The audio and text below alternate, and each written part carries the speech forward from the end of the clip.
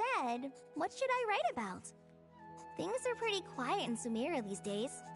Life is good. Every day is a fulfilling and happy one. When I think back to the days when I suffered from Elazar, or way back to when I was injected with God remains, I am in a much better place now. I hope it stays that way forever. I'll leave it there for now. Master said he'll take me shopping in Sumeru City today, which is great, because I've been meaning to visit the toy seller at the Grand Bazaar for a while now. Kale, time to go. Yes, Master! Huh?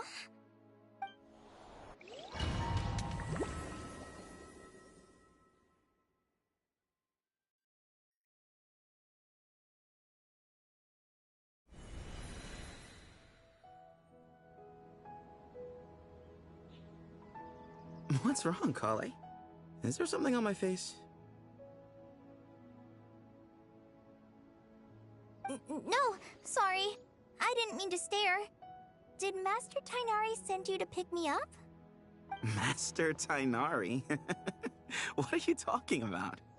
Tainari is the General Mahamatra. He's probably busy arresting criminals in Sumeru City. I mean, if that's what floats your boat, I can introduce you, but... Wait, Master Tainari is the General Mahamatra? But what about Mr. Sino? Sorry? Oh, you mean that guy who just joined the Vahumana Darshan? Rumor has it he's the leader of the Temple of Silence. If that's true, it's pretty impressive. Sounds like you've been getting to know more and more people since you joined the academia. That's great, but don't let your Forest Ranger duties fall by the wayside, okay? What's going on?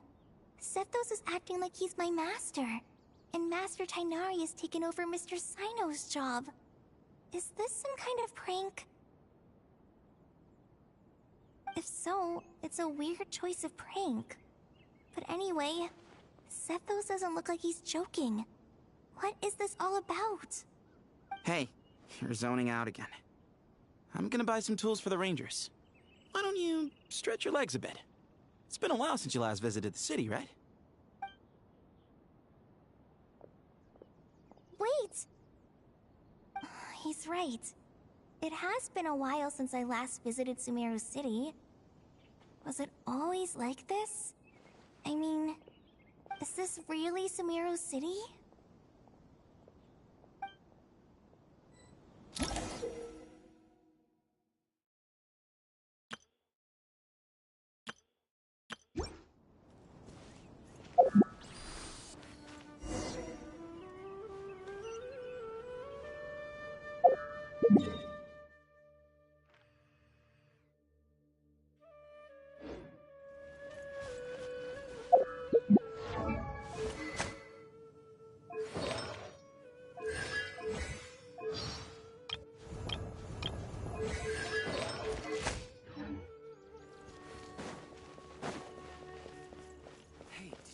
Just walked by? I think she's that famous merc. Would you like some fruit? How will I ever save enough money to buy that custom-made axe with floral carvings from a blacksmith? It takes courage to maintain peaceful. I heard...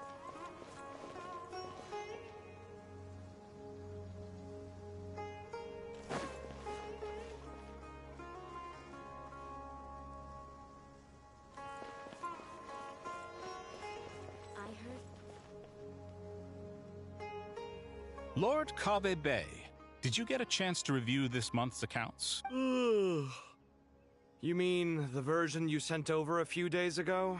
I was thinking that maybe our profit margin is a little excessive.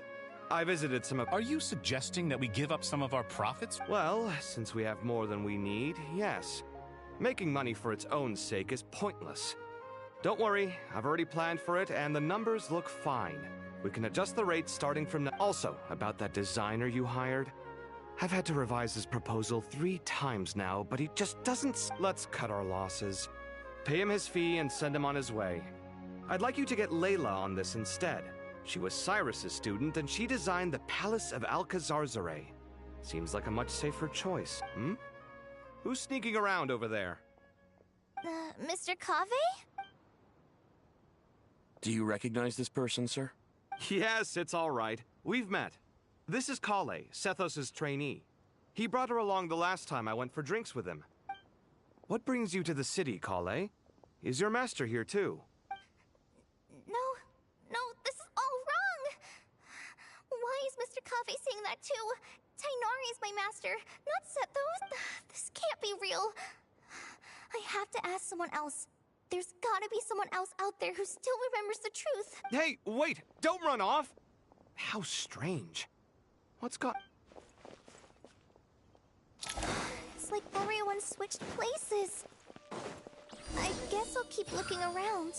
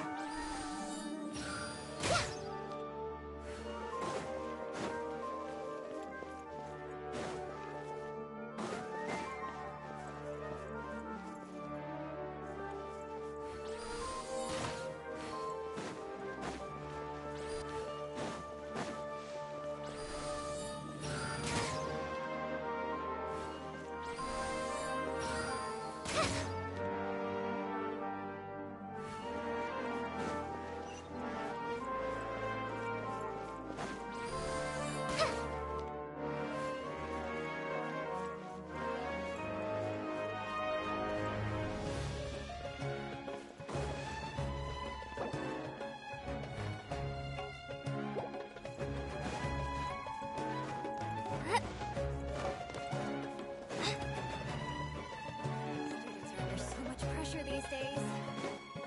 Lots of visitors today, I see. Well, Hey, Rahman. You know that guy who sells face powder on Treasure Street? I haven't seen him around in a while. Any idea what happened to him? oh, you mean a Hanggar? Yeah, he got into a brawl with Shavirme on Treasure Street. He's been banned from setting up shop there for now. Seriously? Oh, well, that's a shame. I was planning to pick out some makeup for you. Oh, don't worry about it. The legendary Flame Mane discussing makeup with the Flame Mane? You know, I'm not actually sure when people started calling me that.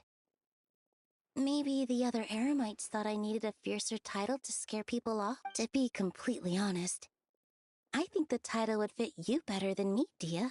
You think? Can't say I've never imagined myself as a merc. If I ever give up the dancing, maybe I'll head to the desert and give the air. You would? Is that so strange? Oh, not at all. In fact, I've actually had similar thoughts before.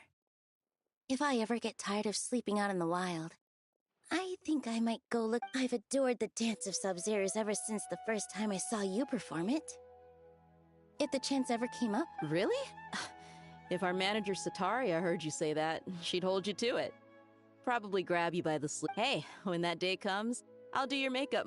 Sure. If the day comes, I'd...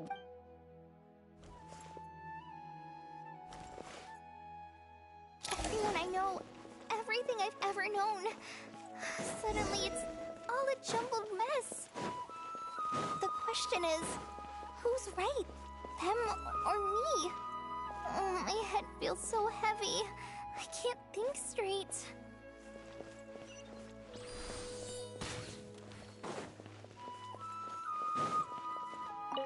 All right, not a single Mora short. What a relief.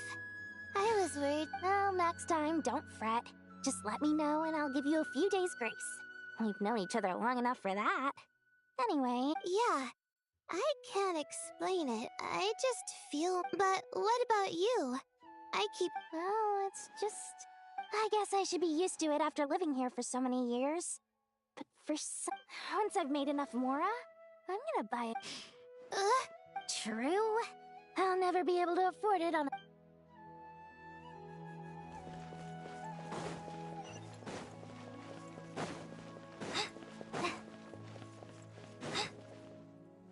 Mahamatra Tainari! We've apprehended the suspect.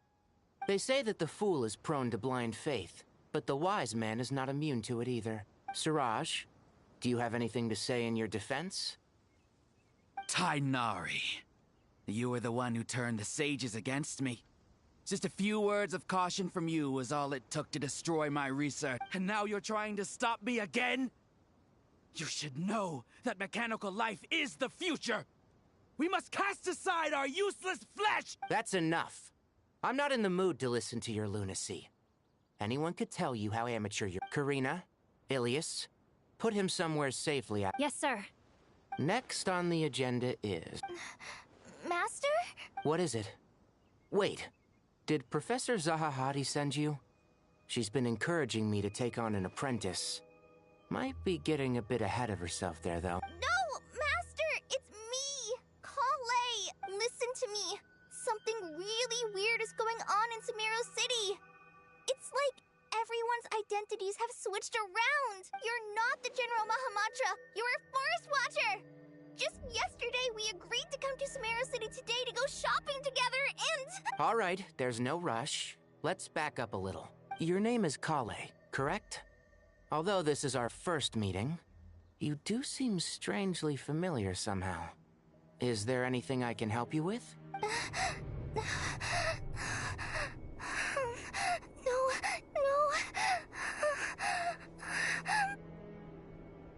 Master!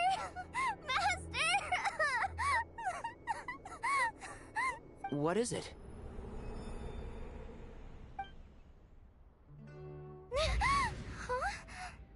Did you have another nightmare? I've told you before, when you're tired, lay down on your back in bed and get some proper sleep. It's much better for you than napping on your front. Poor posture obstructs your breathing, which can lead to all sorts of weird dreams. Now, we're supposed to go shopping in Sumeru City today, remember? Cheer up. I'll take you to Hushang's. I heard he's got some new toys. Go wash your face, take some deep breaths, and when you're ready... Okay. Thanks, Master Tainari. So it was just a dream. And yet, dreams can sometimes be a warning of things that will soon come to pass. Who said that? That dream felt unusually real, didn't it? Here's my suggestion. Since you're heading into Sumeru City anyway, you may as well tell Lesser Lord Kusanali about everything that happened. And just to be on the safe side, I think you should also inform your two traveler friends who once helped save Sumeru. I'd write them a letter if I were you. Time is short. A storm is coming from beyond the bounds of fate.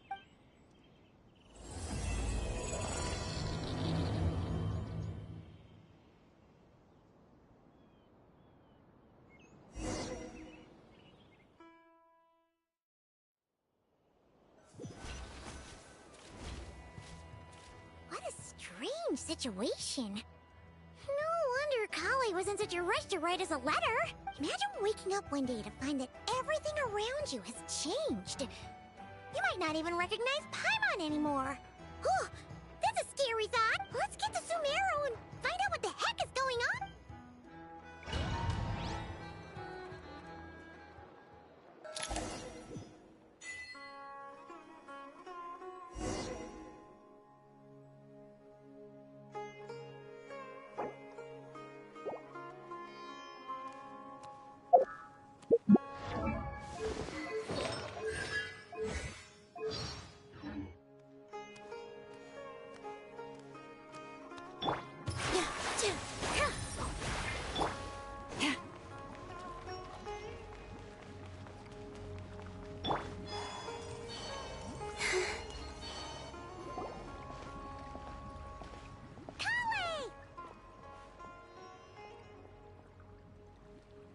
Traveler! Paimon!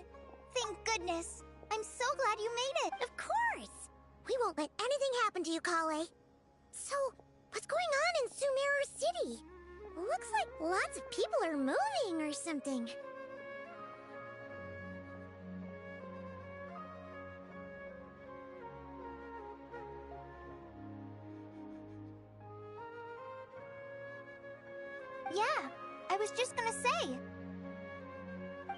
wrote my letter, Master and I went to Sumeru City and told the Dendro Archon everything that I experienced, from start to finish.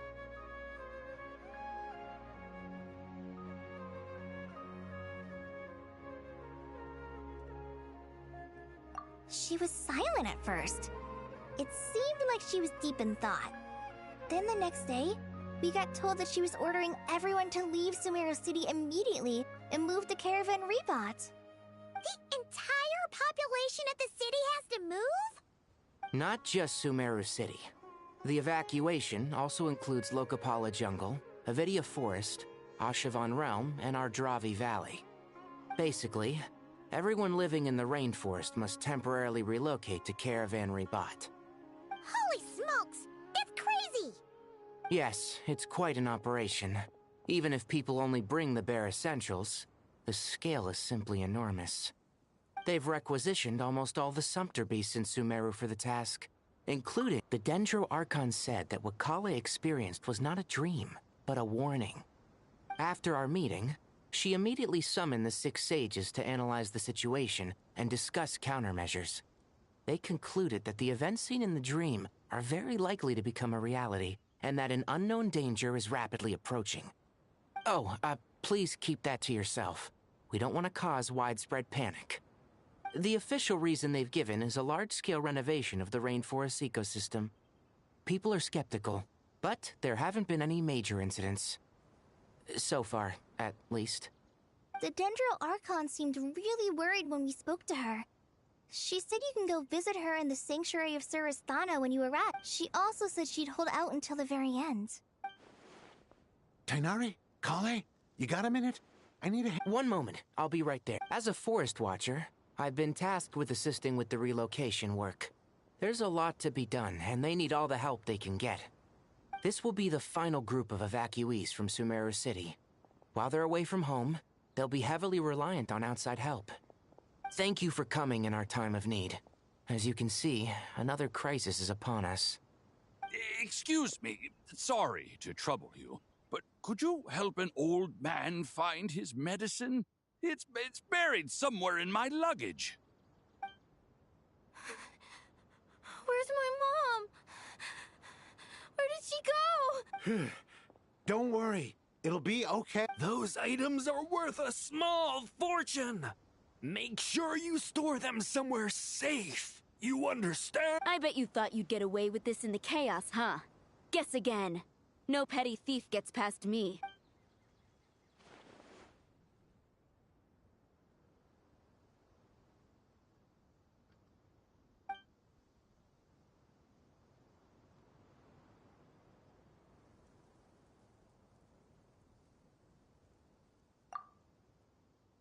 We should go help the evacuees. See you around. I'm so glad that you believed me and came all this way to help. It means a lot. Please stay safe. Don't worry. We may not know exactly what's going on yet, but as long as we stick together, we'll find a way through this. Goodbye! Look after yourselves! Will do. Paimon's not sure how she found the words to comfort Kale because, honestly, she's kind of nervous herself. Let's head to the Sanctuary of Surasthana and see Nahida.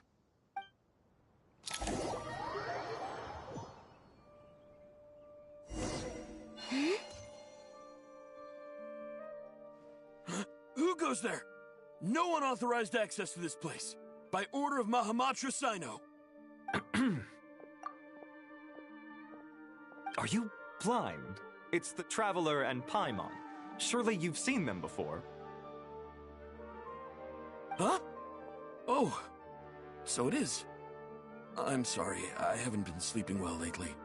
My nerves are a little frayed. The Dendro Archon is in a very vulnerable state at the moment. Mahamatra Sino is concerned that our enemies might choose this moment to strike, so he's ordered us to strengthen our defenses. Just seeing you two again already puts our minds at ease. Please, enter. I'm sure everyone's expecting you.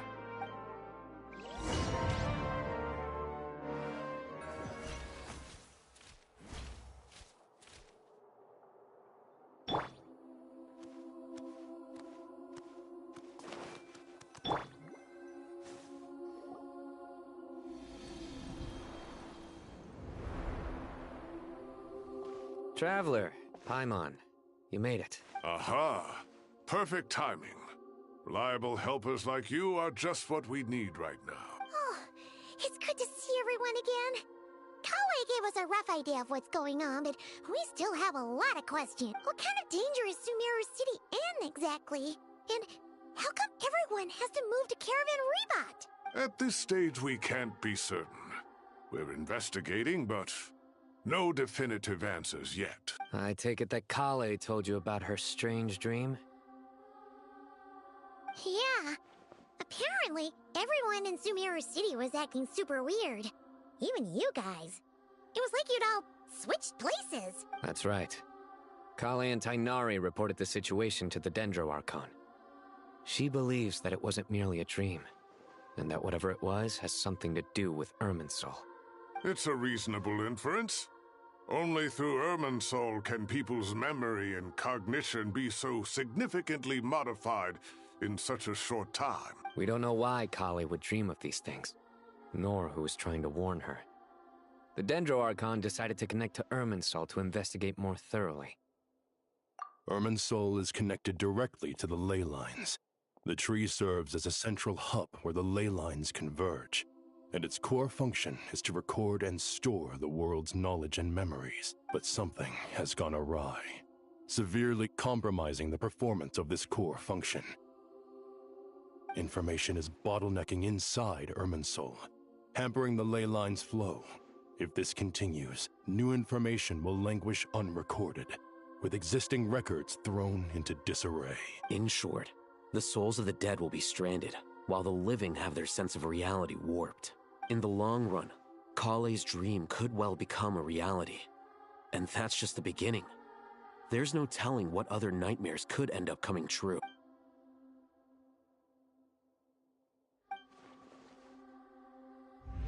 I have come this far, to use my death to open the gates of the ley lines to my people.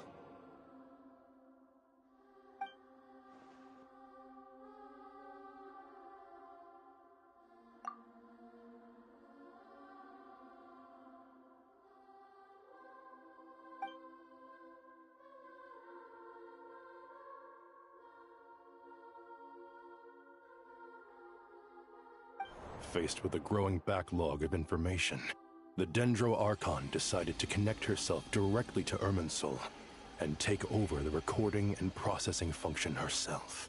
But it is an almost impossible task.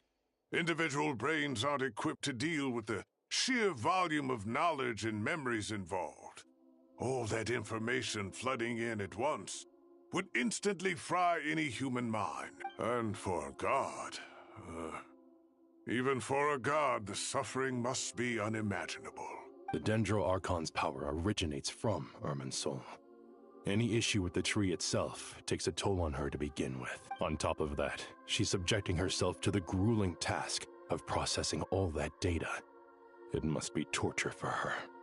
And despite all of this, she is somehow finding the strength to investigate the Irminsul situation from within and send us her findings. I finished analyzing the latest data. Looks like our working theory was wrong.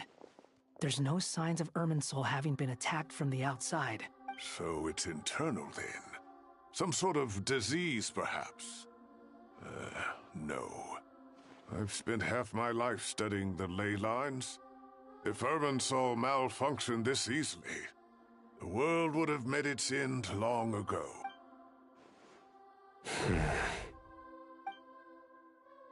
Sino? What is it? Not long ago, I got a tip from the Corps of 30 that a large number of unidentified merchant caravans had recently been spotted entering Sumeru through Beta Harbor. At first, I suspected that they might have something to do with all this, so I sent some people to investigate.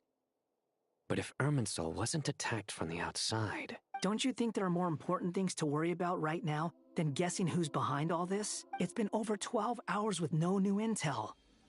If even the Keeper of Irminsul is this badly affected, you can imagine how bad things are in there.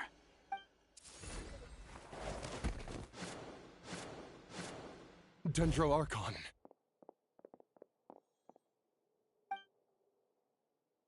Nahida! What's wrong? Her breathing is weak, and her elemental energy levels are dangerously low. Looks like it's time to move to the backup plan. What's the backup plan? Get out of the city and take the Dendro-Archon with us. The entrance to Irminsul is directly beneath the sanctuary of Surasthana.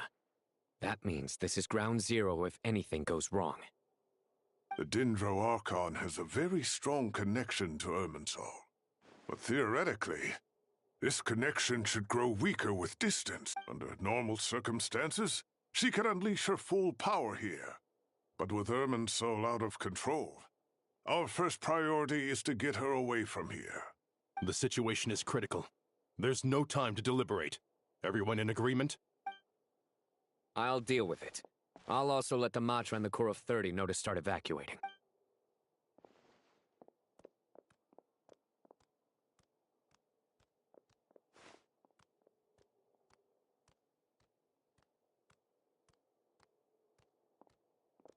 Let's go. No sense grieving when there's nothing more we can do. Agreed. We'll be back as soon as this is over.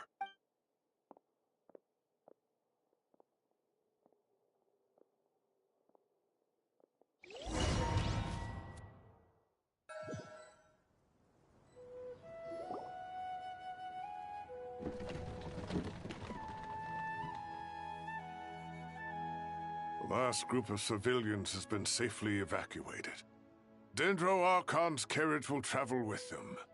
Sino and Hat Guy will protect the convoy. With the Dendro-Archon in a coma, we've lost our means of investigating, and with Irminsul still deteriorating, we have no choice but to evacuate Sumeru City. Feels as though we're being pushed along by an invisible hand. Stop moaning, Cyrus. We're the teachers here. We should be showing a little more confidence, don't you think? A wise judgment. Let's move out to Caravan Rebot.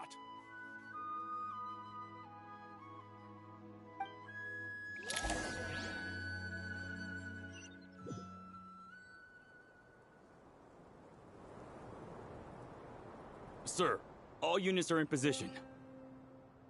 Good. Everything is going to plan. Interfering with Sumeru City is a necessary step, so do not hesitate. The Irminsul situation will not harm you.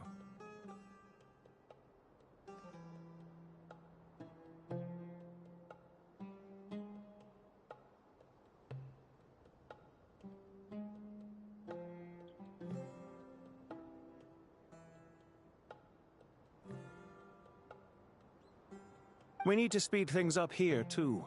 We don't want to keep our client waiting, do we? No, sir. You have my word. Everything will be completed on schedule. They say that fervent ambition attracts the favor of the gods, and with it, a vision. But we appear to be the exception. So, is our ambition not strong enough? Or does it threaten the very foundations of this world?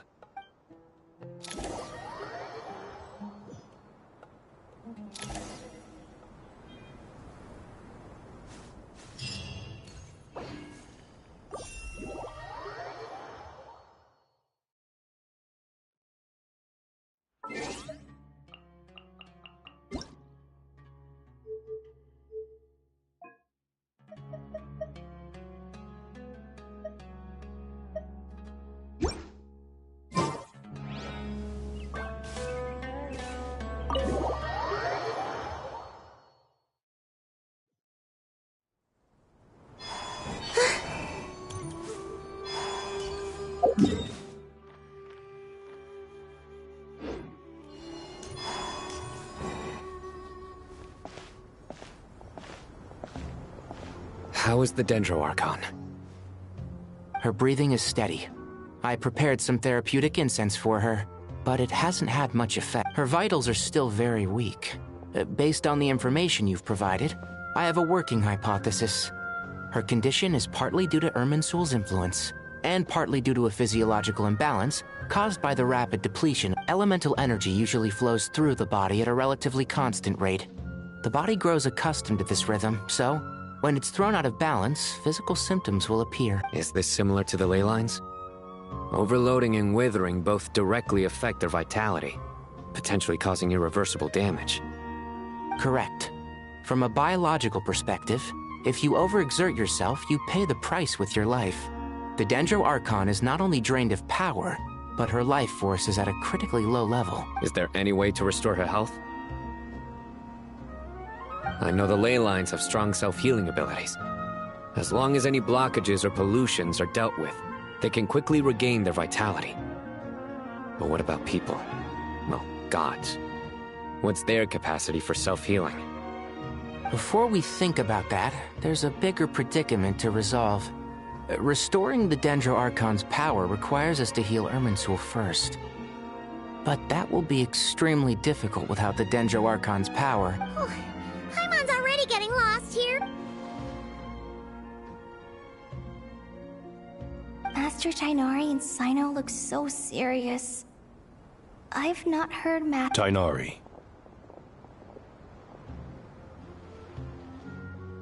Master Nephis, sages. Tighnari, haven't seen you in ages.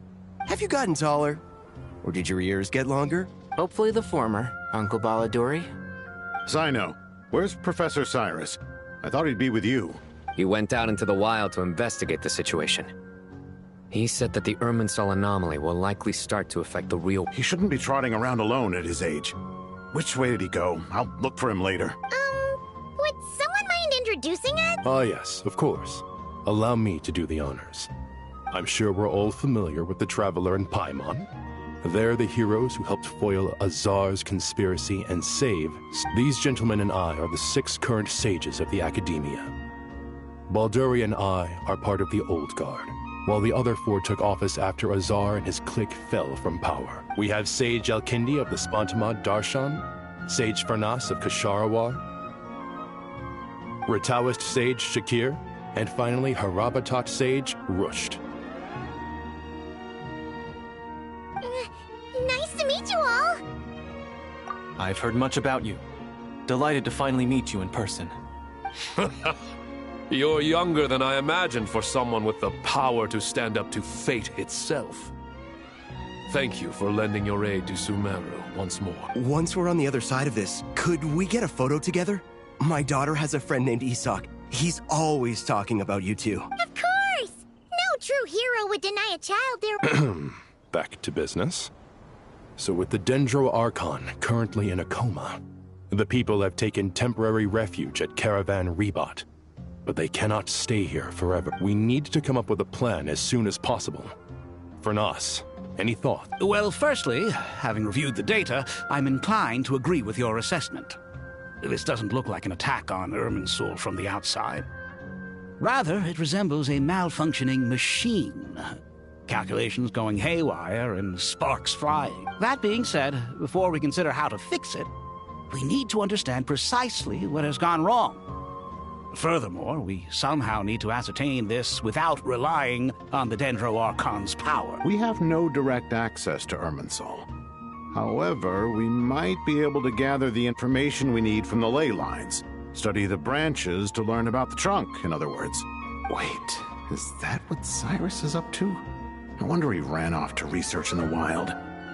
Curses, always one step ahead of me. I heard that while in the sanctuary of Surasthana, the Dendro Archon had to serve as the central information hub herself. This is a clear sign the situation within Irminsul might be far worse than we can imagine. Irminsul is vital, not just to the safety of Sumeru, but to all of Teyvat. We must be the ones to bear responsibility for this world. To be on the safe side, I think we need to consider some backup plan. Are you saying we should consider a scenario in which Irminsul is completely destroyed? I'm merely pointing out that the possibility... You have a valid point. But until worst comes to worst, I believe we should focus our efforts on resolving the Irminsul anomaly and helping it recover. Kale, I understand that you were the first to foresee this crisis. If it's all right, I'd like to talk with you about it in more detail. Of course, but even I don't know how I came to have that dream. If there are no signs of external damage, could it be a stress fracture? Metals tend to suffer from this issue with long-term use. And Irminsul has existed for centuries. It's possible, but surely a stress fracture would be more likely to cause a complete shutdown rather than chaos. Sages. General Mahamatra. Sorry to interrupt. What happened? Some citizens didn't believe that Sumeru City was really in any danger. They slipped away and hid during the relocation, intending to return home. How many people are we talking? About a dozen. Sakura found them while on patrol, but they appeared to be suffering from psychosis. For whatever reason, they were trying to kill each other.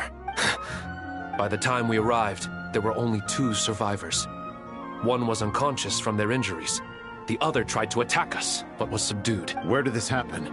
Near Yasna Monument. That's not far from Caravan Rebot. Master. I know. The Irminsul anomaly is beginning to have effects in the world. I didn't expect it to spread to Yasna Monument so soon. It almost feels like we're being chased relentlessly, with no time to catch our breath. Sir Cyrus said the same thing. He sent me back to report in, while he continues investigating. I'll go join him. Count me in too. Don't let my age fool you, I can still fend for— Very well. Meanwhile, the rest of us will continue discussing. Get back soon. Take care of yourselves. It's getting dangerous out there.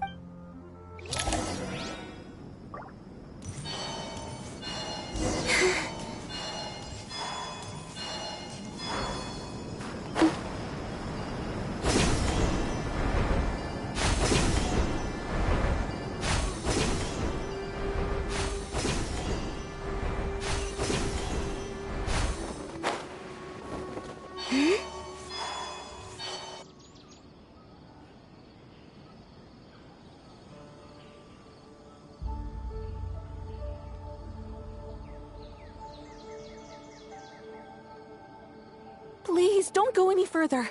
As you get closer to Sumeru City, there's no knowing what dangers you might encounter. So this is our mentally disturbed man? I'm going to gut you all!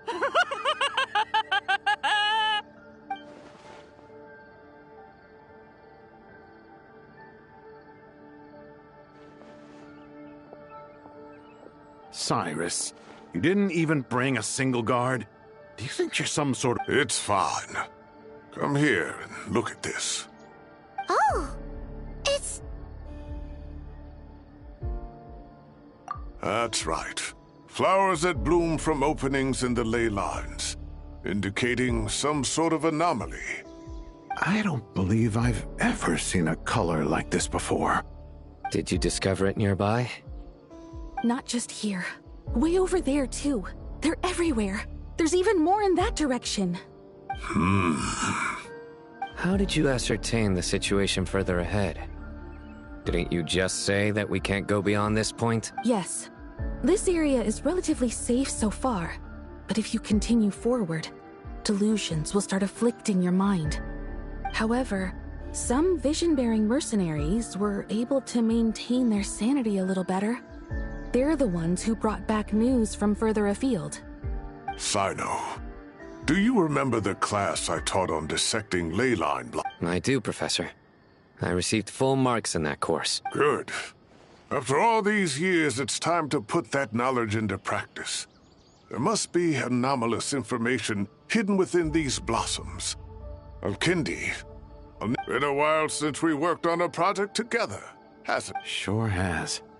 Well, what are we waiting for? Anything we can do to help?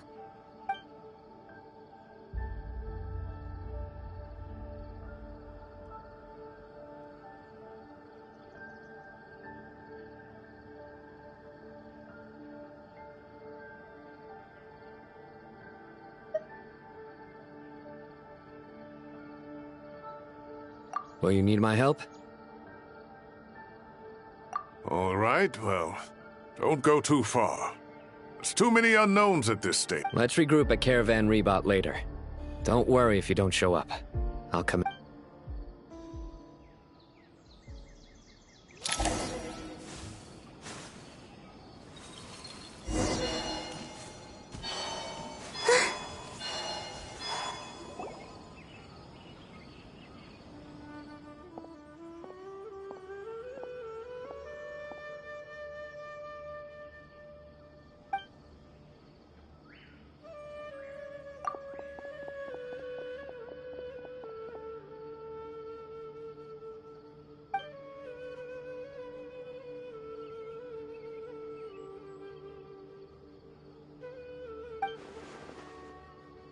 That should be the heart of Oasis.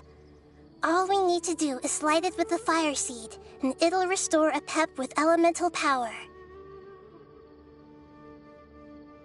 The damage it suffered internally will also slowly begin to heal.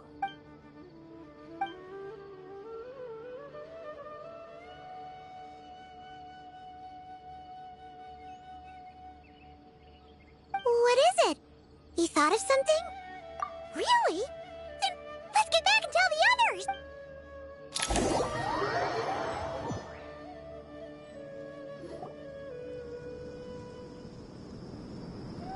Phew. Glad to see you've returned safe and... Any longer and we would have gone out looking for you. Well, this is a nice surprise.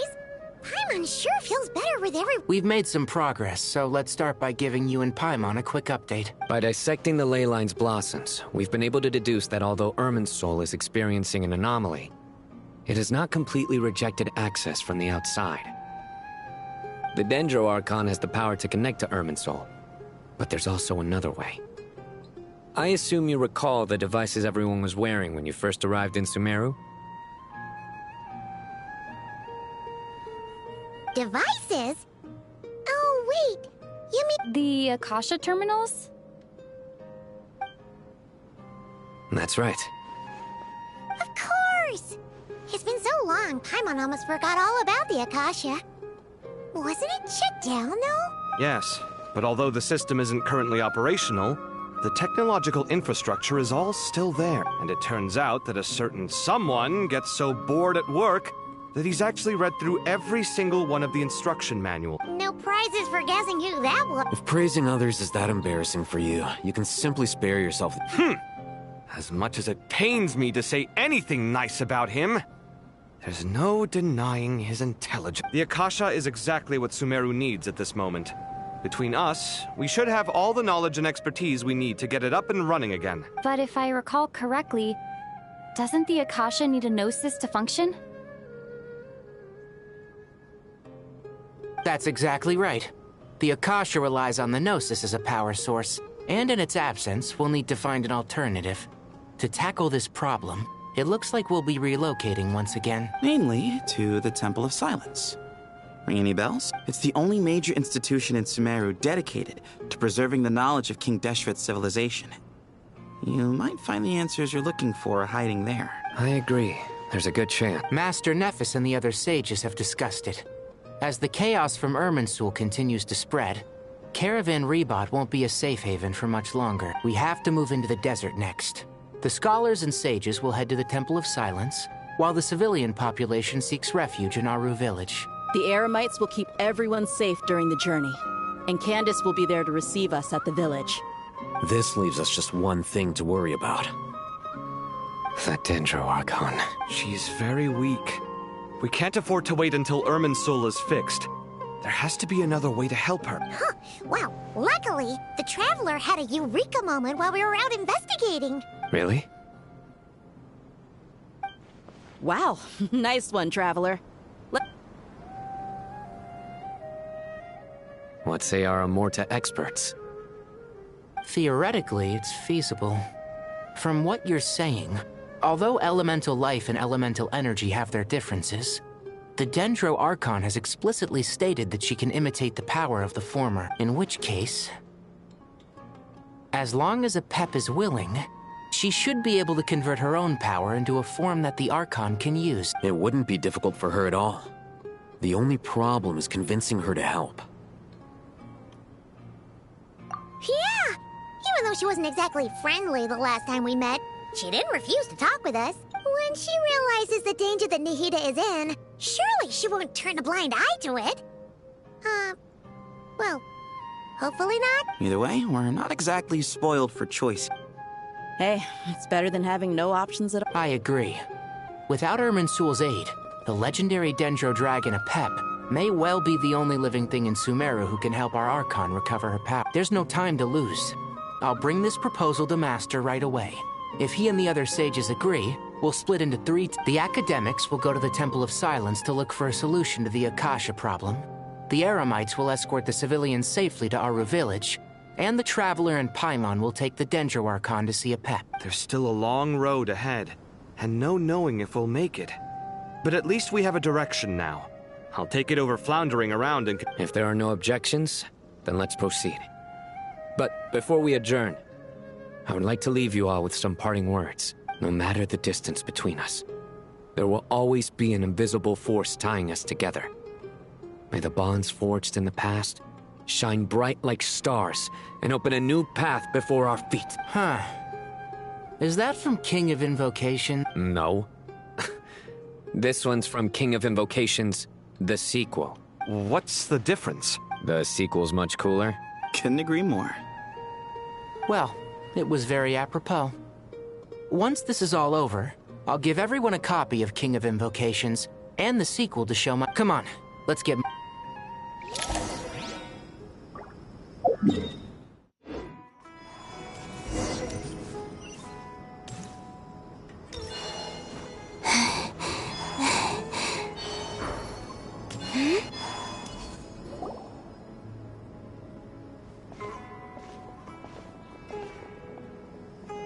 Tighnari has brought me up to speed.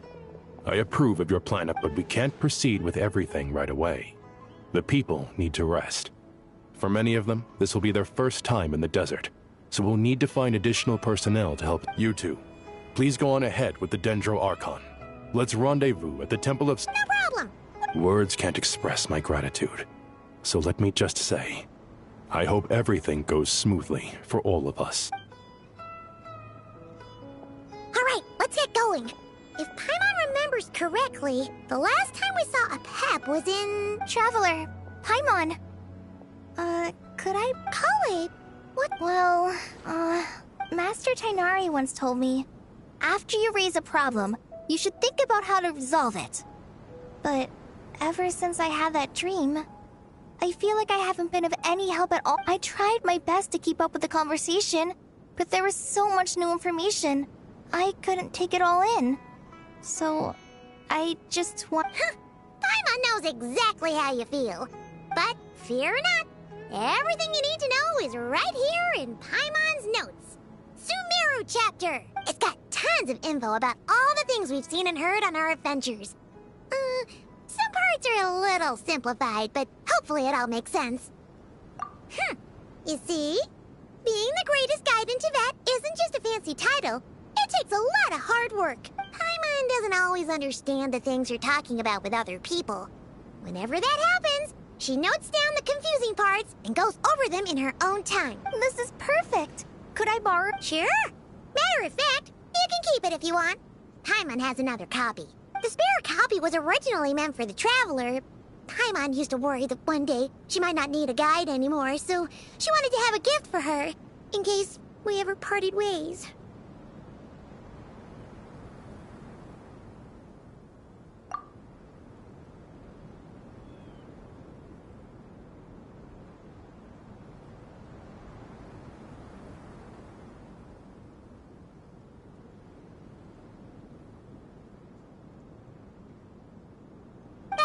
Doesn't seem so necessary nowadays. We have so many more places to see together. One copy will be enough for both of us. Thank you so much. But still, these are your treasured memories. I think I'll make my own copy and then return the original to you. Anyway, that was all. I won't keep you any longer. Have a safe trip. See ya! Alright, time to bring the Hida to see a pep. Let's hope that old grouch is in a negotiating mood.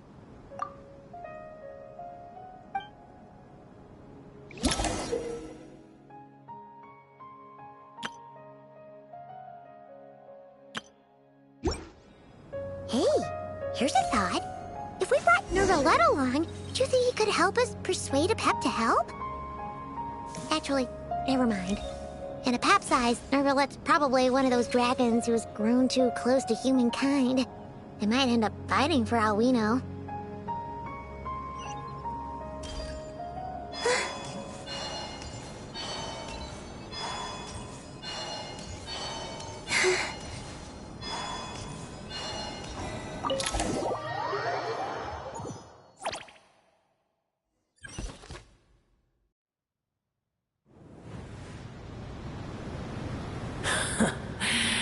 I had a feeling your kind might come calling.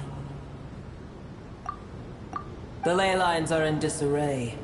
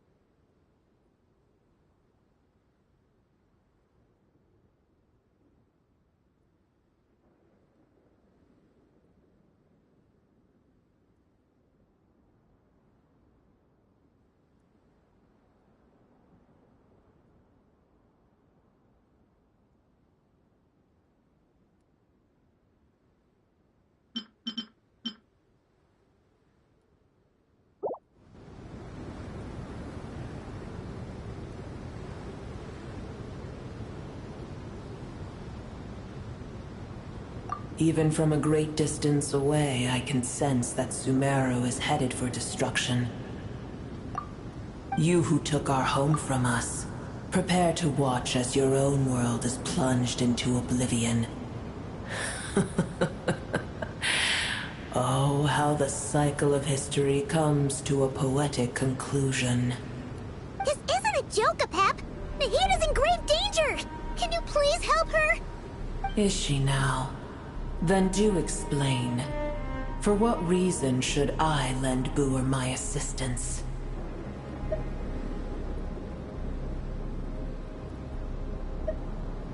Apep, if you truly despise gods and humans so much, well, after the great humiliation of being helped by a god in the past, shouldn't you be jumping at this chance to balance the scales? Now that is a compelling reason. When El Ahmar plotted against me and I was tortured by forbidden knowledge, it was Boer who saved me from agony.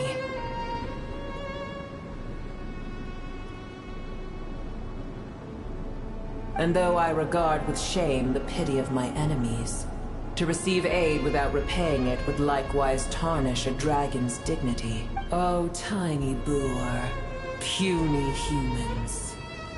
Just this once I shall deign to show you the true power of dragonkind. Whoa! It's happening again! We're gonna get sucked in!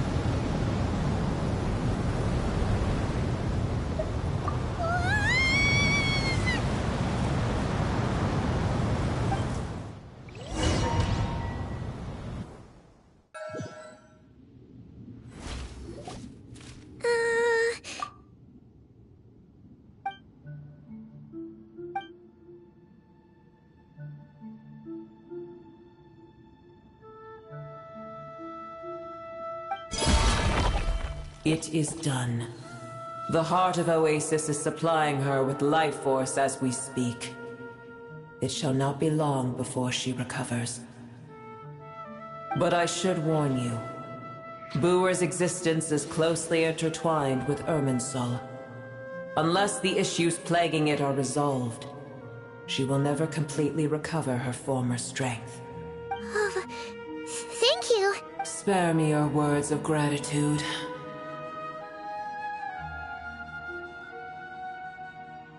You may also spare me your feigned concern. A dragon's sovereign's power is far greater than you can imagine.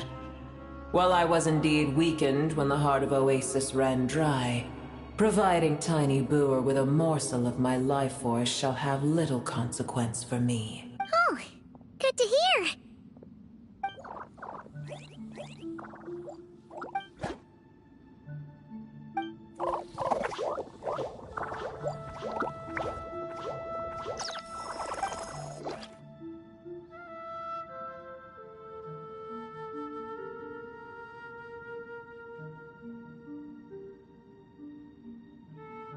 Ever held in high favor, I see.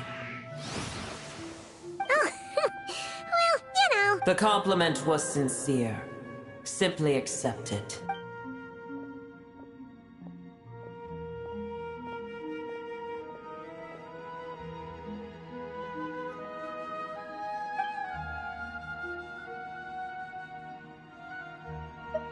I did once. That tree was not planted by the heavenly principles. Irminsul existed before they ever arrived in Teyvat.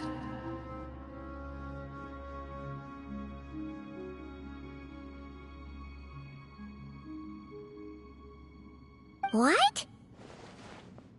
There was a time when it belonged to Teyvat, to dragonkind.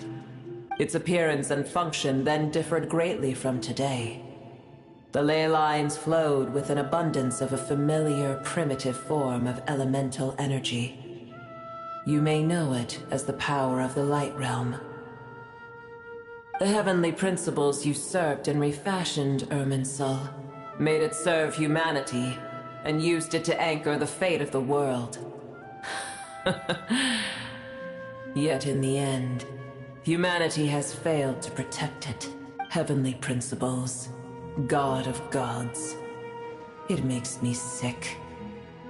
The enmity between your kind and mine can never be bridged. As things stand today, holding a grudge against you would serve no purpose. But there will come a day when we reclaim this world for ourselves. The opportunity will arise no matter how long we must wait. I can already sense that far away from here, the Hydro Dragon has wrested his authority from the hands of the usurpers.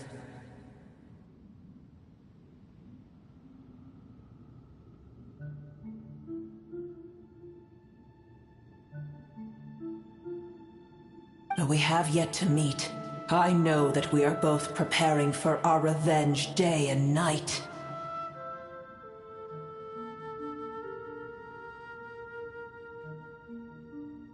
Uh-huh.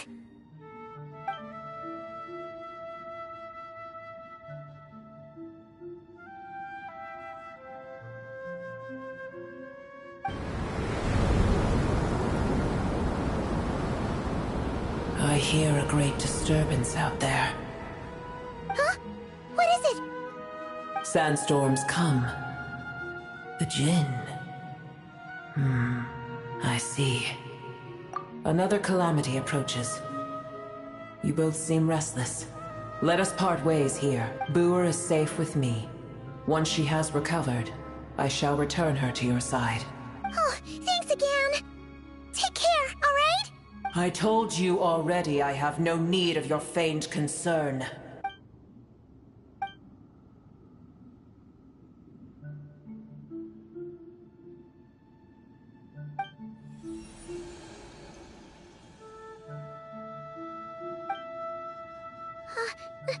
Nahida? You're awake! Are you okay? Cease your interrogation. Yes, she awoke for a brief moment, but she has now lost consciousness again. Take it. We shall talk more at another time.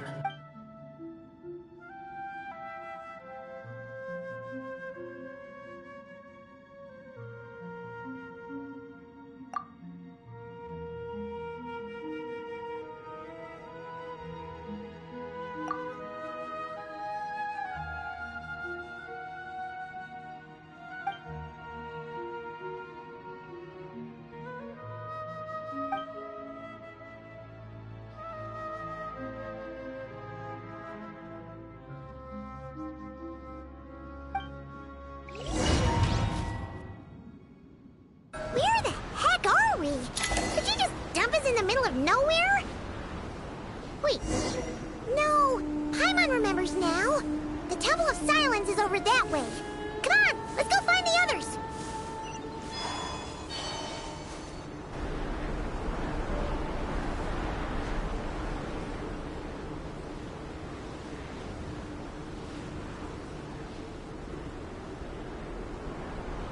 There's no need for everyone to stay here. I'll protect the sages. The rest of you, return— Yes, Mahamacho-san!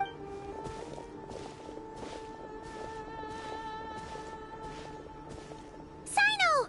What's going on? You're back. On.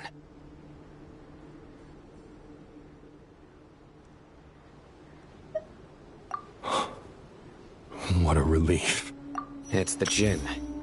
Countless Jinn have stirred up violent sandstorms across the desert, blocking our path to the Temple of Silence. Tainari and Kale have returned to Aru village to help. The Jinn are being highly aggressive, so both the village and the merchant caravans require protection. It's just one thing after another. Where did all of them come from anyway? In all my trips to the desert, I've never seen anything like this before. As I see it, the only possible candidate is Gurabad. Gurabad? Baladuri could explain in more detail if he were here. All I know is a rumor I've heard about from previous trips to the desert. Supposedly, a great number of dormant Jinn lie sealed beneath that. Gurabad is, for me, a fated land. I must therefore return back to this city, where my destiny awaits me still.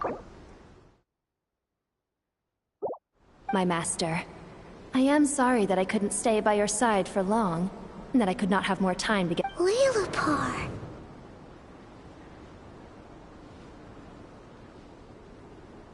Yeah, we once said goodbye to a friend there. Well, maybe not a friend exactly, but someone we met on the road anyway. She was a strange bottle. If we can find a way to wake her up, maybe she can help solve the situation in Gurabad. Well, be careful. You may find there's more than just the Jinn to worry about. You mean, there are other dangers in Gurabad? It's a sensible assumption to make. The moment we arrived in Caravan Rebad, the Irminsul anomaly started spreading in that direction. Now we've moved to the desert, and suddenly we're plagued by Jinn and sandstorm. To call it a coincidence would be a stretch. Don't worry, we've gotten a lot stronger since our last stint in Sumeru. Ah! When did they— It appears the monsters native to the desert have been stirred by the Jinn's activity.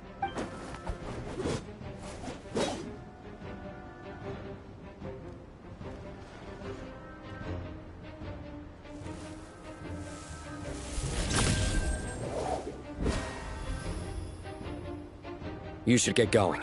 We'll take care of things here.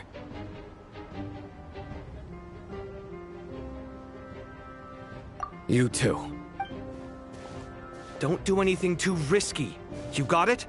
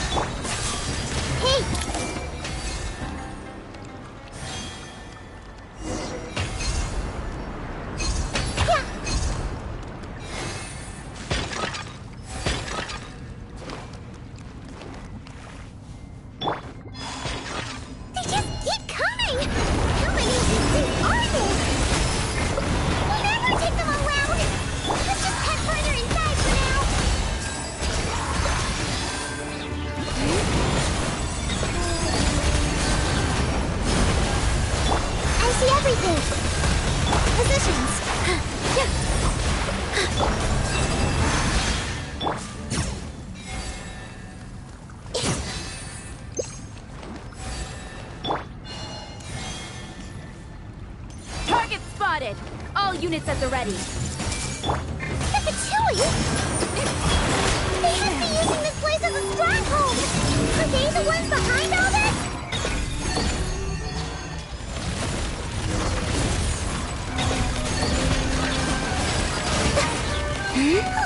Fighting Jin with one hand and Fatui with the other? This is pure chaos!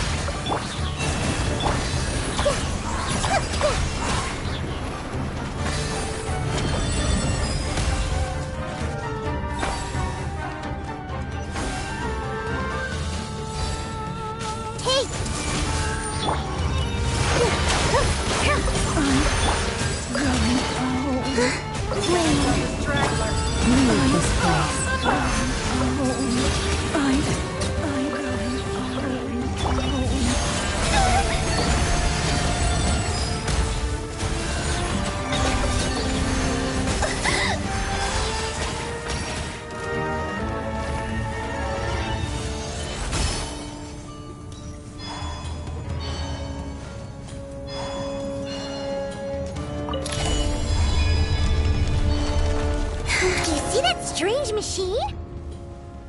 Paimon has a sneaking suspicion that that's the thing wrecking Gurabad and setting all those dangerous Jin free!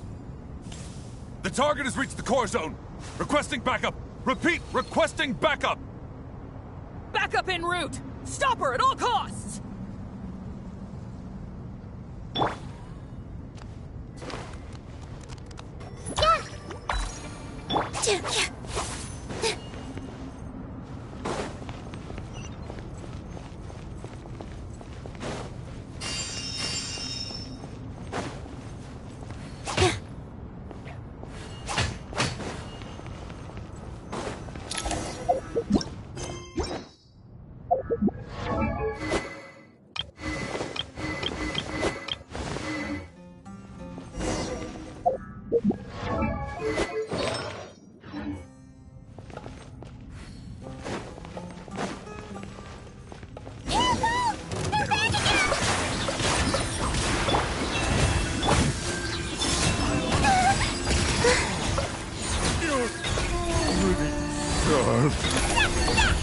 Nice one, Traveler!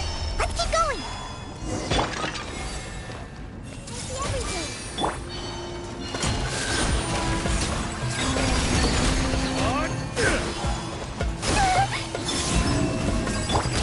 Our lost land. Positions! Hey!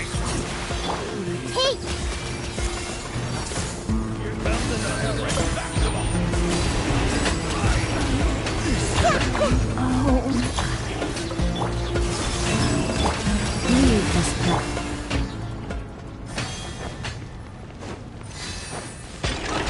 All my strength!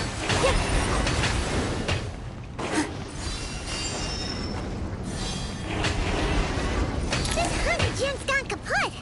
Now we can finally... It seems my subordinates failed to stop you in your tracks. Apologies, sir. There is no need to apologize. You did well to hold your ground against such a powerful adversary for as long as you did. I must commend your courage and perseverance. So, you're in charge here, huh? First the problems with Irminsul, now this mess in Gurabad? Are you the ones responsible for all this? I'm afraid I cannot answer that. I assume you aren't naive enough to expect answers from an enemy. Oh, this guy is so snooty! However you want to spin it, you're clearly involved in this somehow. So you can either start talking, or we'll have to make you talk. Let's get him!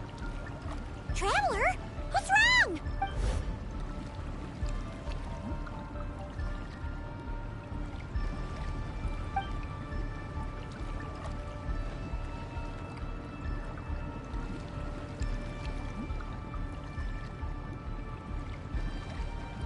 You're remarkably calm.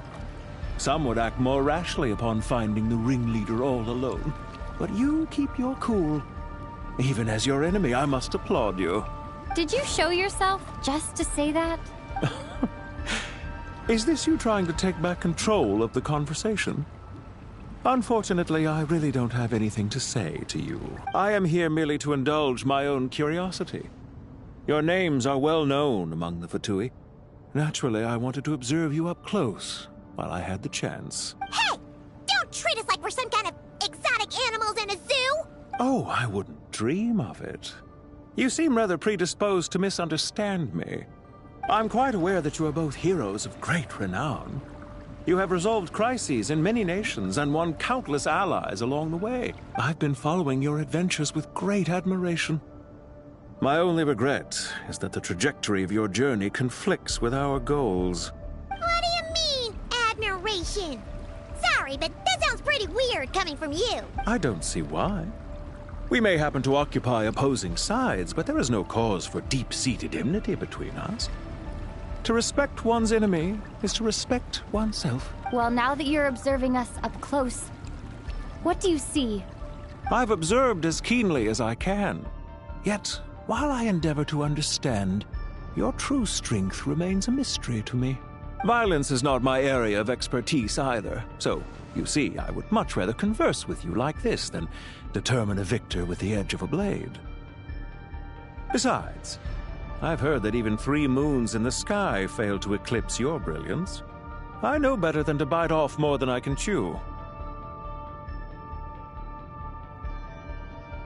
3 moons? So, you have a connection with the Harbinger, the Doctor.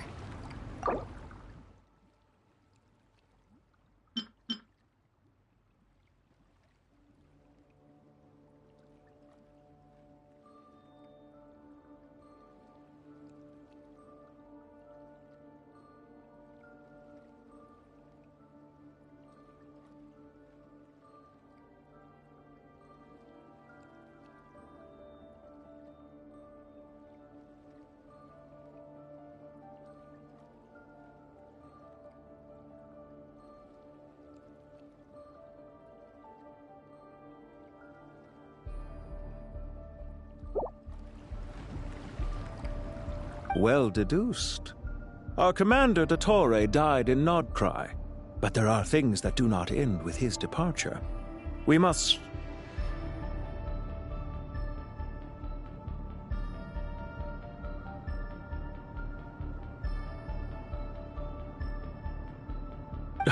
Look at me. I almost divulged more than I should have. What are you after? Revenge for DOTTORE? Or are you plotting something else? I've said quite enough, I believe. There's no point in continuing this conversation, except to say, I've noticed that you seem to know your way around here quite well. A repeated visitor to Gurubad, are we? Ugh. I'll take that as a yes. Then I'm sure you'll have heard the story of this place. The mother of the Jinn, Lilupar, and the tragic tale of her vengeance that spanned 3 generations. It was right here that Lilupar once helped the wise to ascend to the throne. But from that moment on, every king who sat upon it was corrupted by power. These degenerate rulers lost control over their nation, and with it, the right to occupy that exalted seat. What are you trying to say? I once admired you for your adventures. That is the earnest truth. But it appears to me that your journey serves ultimately to uphold the rules of this world.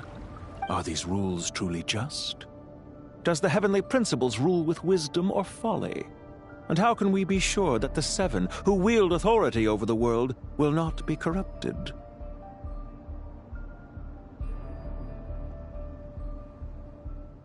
Do you seriously think you're gonna convince us of anything? Convince you?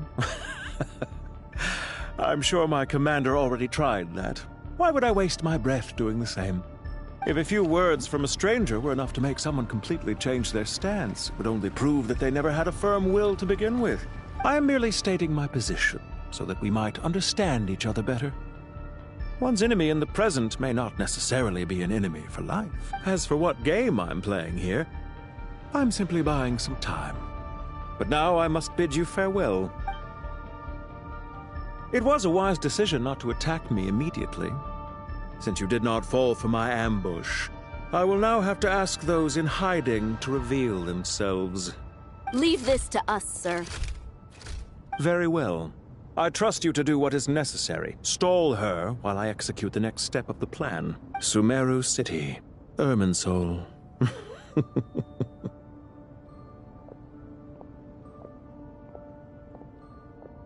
Hey! Stop right there! Don't you dare leave without explaining yourself! All units, stop them! Protect the commander! Did you hear that? He mentioned Sumeru City and Irminsul! He definitely knows something! We can't let him get away! Get rid of these pesky soldiers! Quick! Rear guard to the front! Don't let them through! Get that thing in position! Hold on! Just a little longer! Oh, Forest, take my broken crown.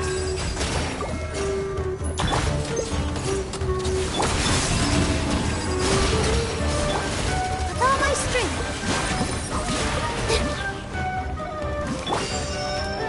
Lush as the moonlight. We finally beat them! That mysterious guy can't have gotten far! Let's catch up with him!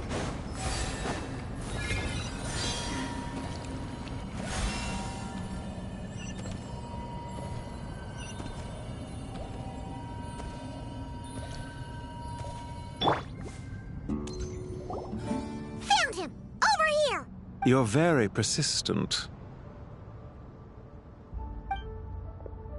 Hey, you! Stop running and explain yourself! What are you trying to...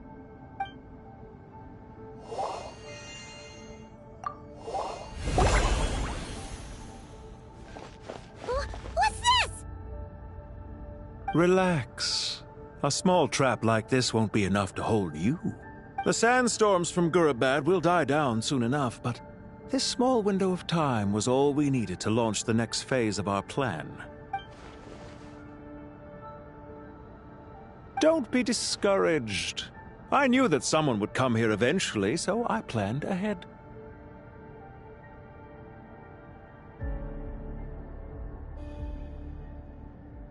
Where to chat with you, which door to exit from, even which mechanism to wait by for you.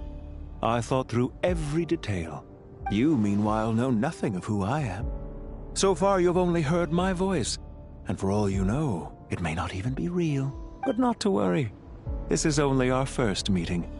It shan't be our last. Just answer me one last question. Why do you continue to follow DOTTORE? He has conducted countless cruel experiments, even on his subordinates. Follow isn't quite the right word.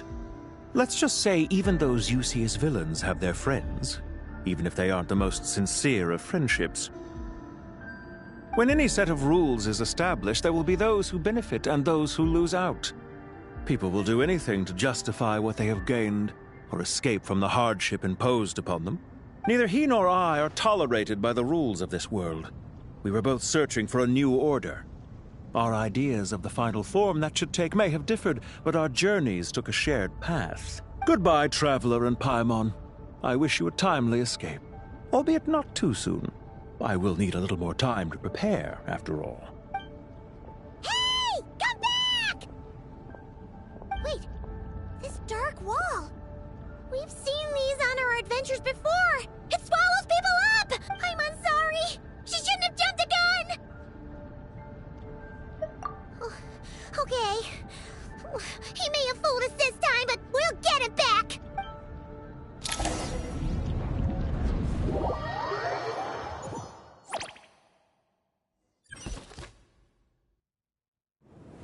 Sino and his team are guarding the north.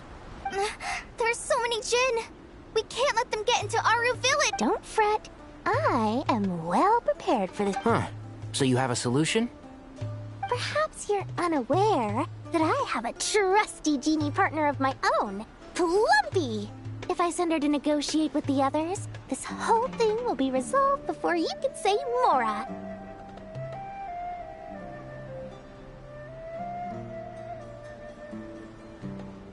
Off you go, Plumpy!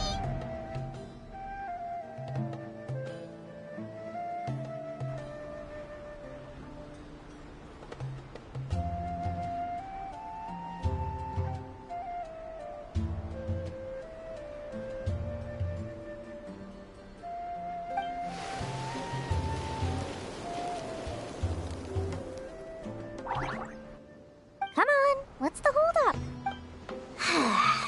5,000 mora. 20,000 mora. 100,000 mora. Final offer. Ah, so she's a hired partner.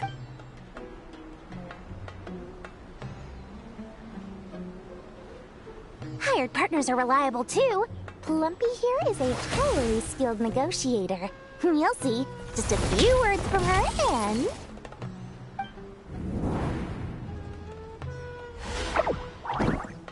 Plumpy!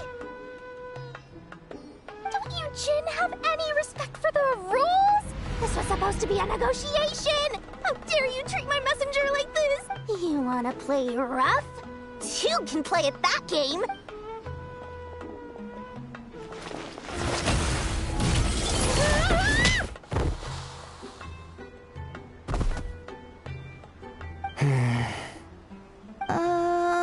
Looks like it's up to us now.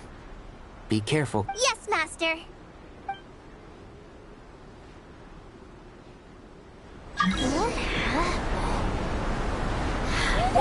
pass out? Never mind. Maybe it's time for revenge. You know, this reminds me of when you first arrived in a video forest. You were trying to help a child retrieve a lost toy when you stumbled upon Spino Crocodile territory by mistake.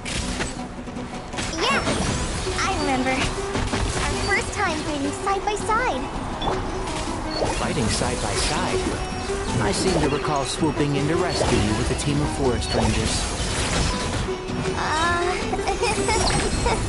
Please stop. I'll uproot you!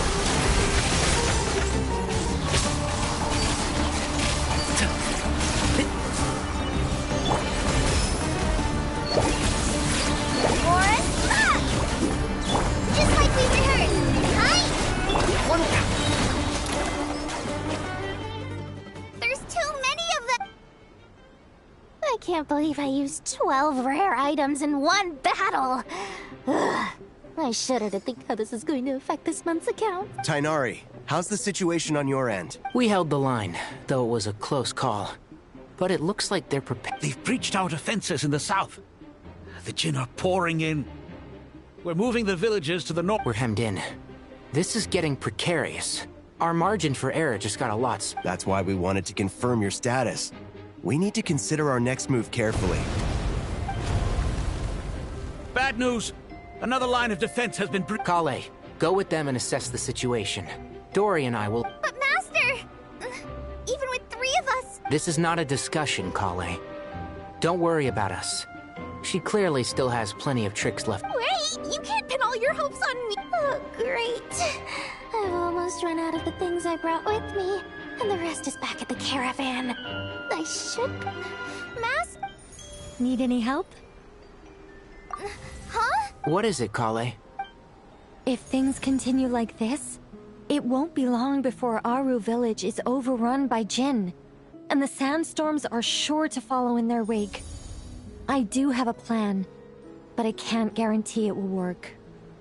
I don't care. Whoever you are, please just help us. The only one who can help is you. I am merely here to guide you along the correct path. I am a spirit created at the beginning. I am a flickering illusion. I am the shimmering light that flows from the eyes of the Creator. What do you mean? It doesn't matter. You don't need to understand it. Just repeat after me, one line at a time. Watch out! Jin incoming! I am a spirit created at the beginning. Here goes nothing. I am a spirit created at the beginning.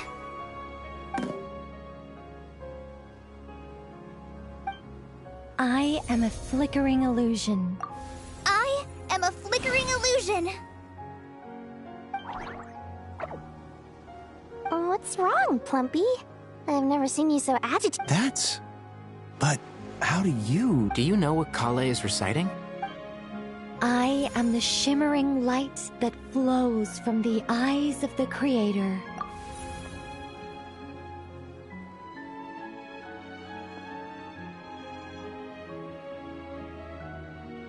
I am the shimmering light that flows from the eyes of the Creator.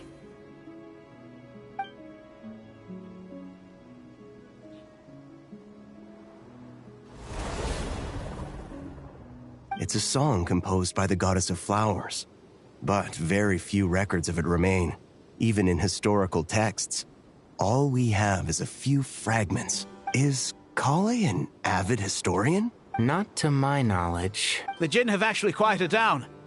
Although... no, it's more than that. It looks like they're showing... submission. Clearly the songs left by the goddess of flowers have a soothing effect on them. At the very least, they're much calm. Really? Let me try. I am a spirit created at the beginning.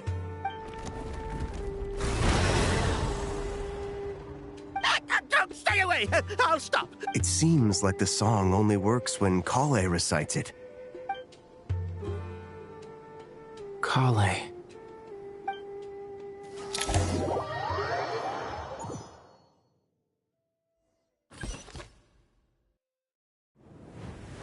Yeah! Any luck?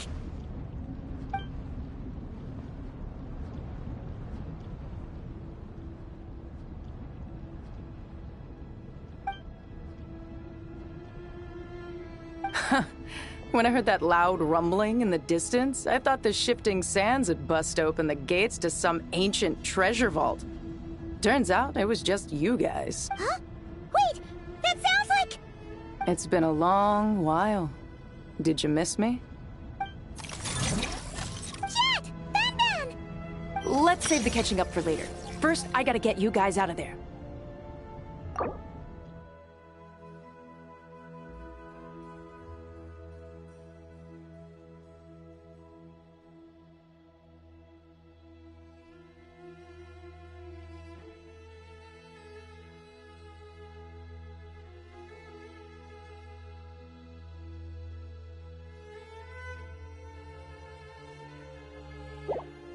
This should be the right mechanism. Ben, can you handle? There we go. Come on, let's leave this place.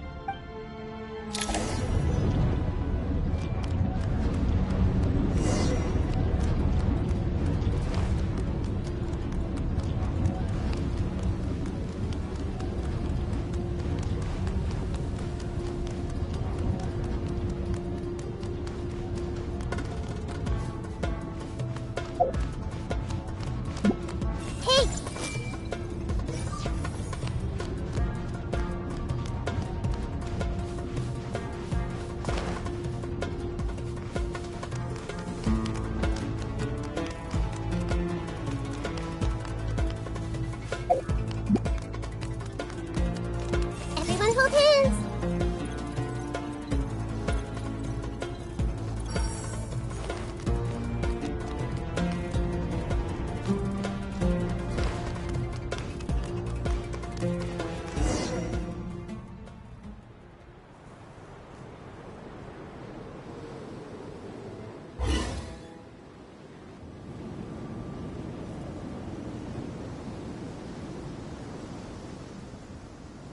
Huh!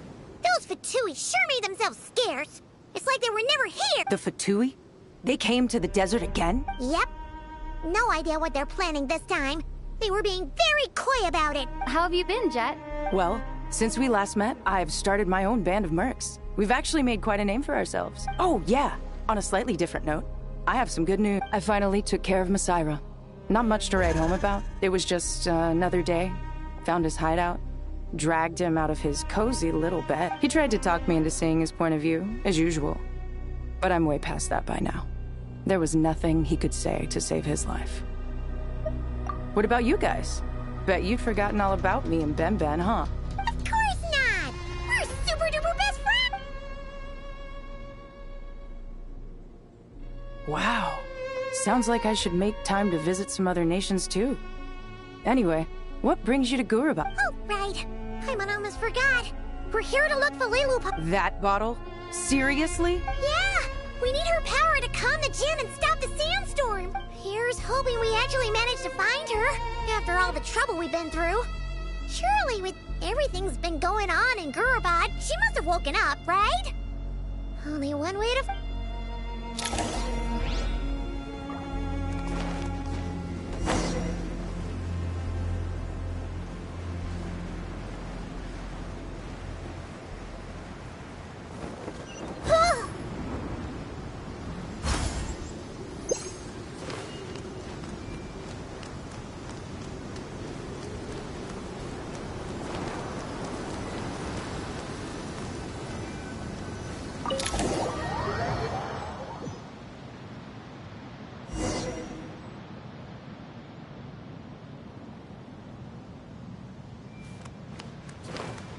Let's see.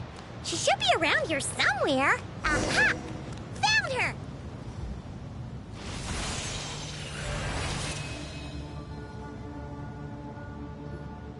Lillipore! What a long dream that was. It's been a while, my master. Oh, and you're here too, little wildcat. The four of us back together again. Imagine that. After we last parted ways, I merged with the land beneath Gurabad to suppress the dark calamity stirring in the depths. It rekindled the flame of vengeance within the Jinn, depriving Gurabad of any hope of peace. I fought against it for a long, long time. Until one day, I sensed a change in a foreign land to the west. Suddenly, the pitch-black abyss fell silent.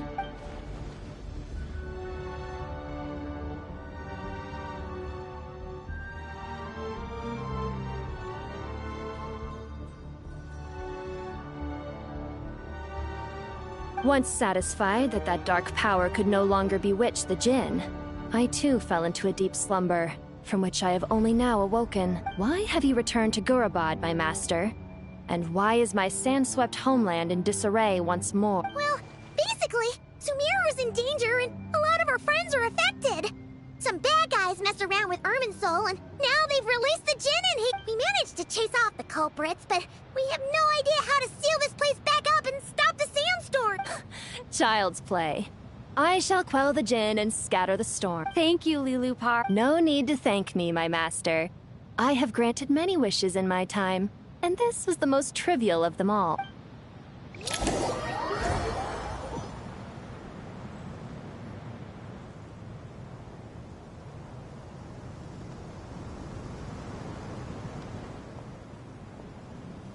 The sandstorm's gone.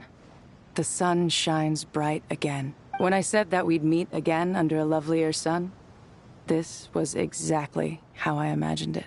Yay! Although, honestly, Paimon would love to hang out with you more, even if the weather sucked. Well, there shouldn't be any more Jinn breaking out, right? Are we okay to head back? Sounds good. You can introduce us to your other... Another adventure... The storms have stopped! We should be able to get to the Temple of Silence without any problems now. Time to regroup!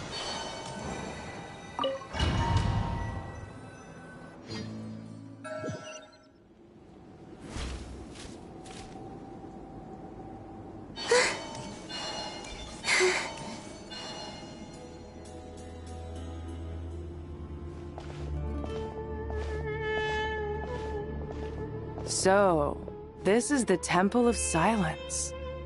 I've heard the Nagarjanites mention it in passing, but I never imagined it would be this big. It's colossal. I thought the temple moved to the rainforest ages ago. When did they scamper back into the desert?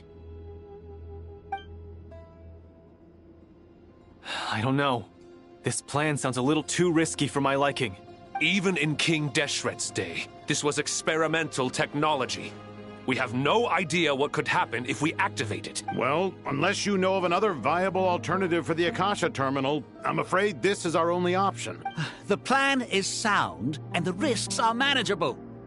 However, if we are to proceed, we must act quickly.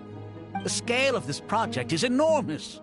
Even with Carve, Faruzan, and every other scholar of mechanics working on it full-time, the proposed modifications won't happen overnight. You're back. Everything all right? And who are they? Friends of yours? Pretty much everyone in the Temple of Silence is. This guy's Kaveh, and the one next to him is Alhaitham. Hello, I'm Jet, and this is Lilupar. Oh, a famous name from the history. Pleased to meet you. A friend of a friend is a friend of mine. Who's they? Huh? Do people not say that? Not in the desert. Friends you can trust, but friends of friends? Gotta keep an eye on them. Still, I do trust the Traveler's judgment. I'm sure you're good people. The sandstorms have calmed down. I take it the Gurabad problem is resolved? What did... And after getting all smarmy with us, he trapped us there. Luckily, Jet used the mechanism outside to free us, and then we got Lilupar to put a stop to the chaos. Wow. Thanks for being... So... This mystery man openly admitted that he was merely a Harbinger subordinate. Yeah? Is there something weird about that? I assume you aren't naive enough to expect answers from an enemy. Well deduced. Our commander, DOTTORE, died in Nodcry.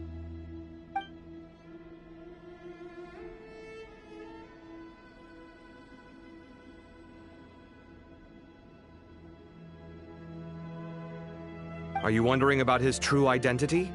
Or do you think there's a big conspiracy behind all this? I wouldn't go as far as to call it a conspiracy. Just the simple fact that having someone to shift the blame on tends to prove useful, should trouble come knocking late. The most important thing for now is to solve the immediate problem. Perhaps that man knew you wouldn't have the resources to investigate his background and so didn't put much effort into disguising himself. This is all getting a little cryptic for me. I'll let you guys talk while I take a walk with Lilupar.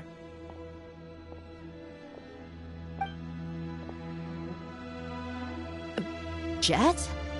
Aren't you with the Blazing Beasts? What a coincidence. Didn't expect to run into you here. We're mercs. You can run into us anywhere. Who's this with you? So, did you find the solution you were looking for in the Temple of Silence? You bet we did. This place is incredible. It has everything.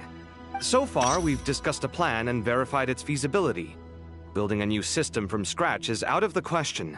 So our only option is to modify the Akasha using certain resources we hope to find in the mausoleum. According to certain sources in the Temple of Silence, there is a core device in King Deshret's mausoleum known as Aru.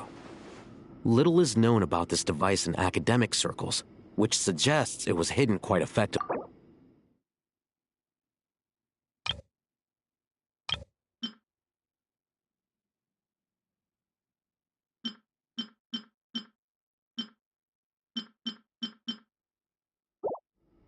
If these sources prove correct, the energy contained within Aru may be sufficient to power our Akasha renovation plan. However, this raises difficult questions regarding technological integration. The sages are still debating it. Yeah, but I'm sure they'll reach a compromise once they've argued it out. The people of the rainforest are always cautious when it comes to desert technology. But times of crisis like this leave us with little choice. Wait, Paimon has a question. Is this the same Aru we've heard of before? It's sealed off, right? Some sort of prison where the Goat King, Ibis King, and Crocodile King are locked up. Well remembered. Yes, according to our records, Aru was the most brilliant creation King Deshret ever conceived of. Built by divine and mortal artisans working together. It was a miraculous accomplishment, and it lies hidden deep within the king's mausoleum. That being said, what Aru actually does and why it was built, those are deep secrets we are not privy to. Until recently, I wouldn't have been optimistic that the place even exists. The only reason I'm inclined to believe it now is because we heard it from the Ibis King Thoth himself at his temple. The tale of how the 3 retainers of Al-Akhmar were imprisoned in Aru. Paimon totally gets that. When Paimon first heard about it, she thought it sounded pretty unbelievable too. Do you guys still remember that? The Ibis King told us they were trapped in Aru, and that they had to answer 3 questions to get out. I think I remember. What causes our rise and fall? What obliterates love and hate? And what determines truth and falsehood? Those were the 3 questions, right? Yeah. If only Nefer were here. She's dealt with the Ibis King before, so she might know more. Oh, Nefer's a friend we met in Nagcry.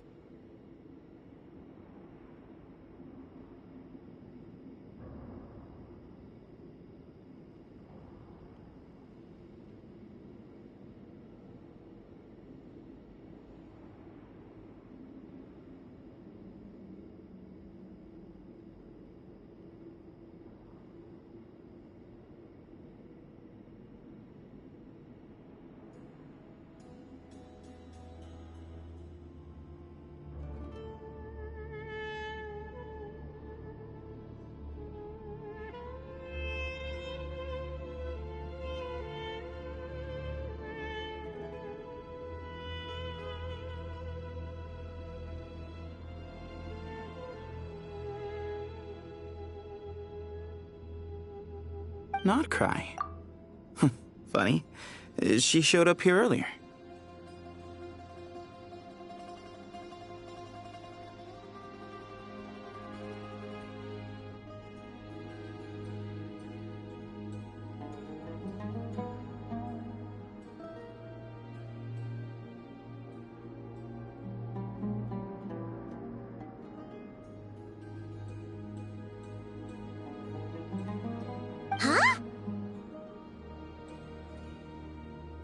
Yeah, had another lady with her too. Both said they knew you. They contacted the sages, claiming they might be able to offer some assistance. Really? They came here to help out?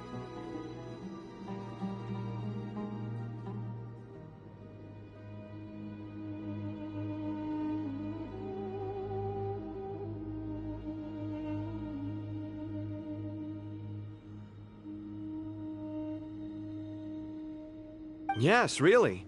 It was just before you got back.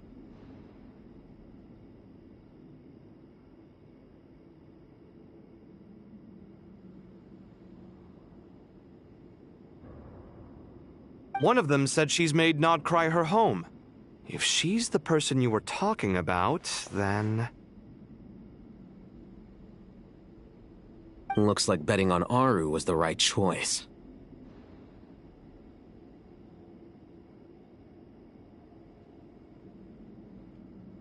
See? They're right over there.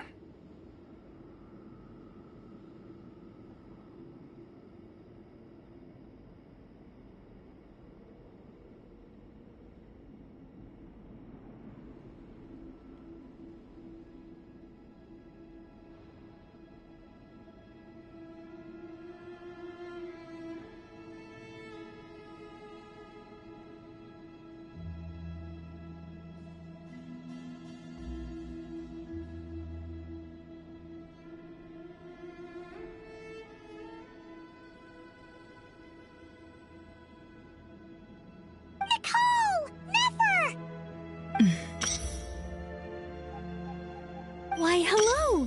We're here to help.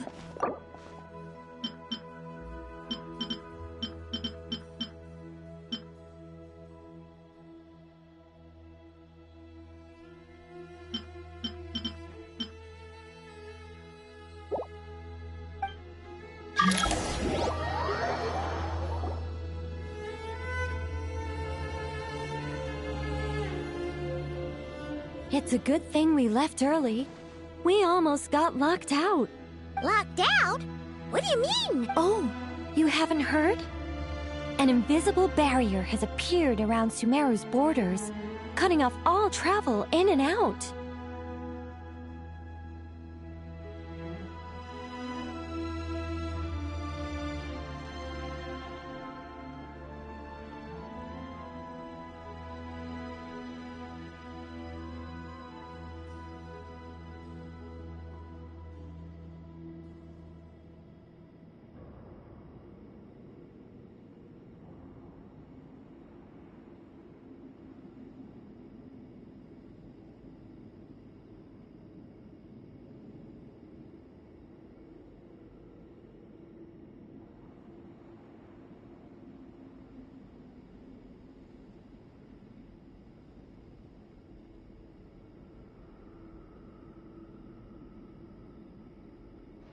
No one can leave and no one can enter. Sumeru has become a lonely island. Are the Fatui behind this too?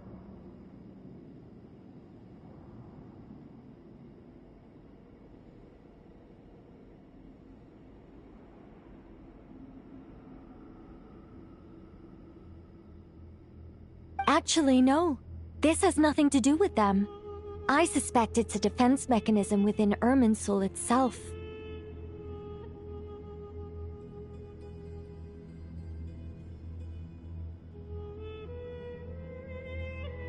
Irminsul is the source of Tevat's ley lines after all, and Sumeru is the nation closest to it.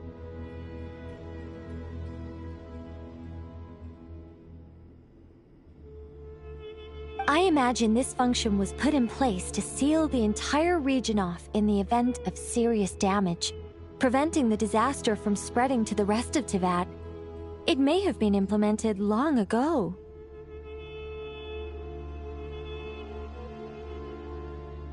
But doesn't that mean that the people here won't be able to escape to other nations if the anomaly keeps spreading?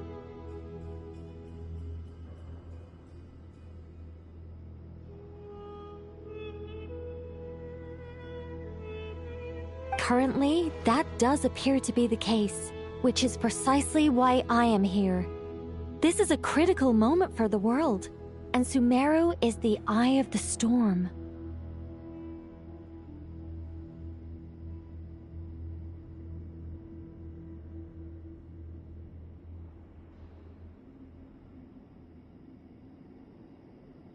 Paimon's surprised you managed to convince her to come back to Sumeru.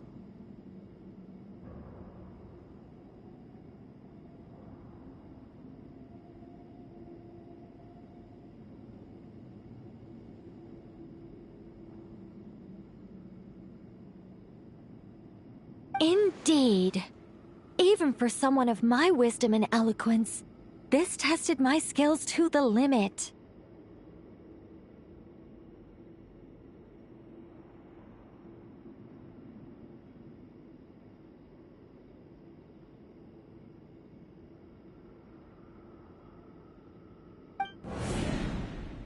And why should it concern me that Sumeru's in trouble? Surely you don't think I still have feelings for that place? Judging by your tone, I suppose you don't. Sounds like you don't know much about my past. And here I thought you knew everything.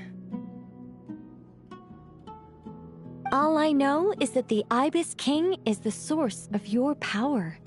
He was quite a prominent moon envoy once upon a time, so I do know a thing or two about him. As for your past, I have ways to learn the full story if I wish to.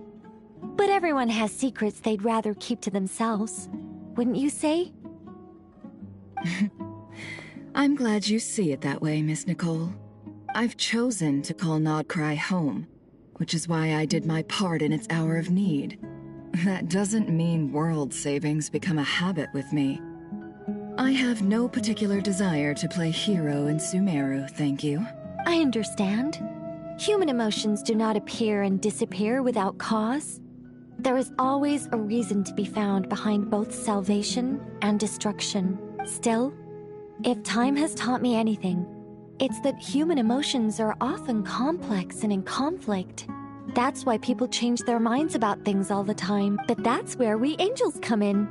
Our duty, ultimately, is to guide people towards their deepest, truest desires and help bring them to fruition. So I wish to hear about your past, because I do not believe you are motivated by hatred alone.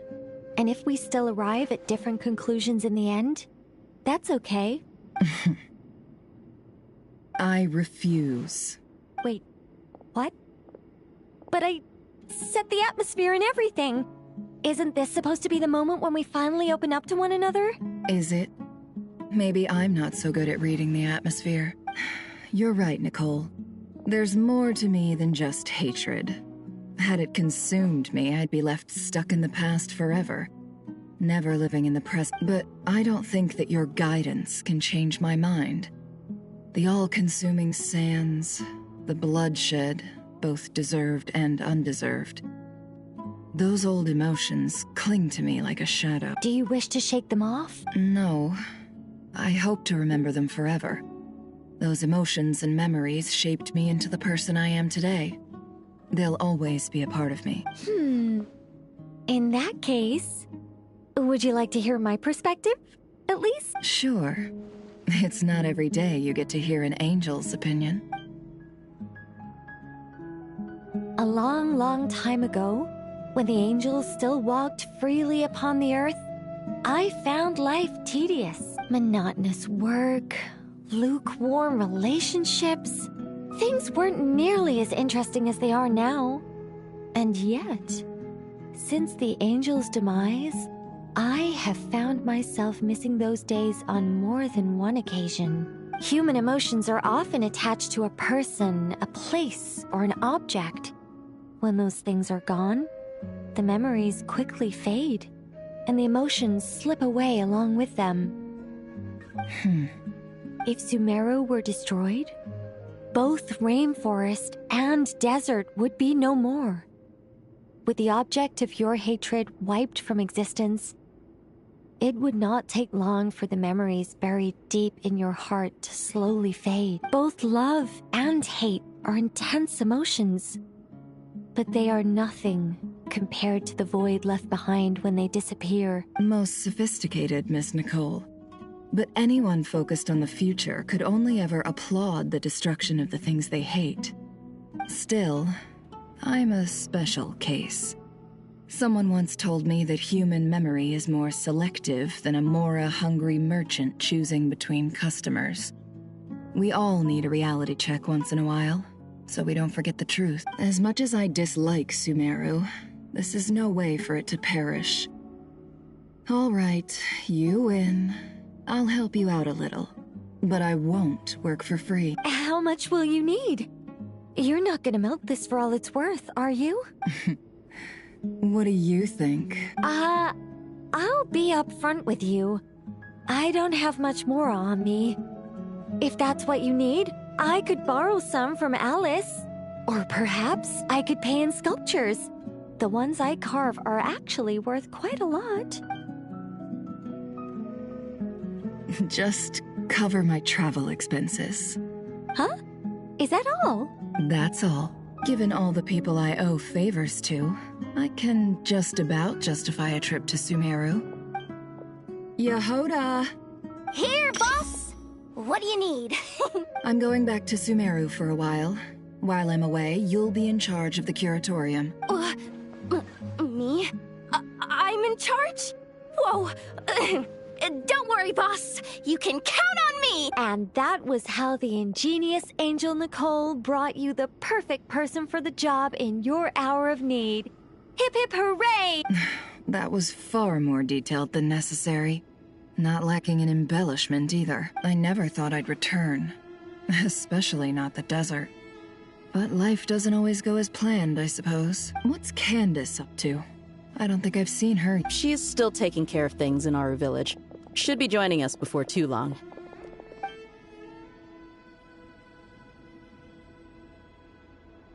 Oh, and sorry. Hope we're not interrupting anything.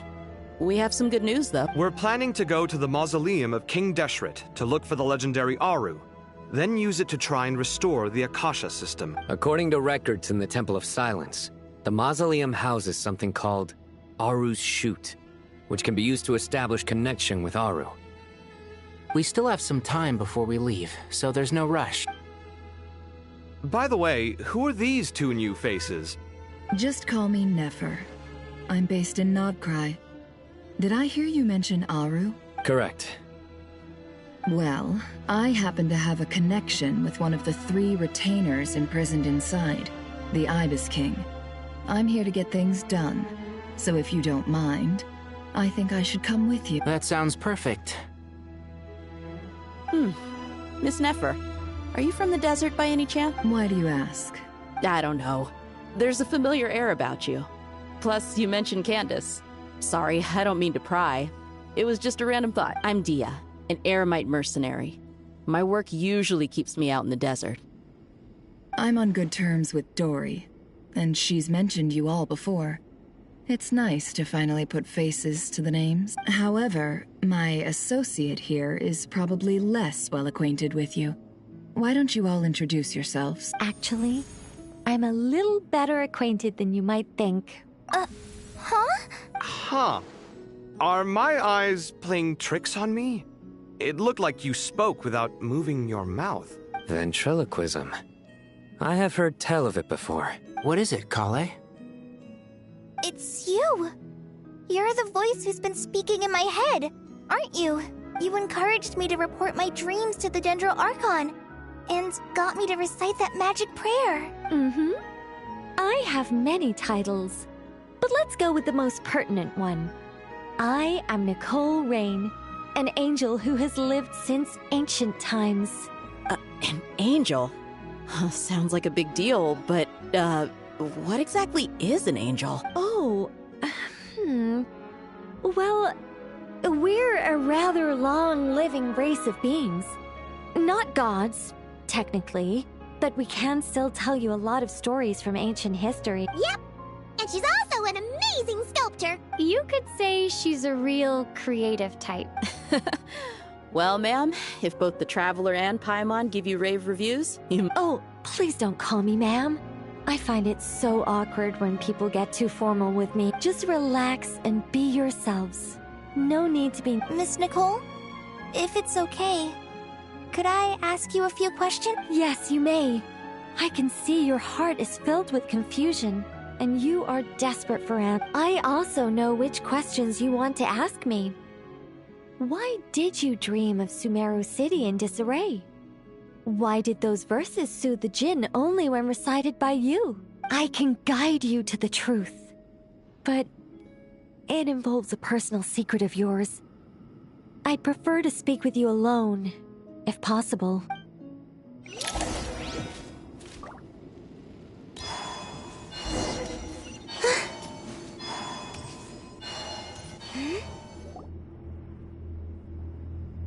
I thought we were going to speak alone. This is a lot more people than I was expecting. What's wrong with it? Even the doctors at Dar al-Shifa allow patients to be accompanied by family. Well, if Kale doesn't mind her secret being revealed... Thanks for being so considerate, Miss Nicole. I don't know what secret you mean, but whatever it is, there's no need for me to hide it from my closest friends. It's so nice to hear that. All right. In that case, Kale, are you aware that there are god remains inside your body? I am. When I was young, I got sick with Elazar. Nothing could cure it. The Fatui convinced my mom and dad that they could help, and I was sent to an unfamiliar place. There were a lot of other kids just like me there. This creepy guy injected us with some strange medicine, which I heard contained god remains. I can still remember the pain like it was yesterday. But thanks to the friends who've stuck by me all this time, I've gradually been able to overcome those memories. Anyway, so you're saying that what happened to me has something to do with the god remains they injected me with? Yes. Those were the remains of Nabu Malikata, the goddess of flowers. What? Huh. Fascinating. You don't seem surprised like the rest of us. The possibility crossed my mind when Kale recited the Goddess of Flowers song and calmed the Jinn. You made Paimon jump! What are you doing here, Lilupar? I was merely passing through when I heard the name of the Goddess of Flowers. Be assured that I share your surprise. You, with the hat. Are you certain? I sense no trace of the Lord of Flowers within her. Well, it is a very small fragment. Unless special methods are used to manifest its power, even her closest acquaintances would find it near impossible to detect. After the goddess passed away, her remains were scattered across the desert. King Deshret gathered all the pieces he could find and buried them in the Eternal Oasis. But some fragments remained unaccounted for. Eventually, the Fatui must have found a way to track some of them down. Presumably for use in some experiment. It's not an uncommon occurrence. You're more shaken than I thought. In one sense, you've been extraordinarily lucky. So many people who yearn for this kind of power never attain it, yet you have coexisted with her all this time without even realizing it. I don't know what to say. I'm glad that I could help everyone with this power, really. But knowing that a fragment of the Goddess of Flowers is inside my body is... it's a strange feeling. Well, people value their autonomy very highly. Even a well-intentioned intruder can shake one's sense of self. I understand how you feel, Kale. But once you get used to it, you'll find it's nothing to be concerned about. Huh. I guess you, of all people, have a good reason to speak on that. 2 good reasons, in fact. Incidentally, 3 is the maximum number of Hermanubis's Ba fragments that I could bear. Let me guess. Because 2's company, but 3's a crowd? Thanks for helping to explain the joke, Tainari. Not my intention. Goddess preserve me. I should take my leave. This boy in his wolf's head hat speaks much too differently from the Hermanubis I remember. Kale, all I'm trying to say is, no matter how many Hermanubis fragments there are within me, you wouldn't think of me as Hermanubis. In the same way, you are simply you. Yeah, I know what you mean. So about that dream I had, was it a warning from the Goddess of Flowers? Yes. Just like me, she was an angel created by the primordial humans, born with the instinct to guide living beings. Though her body and soul have perished, her essence retains its natural instincts. Even her smallest remaining fragments would do their utmost to send you that warning. The Mother of Dreams? Lord of Flowers and Oases? She must have had a premonition. That is why she gave that dream to you. We won't let our efforts go to waste. But I still don't understand. Yes. Why indeed? You weren't the only one injected with God remains, but only in you have her fragments persisted. I suspect it may be because of the firm will you showed in the face of suffering. She was likely assimilated by that will. Of course, this doesn't mean you have to shoulder any extra responsibility. As this young man said, you are who you are, and that will not change. All right. Any further questions from the family members of the patient? If not... Let's move out. Time to put our plan... We all hope it'll work. But will we really be able to open Aru? And even if all 7 pillars of King Deshret agree to let us proceed, the scale of... Haven't you handled other big I mean, the biggest project I've worked on to date is probably... the Palace of Alcazar... Look on the bright side. At least this time you're actually here when Sumeru needs you most. You won't have to come asking me for details after the fact. Mock me all you want. But now that I'm here, things will be resolved far more quickly. Kave's self-doubt disappeared in an instant. Well, this confidence is most gladdening. Now, go and pack your things. We'll head to the mausoleum as soon as you're ready.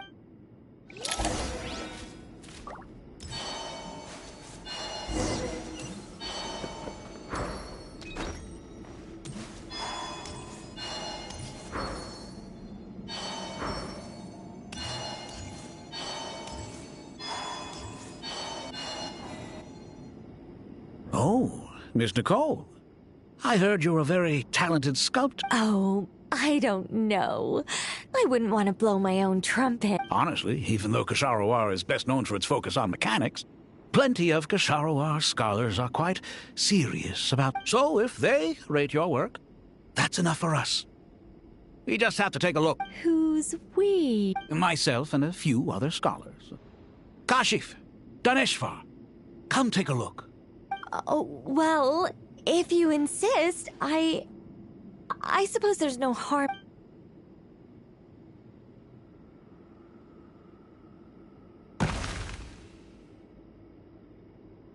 Whoa! Where did that come from? Look at the level of detail. It's so lifelike. The squirrel descends from the heavens like a champion, and the earth trembles beneath its feet. What do you think? Striking, isn't it? Kaveh? Kaveh, come here for a sec. Oh, and Madame Faruzan, didn't you used to study in our darshan? Come. All right, but hang on a moment. I have to finish reviewing this. You called? What is it, youngster? This squirrel statue. Isn't it cute? Oh, a squirrel. I wouldn't say cute per se. The realism is what stands out to me. Were you trying to carve a statue of a hero, young lady? Oh, a hero? I suppose so. Actually, I didn't really have a specific theme in mind.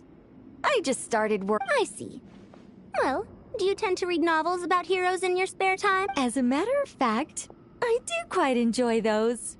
Everyone loves a good... Then perhaps this statue represents the heroic tale you long to see deep down in... Also on the subject of heroism, I feel that if the subject posed with a finger raised towards the heavens, it would lend a greater gravitas to the overall image. I'm sure some would call it cliché or old-fashioned, but not me. I think it would be a perfect fit. It has a certain classical beauty about it. Kaveh! Kaveh! Sorry, Madame Faruzan, I'm a little busy right now. What a pity. That young man has excellent aesthetic tastes. I was hoping to ask him for his opinion. What a genius idea! Why didn't I think of that? Classical beauty is a great direction to explore. That's it. Once I get back, I'm going to sculpt a Precisely! A declaration of victory. Then place the two statues face to face. Yes! That's it! It'll be a masterpiece. Miss... I'm sorry. Just call me Nicole. What? Oh, no. That would... Why ever not? Madam is a state of mind cultivated from within. Anyone may call me Madam if they so desire. My dear Miss Nicole, once we make it through these trying times, should we have the pleasure of meeting again, I shall look forward to seeing your new work. In this day of age, it's rare to find people with an appreciation for classical aesthetics. Meeting you... Honestly, I feel the same way. It's been a long time since I met anyone interested in this style of statue. Clearly, they don't call you Madam for nothing. Also, I have to say, you're a very good judge of character. Because when I think about it, I really am someone who likes stories about heroes. That must be why I've quietly kept watch over generation after generation of them. Sorry, keeping watch over heroes? What exactly do you do for a living? Oh, never mind that. Let's not tell Madame Faruzan about Miss Nicole's true identity. Good idea. Let's limit the conversation to aesthetic.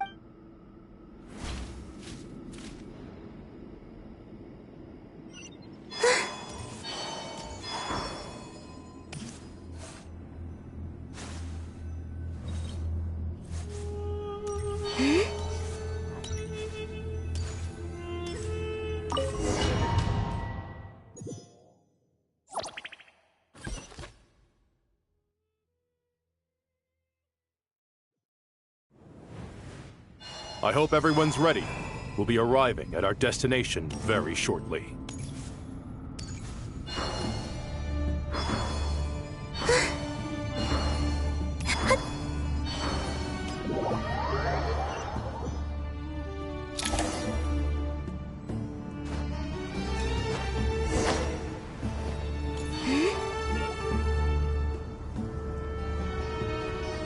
Why, we've not seen so many visitors ever, really. What is this place now, a tour? Ah, closer inspection reveals many familiar faces. To what do we dusty old fellows owe the honor?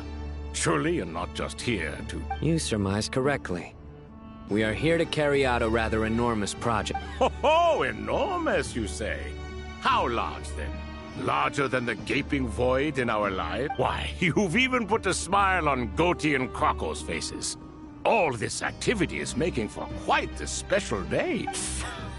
I know that laugh. Lilipar? What on earth are you doing here? Oh, this is hilarious. Turns out good things really do come to those who wait. As long as you stay alive long enough. When did you three get locked up in here? And still you act all high and mighty, putting on a show for the younglings. Truly hysterical. Why, you... Yes, I know. No need to shout. You're right, Lilipar. Goatee, Crocco, and I all have the same problem. But didn't King Deshret seal you away? How did you break free, and how did you get in here? Who knows? Perhaps you can ask my master one day, should you ever get the chance. Behold, the executioners of old. Some have turned into fragments residing in human bodies, and others are imprisoned eternally, leaving not a single shard behind. It's almost tragic, watching lowly prisoners like you act all self-important. Curiosity gnaws at you, doesn't it? Your interest in the outside world threatens to burst you at the stuff. I'm starting to take a liking to this magic bottle lady. Time is of the essence. Let's get down to business. We come to you, O three ancient lords, to request your assistance on behalf of the Academia. If we can help you regain your freedom, then please consider lending us your aid. As for precisely what we need your help with, it's a long story. So, to demonstrate our sincerity, we are prepared to first resolve the problems that plague the three of... All right, stop arguing, Crocco. And Goatee, don't you start. What's the harm in letting her speak? It's not worth getting so angry about. Forget about her. But do you really have a way to answer them? You once answered the final question, Nefer, but the seal did not open. Unless, with the passage of time, you have found a new answer? You could say so. When you first asked me what determines truth and falsehood, my answer was liars are the best at seeing through the falsehoods of the world. But if you want them to tell you the truth, you have to... I think that makes sense. I found it quite compelling myself, and I told Nefer so.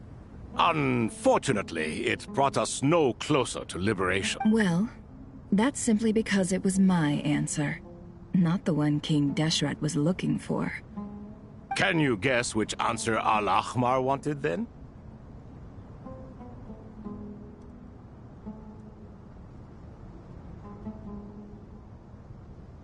Time. And that's not only the answer to the final question.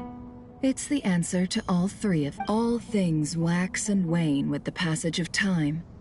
Love and hate eventually fade into nothing. Current affairs are always fraught with conflict and controversy. Only time can distinguish between right and wrong. You once described King Deshret as a proud man. I'd say that the prouder someone is, the more inclined they are to believe that only time is qualified to be their judge. Time. Well, indeed.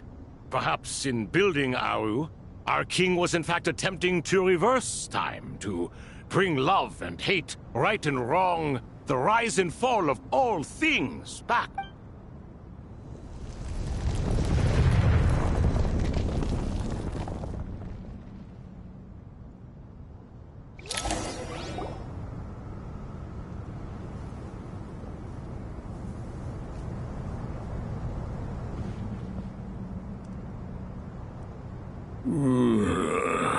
This is the most eventful day I have experienced in a long time. You have my sins. Are those 3 of the 7 pillars?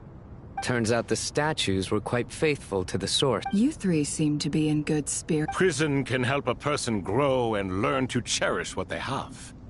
Nevertheless, after everything you've done for me, I sincerely hope you never have to experience it for yourself. Hello, Nefer. It's good to see you, Thoth, the Ibis King. Nice. Definitely puts my mind at ease. Seeing you two getting along so... Should we maybe introduce ourselves? Sure. I'm Sethos, the current leader of the Temple of Silence. This is General Mahamatra Sino. And this is the former Spantamat sage, Cyrus. But I'm guessing none of that... Everything is equally new to us, in truth. We've been gone from this mortal world for longer than you can imagine. Let's hold off on the introductions for now. We can always ask Nefer about you later. It'll give me some... You're like a helpless parrot. Gods and people of yore are not necessarily welcome in today's world. Self-awareness is one of my finest qualities. I thought I ought to share its fruits with you. Is that so? Well, I think we'll take it in stride, just as we did with the 3 questions. Let's not forget, it was my persistence that won you both your freedom. Fair point. I have to applaud your persistence. And I must praise you for your wisdom. Now, state your wishes, young one. I'm sorry? Why, your tremendous accomplishments deserve a reward, do they not? You must let us do something for you. General Maham... I won't beat around the bush. Sumeru is facing a crisis the likes of which have never been seen before. And we need your help. Every calamity throughout the ages has been connected to us in one way or another, whether we were its cause or consequence. Whatever is wrong with Irminsul, it severely affected the Dendro Archon. She fell into a coma, and is currently receiving treatment from the Dendro... The Dendro Dragon? I'm sorry, the Dendro Dragon is helping to heal the Dendro Archon?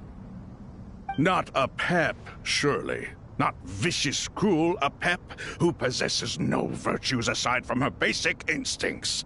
Ah, good heavens. Oh, I shudder to think what could have caused Lesser Lord Kusanali to suffer such a plight. Still, why would the Dendro Dragon lend you her aid? She has always held nothing but contempt for the Archons. I suppose she and Kusanali must have some history. You can help us make history, too. Smooth talker. Well said, lad. Currently, no one can connect to Irminsul. We hope that by opening up Aru and making some modifications to it, we can use its technology. Unfortunately, Aru is an imperfect creation. King Deshret never managed to realize his full vision before his death. Much remains to be done if it is to be pitted against Irminsul itself. Besides, I hear your reasons, but to give Aru up over such would be... The archaeological records clearly indicate that although Aru's construction took a long time, it was not beyond human means to achieve. Modern technology should solve the efficiency issues. We have no choice but to go all in on this. This is by no means a threat. But the only reason we helped you escape from Aru was to gain the necessary leverage to negotiate. You asked us to state our wishes, and we have.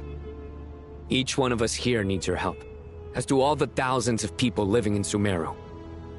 They need you, and they need Aru. What do we think, my fellow old fogies? Shall we lend our support? Since you ask so nicely. Naturally what? Are you for or... I simply mean we shall do what comes... You claim that you wish to open Aru. Know you then that the golden slumber created by King Desh... We do. We understand the risk. In all likelihood, the mortal world will never again be able to replicate King Deshret's work.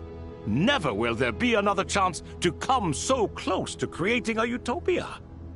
Knowing this, are you sure of your decision? We are sure. Before people can dream, they must first... If your minds are made up, very well. We shall summon our erstwhile colleagues to discuss this for Saint Shezepank, Saint Bennu. Once you surrendered to silence and were buried with King Deshret. But now, we invoke the right to awaken you with our voices.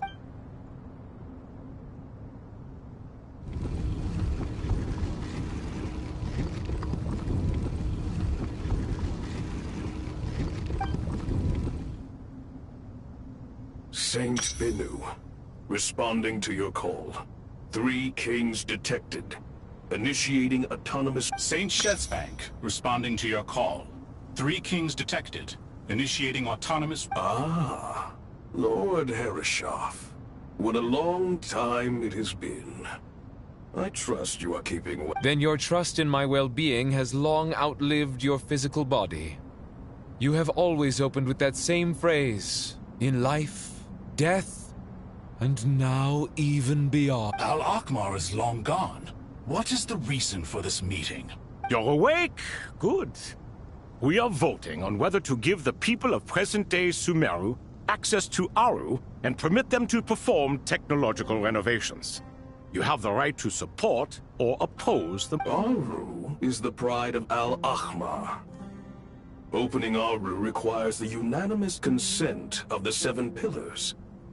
Sumeru is currently in the midst of a major calamity.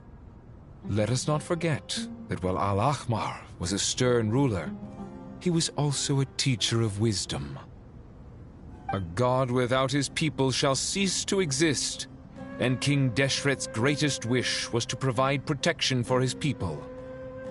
Let us then honor our God King's wishes as we consider our decision. I do not mean to mock these proceedings, but what is the point of a unanimous vote when we know that the last of the 7 pillars, the Dendro Dragon Apep, will never communicate with us? This will no doubt surprise your mechanical mind, and I have no intention of trying to persuade you it is true.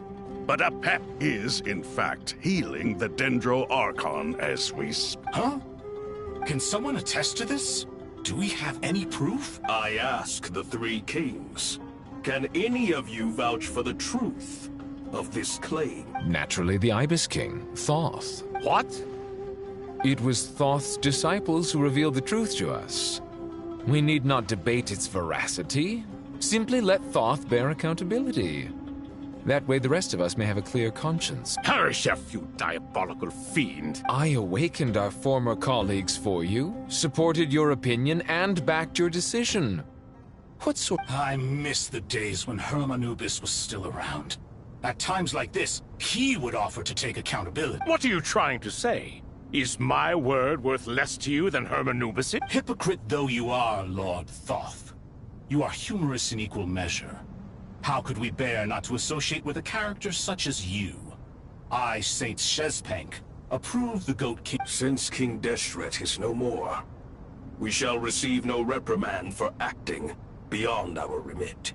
Remember, the moment that Aru is liberated, the myriad souls residing within the Golden Slumber will return to the ley lines. And once the ley lines flow again, to take this step is to bring the perfect afterlife created by our king to a permanent. We understand that well, and we have decided to proceed regardless. Furthermore, the contemporary human perspective would contend that confining souls in this way is no act of benevolence. The deceased have a right to rest. King Deshret's creation is clearly a place of rest and peace. It is just that many do not see it this way. But no matter. Saint Benu approves. Hermanubis' representative and the Dendro Dragon Apep made their choice ahead of time, while the Goat King, Ibis King, and Crocodile, by the grace of His Majesty, guided by his wisdom and will, let...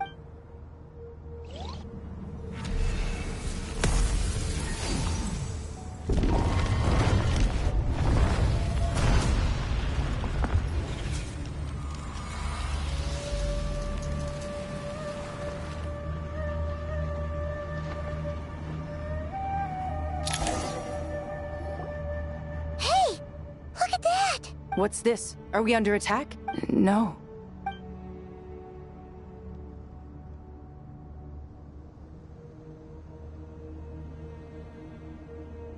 Here you are. Through the sands of time. I see you. Father. Father, is it really? It's Jet's father, Jibriel! That's right! He entered the Golden Slumber, didn't he? I smell blood and sand on you. You've grown. strong as a wild beast, and... You have to leave, don't you? Please, just answer me this. What should I do for you? This meeting is a blessing from the gods. My soul, once imprisoned along with that of Samael, is finally free. I am truly grateful for the chance to see you again. That the dead should meet the living is itself a miracle. One brief, precious moment is enough. Enough to set my heart at ease. Do not weep for me, Jet. I know you will accomplish many great things in your life. You will go further and climb higher than I ever did. All I ask is that you take good care of yourself.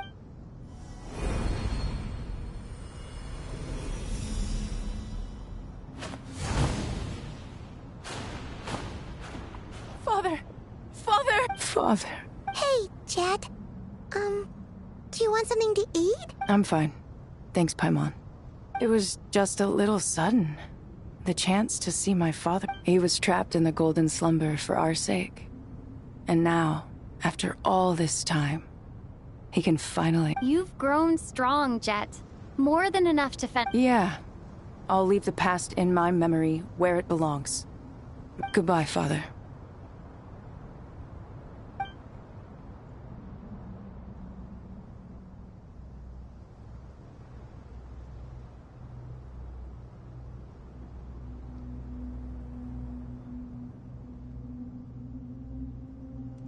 Ah, me, what a touching reunion that was. We three retainers, once imprisoned for our iniquity, are surely the least qualified to judge whether this deed is good or bad. Either way, Aru is open. Now you have your opportunity. And with it, although Aru was created by a god, human craftsmanship was nevertheless required to build the gate that connects it to this world. Perhaps the relationship between gods and humanity follows us. As for your proposed renovations, we cannot determine which functions to keep or discard. Proceed as you see fit, but please entrust the task to your most accomplished scholars, or Bennu will be... It matters not. The Ibis King shall be accountable if any problems arise. Ibis, you chose to take on disciples. And so it follows that you must accept the risks of associate. If I'd known you'd be like this, I would have locked all of you away in Aru, never to leave again for all eternity. All of us? What does this have to do? Vilify me no further. Scholars, since you have liberated Aru, allow me to present you with... Using Aru's power, we shall install a defense mechanism at our king's mausoleum. You must be guarded even against Irminsul itself. This shall afford you some convenience, unseen and unheard. From this moment forth, none may by sight or hearing perceive anything said or done within the mausoleum. Amazing. And all this is achieved just with the power of Aru? With technology from the heavens, the possibilities are endless. Just because King Deshret did not use it for this purpose does not mean that it cannot be done. So, marvel away! This is the reward you have earned. All right. Well, that resolves the issue of confidentiality. What about the technical side? Do we... Why, yes. I've already contacted them.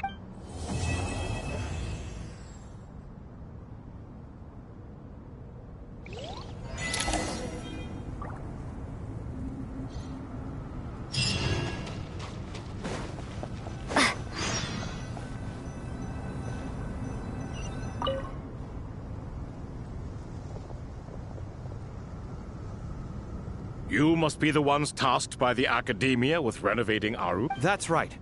Good afternoon. I'm Kaveh, and these two are Termezi and Naisaburi. Hey, I'll hate them! We've met before. This is Thoth, the Ibis King, and everyone knows these two. Afternoon, gentlemen. I've only ever seen these two in murals! Ah, the paintings in the temple. They show us chatting, playing cards, playing chess. Precisely the activities we most enjoy, funnily enough.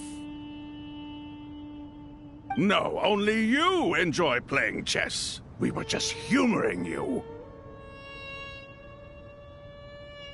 I wouldn't go that far. Back to the matter at hand. A preliminary assessment by the Academia indicates that this project requires expertise in various disciplines, including the deciphering of ancient texts, mechanical engineering, the restoration of ancient ruins, and elemental theory. The most capable minds in their respective fields are here before you. If there are no objections, we'd like to begin our work. The artisans who built Aru for Al-Ahmar gave their very lives to create this splendid work. Follow the... I didn't know that. We'll do our best, of course, but we certainly won't be sacrificing our lives. Such brazen words. Humans these days are a far cry from their ancestors. What little respect you show... No, that's not what he meant. Please, don't mind him. He shares your sentiments, just not your, penchant for hyperbole. Assuming that's what you were going... I just think it's important to manage expectation. Forgive my lack of courtesy, but we simply can't sacrifice our lives to the gods on completion of the project like people in the legends of old. Here's a first draft of the project proposal for your perusal. Please let us know if you have any requests. Normally, I'd have made it look a lot more visually appealing, but we were really pressed for time on this occasion. I hope you'll forgive me if it's a little rough around the edges. Naturally.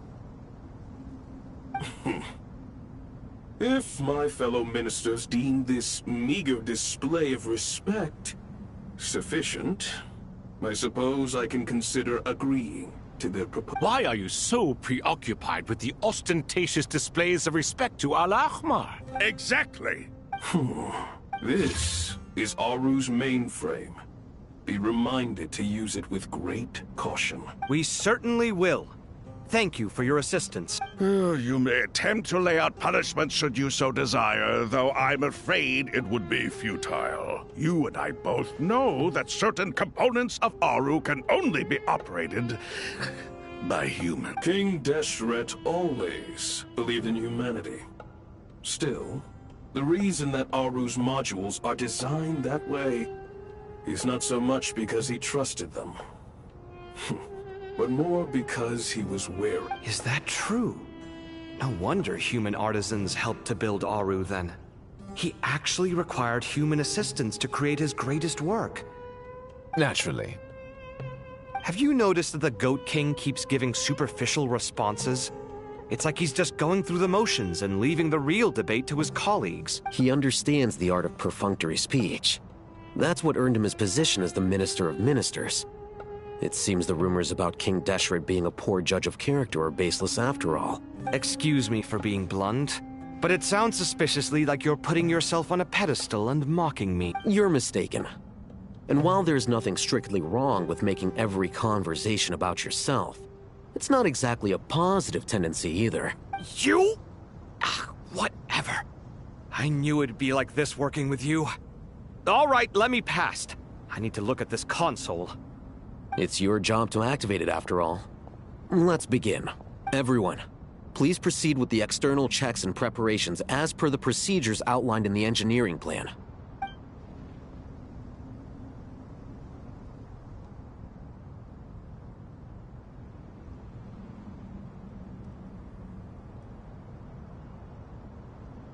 Hello there, youngsters. Whoa, the Ibis King came to... What do you mean, came to life? I've been alive the whole time. You did say we could start our research, right? Are you having second thoughts now? I've reviewed the proposal. The work you're planning to carry out on this grand device is ambitious in its scope. You have ample confidence in your abilities? I wouldn't say I'm feeling hugely confident.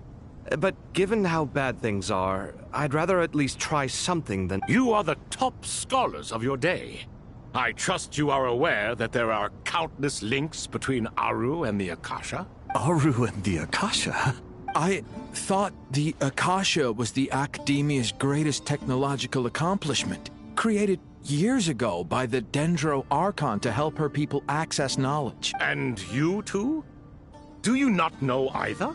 You've read the instruction manual, right? You tell them. An instruction manual? The Akasha has an instruction manual? The Dendro is a kind and thoughtful god indeed. It used to sit on a shelf in the corner at the House of Dana. Not the most popular read. If the manual is to be believed, Aru was in fact the original inspiration for the Akasha system. What? But there are so few records about Aru anywhere. And practically none of the scientific expeditions into the desert had anything to do with it. Ah, but this is something you could not possibly have known. You may have heard many stories about the desert, but what is the most important aspect of history? Consider this a quiz. Anyone from Vahumana present? I'm from Vahumana. Well... Precisely. And a large part of veracity is the chronological order in which events occur. I may as well tell you. In the beginning, Nabu Malikata, the goddess of flowers, descended upon Sumeru. The glory of the heaven was within her. She brought life, oases, and knowledge to this land. Then she created the Jinn, enlightened them, and ordered them to serve her.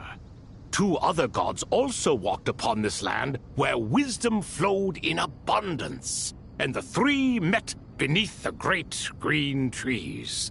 It was the first and greatest alliance.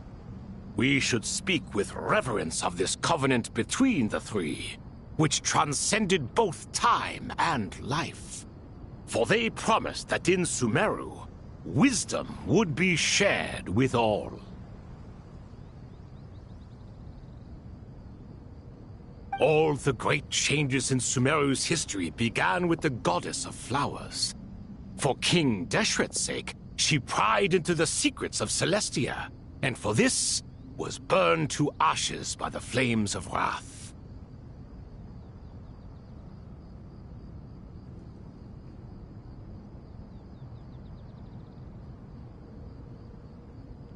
So grieved was King Deshret by her passing, that he lost all interest in state affairs and devoted himself instead to the knowledge that she had brought back. It was after learning of the technology from that floating island in the sky that he first conceived of Aru.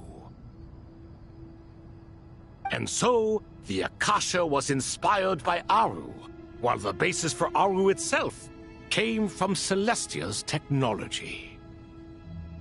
Well, if the 2 share a common technological origin, then connecting one system to the other is an entirely feasible idea. Unbelievable. Have you no reverence at all for celestial technology?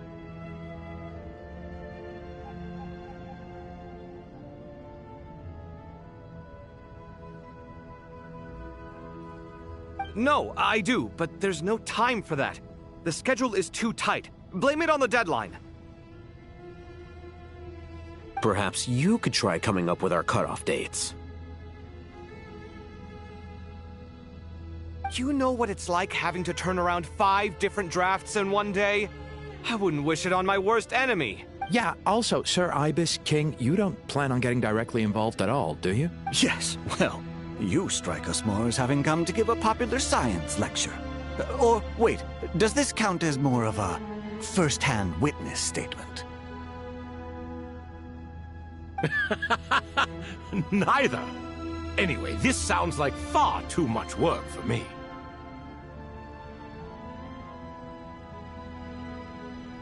Still, if Aru is so powerful, why didn't King Deshret use it for more ambitious ends?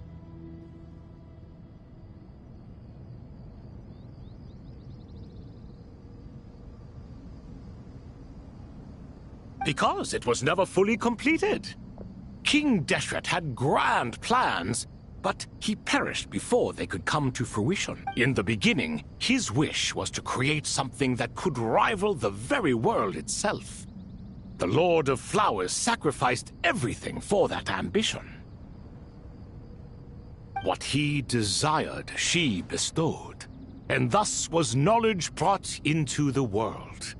Her courage and sacrifice had to be honored with the most splendid of monuments, and that monument, built from knowledge and technology, etched with a sacrificial and courageous love, Even in its unfinished form, it deserves to be treasured. At that time, King Deshret said the following to the Lord of Dendro. Since we share an eternal covenant, I shall never be your enemy. Hence, the fruit of wisdom from the heavens is not to be devoured. Remember, it is not that I lack the power to become the enemy of wisdom. Yet you and she have taught me much and shown me kindness. For this, I cherish you both.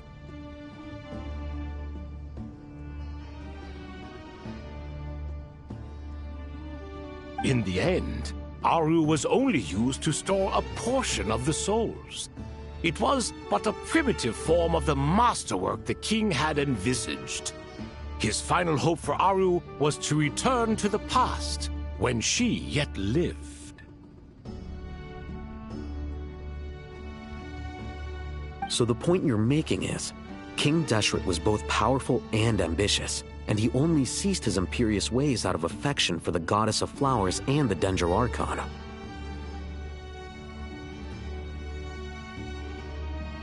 You could see this as an act of mercy, but you could also see it as the sentiments that lay between these three gods placing constraints on him. This was, after all, the foundation of the alliance between them. This explains why Aru was both a prison and a monument, and why the answer to the three questions was time. You have to be careful who you get involved with, or you invite all manner of misfortune. This is as true for gods as it is for humans. Love is the same. It is both a prison and a monument. All right, let us pause the story here for now. Seeing as you've been... Who's in charge again? Is it you two? Ah, yes, me and him. Now then, close your eyes. Wisdom hides in the space between the tangible and the intangible. It is to convey the incommunicable through the simplest of mediums. By the power of King Deshret, I shall grant you a glimpse into the unseen secrets that lie at the threshold of existence.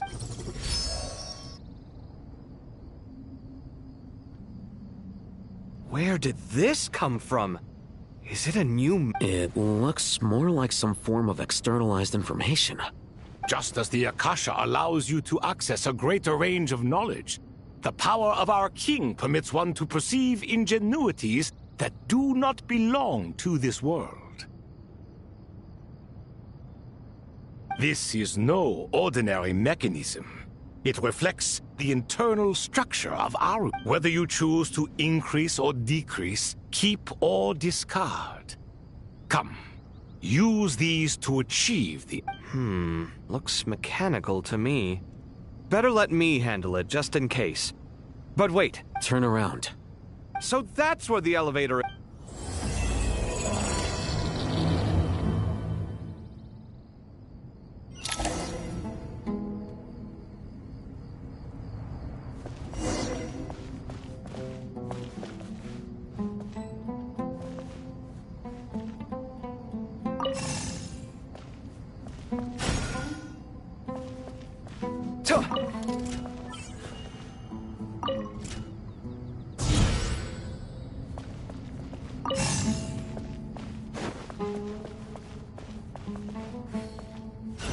Sight clear. Huh.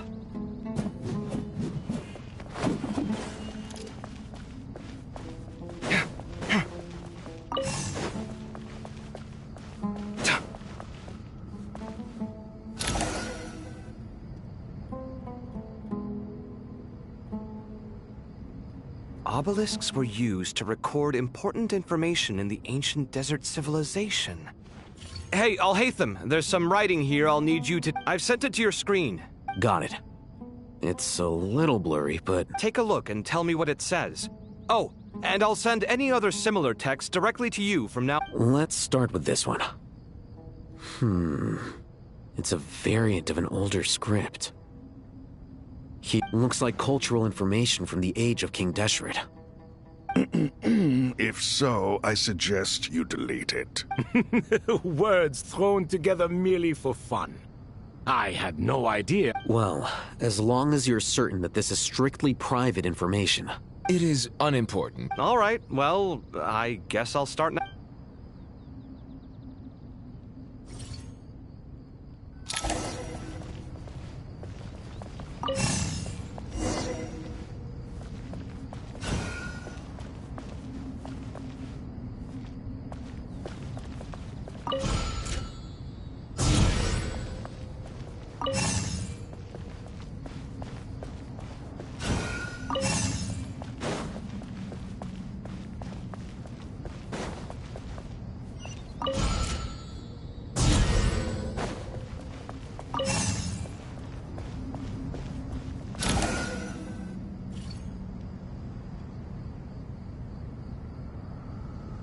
Found some more.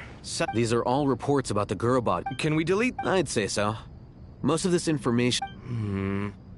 What if there are details in there that Vahumana missed? They'll just have to live with it. If we don't resolve these issues now, there won't even be an academia in the future, let alone a Vahumana Darshan. Yeah, you're right. Okay, done. There's some other similar monuments nearby. I'll check them out.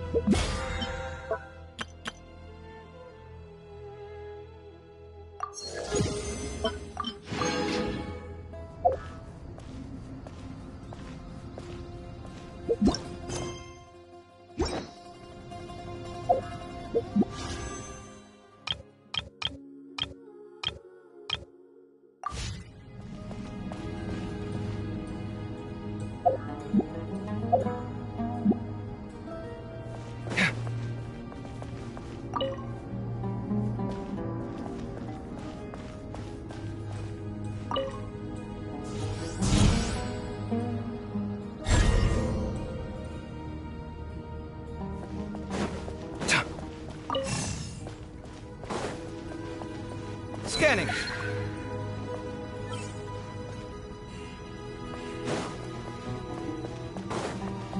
Come at me.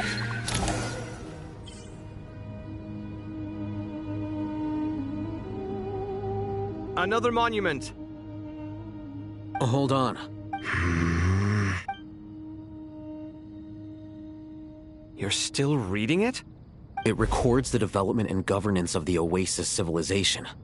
Most of it concerns the Jinn, but it also contains records left by the art. Is it important? Some of it. There was no way for me to read the whole thing in its entirety, so I had to rely on my intuition to pick the part. What about the artisans' records? What do they mention? They're speculations, mostly. For instance, they were wondering how to protect themselves if King Deshret decided to silence them after the construction of Aru was complete. Sounds like pure mythology to me. Surely that kind of thing didn't really happen. The records do emphasize that this was merely their conjecture based on various myths. Still, the artisans did leave details of their plans to survive, including blueprints for their escape. Even that got recorded? Okay, well, I'll make a copy of this first before... Is that truly necessary? You won't be needing those. No, the blueprints are important. I want to keep them as a memento.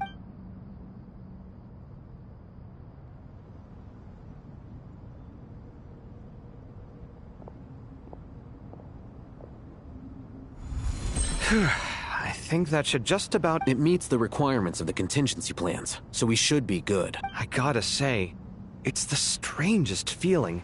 This cross between... It's like drifting between life and death. Or in and out of a dream. Using my own hands to manipulate illusions that are forever out of reach. Chasing dreams in the most literal sense. Definitely a novel experience. What happens if my spirit just... floats away? That won't happen. Anyway, I wouldn't celebrate just yet if I were you. There's likely to be a phase 2 of this project. All right. I'd better keep my wits about me then.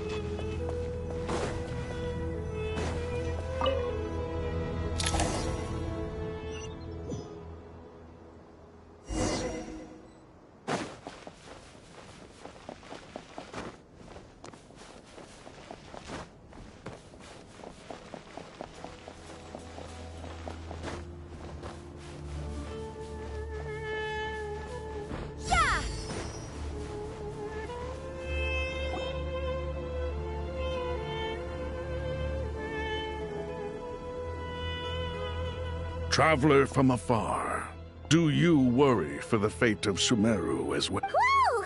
It's so big the Crocodile King! Greetings, Crocodile King. Please be at ease. I'm just here to chat with you about Lesser Lord. Sounds like you really care about her. Yes, although to be exact, it is a mixture of both concern and... Speaking of Nahida, Paimon was wondering how she's doing. Wait a moment. What is it? I tried calling out to Apep, but there was no response. This can only mean that she is focusing all her energy on taking care of Lesser Lord Kusanal. All the gods who served King Deshret seemed super surprised to hear that Apep agreed to help Nahida. Guessing she made a bad impression on you or something. Are you aware of the history between her and our king? The story begins a long time ago. Al-Ahmar was always a wishful thinker where the Dendro dragon was concerned. Without consulting her, he decided to list her among the 7 pillars and declared his own power to be far superior to hers. That was when our king was at the height of his power. Ibis Goti and I were no match for him. And so we chose to submit and serve as his ministers. But not Apep. No, she never thought much of him. To Apep, Al-Ahmar's pride and sense of superiority were nothing but ignorance and hubris. In fact, they fought numerous times, but usually the battle ended in a draw. In the end, King Deshret coveted the power of Celestia, only to end up corrupted by knowledge. His final act was to trick the dragon into swallowing him whole, leaving her to bear the torment of his sins. The Dendro dragon stands for the glory of a bygone era. She hated Al-Ahmar and what he represented. All the gods, all the power they wielded. And so, her willingness to help the Dendro Archon through this crisis comes as a great surprise indeed. It makes one wonder whether, perhaps, the Dendro Archon assisted her in the past. Yep, Nahida did her a huge favor.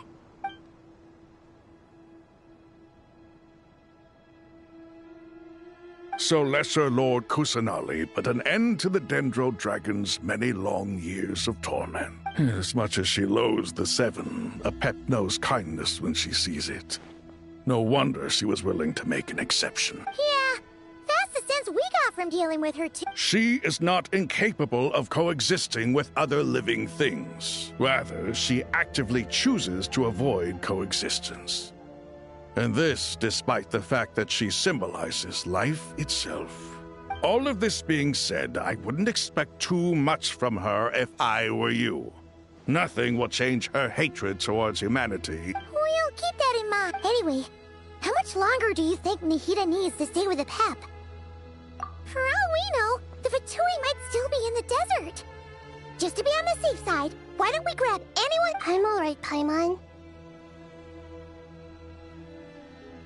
Huh? Was that Nahida's voice? It seems the treatment was effective. Since when do my deeds require your evaluation? Here will do just fine. I had no intention of taking you any further. One ought not expect greater generosity than they have earned. You always hide your kindness away like an oasis within a sandstorm. Only those who make it through the swirling winds can know just how beautiful that oasis is, and how much hope it brings.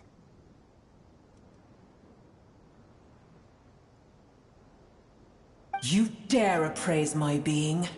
No, I'm expressing my gratitude.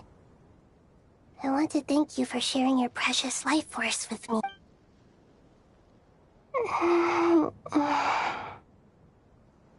Awake already? You are more resilient than I thought. Pep, I feel much better. Thank you. Gods and their gratitude mean little to me.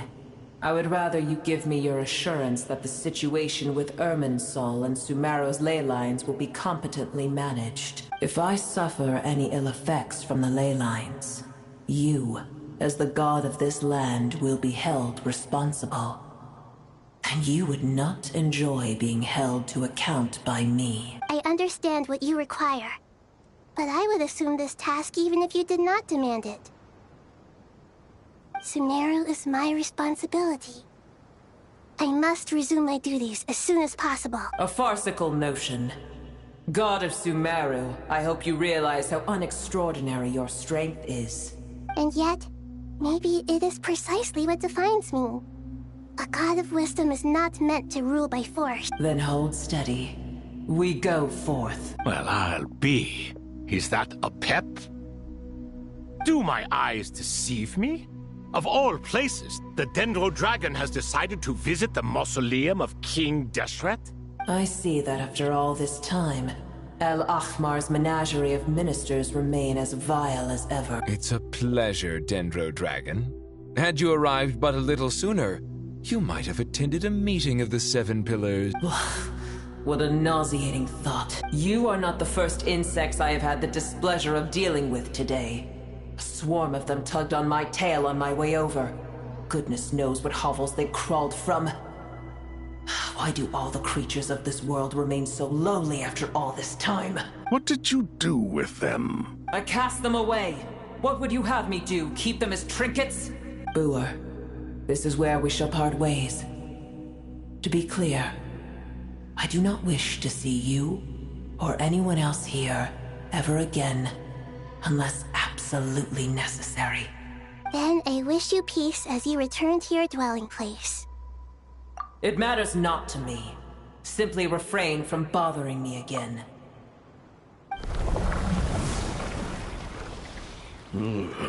A force to be reckoned with. At times like this, I feel glad that she has no interest in any... Hold on, just hold on, okay? We're almost there. We made it! Huh? Wait, that voice! Uh-oh, I'm gonna fall!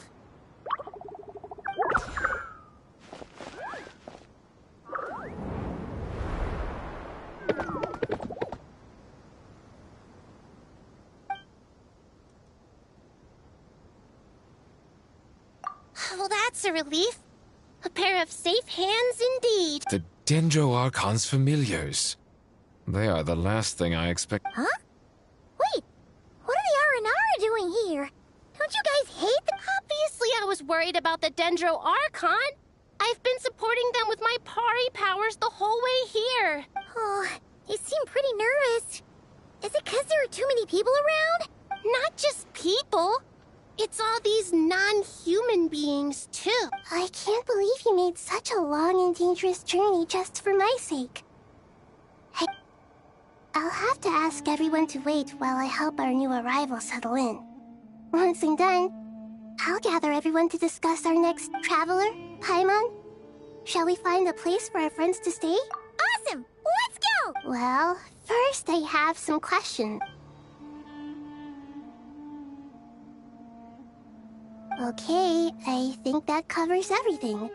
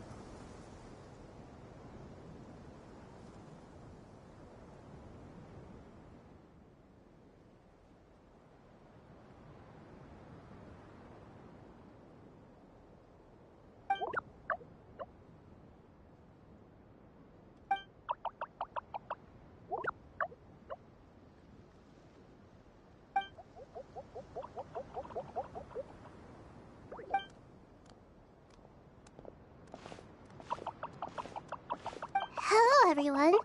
It's only us.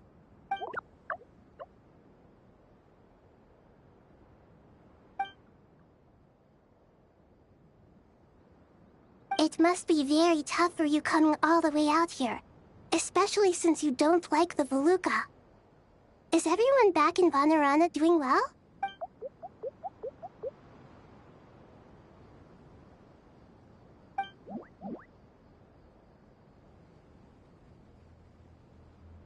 Ah, everyone's here.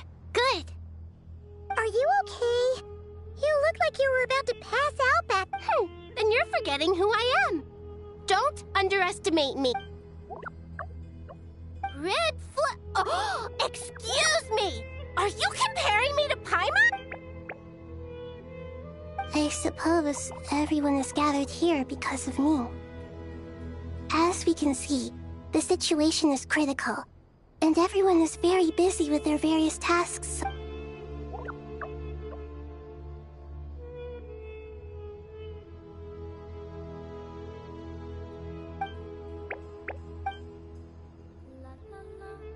I can't thank you enough. Right now, we're focused on restructuring Aru, processing excess information. I can help too. Just let me know where I'm needed.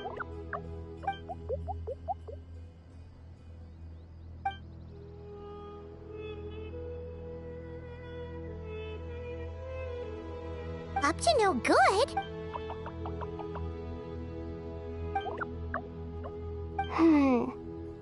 That definitely sounds suspicious. Traveler, Paimon, I have other work to attend to here that needs to take priority. Could I trouble you to investigate the situation, Arabalika? No problem. Thank you. I'm counting. There's one other thing. If you are to work alongside the people of Sumeru, you will need to make yourselves visible to...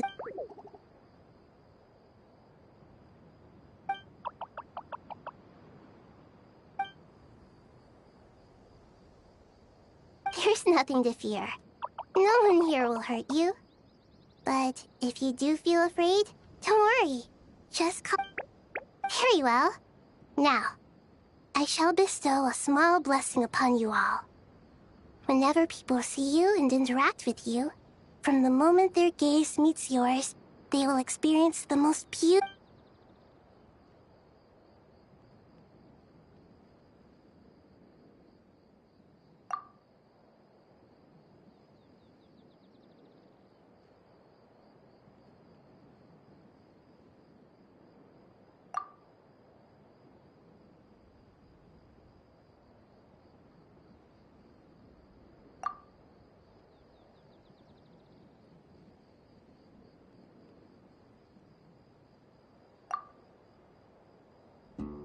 Do not fear.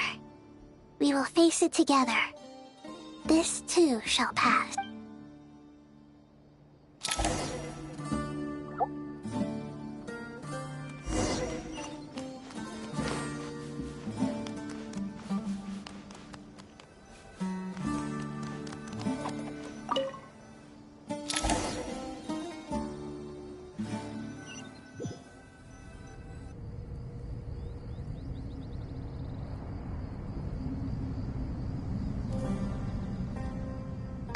Everyone's here. Wonderful. Dendro Archon, you're back. Are you recovering all right? You mustn't push yourself too hard. I'm doing very well. Thank you for your... I see. Using the power of Aru to reboot the Akasha and gain access... It's a sound plan, although I regret to be the bearer of bad news. But with the state that Irminsul is currently in, it's impossible to access via traditional means. Even the Akasha won't change that. Alas, we had feared this may be the case. And what about non-traditional means? Non-traditional means? Are you saying... Desperate times call for new measures.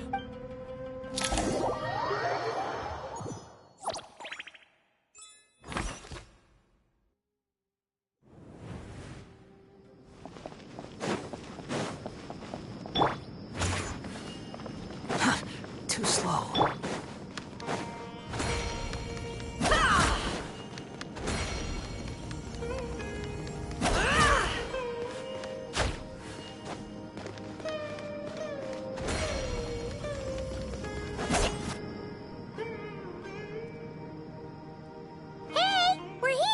Ah, it's you.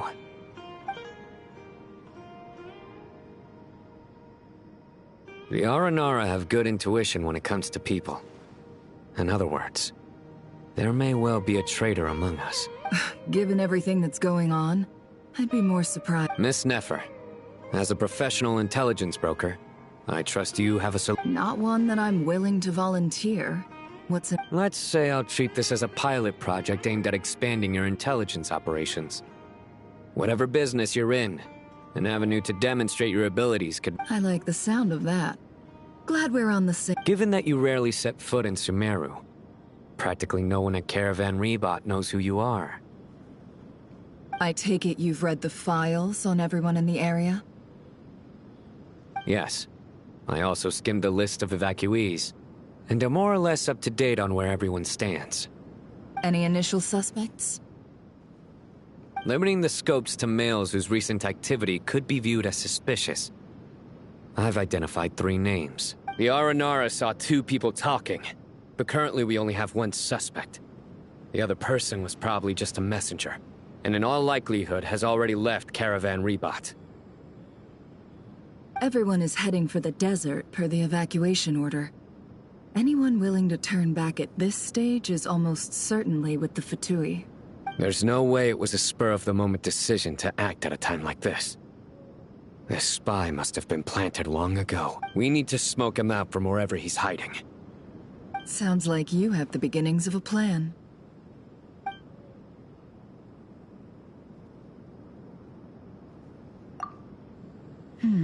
I see. Your suspicions are well-founded. So far, we still lack solid evidence that he's been bribed. He hasn't made any recent purchases. Then let's get closer to him to confirm before we make our move. I can handle it. I'm not based in Sumeru, so barely anyone at Caravan Rebot knows who I am. And you're certain you've never encountered this person in Nodcry? I'm certain. Besides, it's extremely rare for me to have had any direct contact with Sumeru mercenaries besides Jet. There's no way he could have seen my face before. Sino, stay out of sight and wait for my signal. If he raises any red flags, I'll bring him toward the main... Understood. Excellent. Well...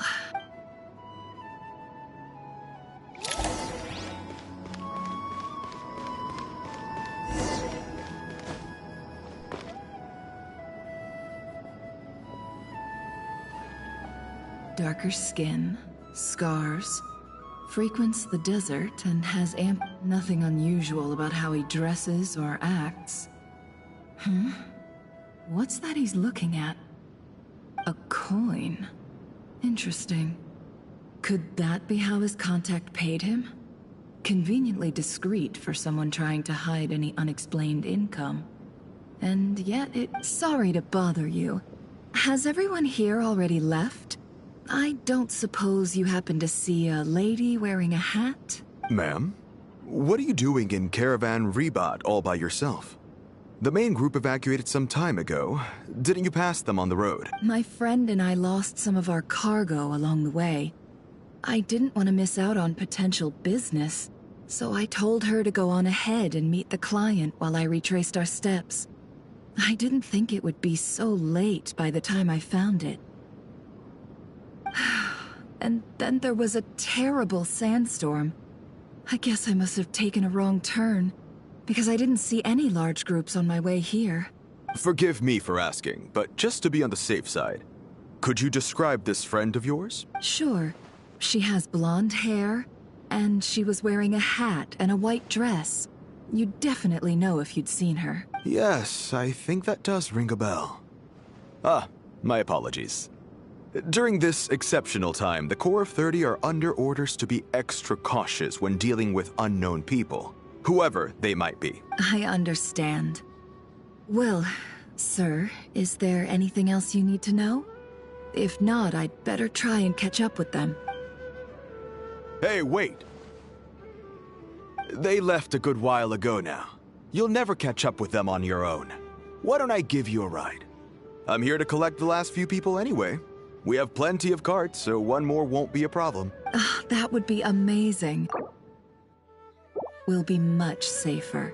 I'll have to pay you for your trouble. Hey, let's not worry about the money for now. Wait here a moment.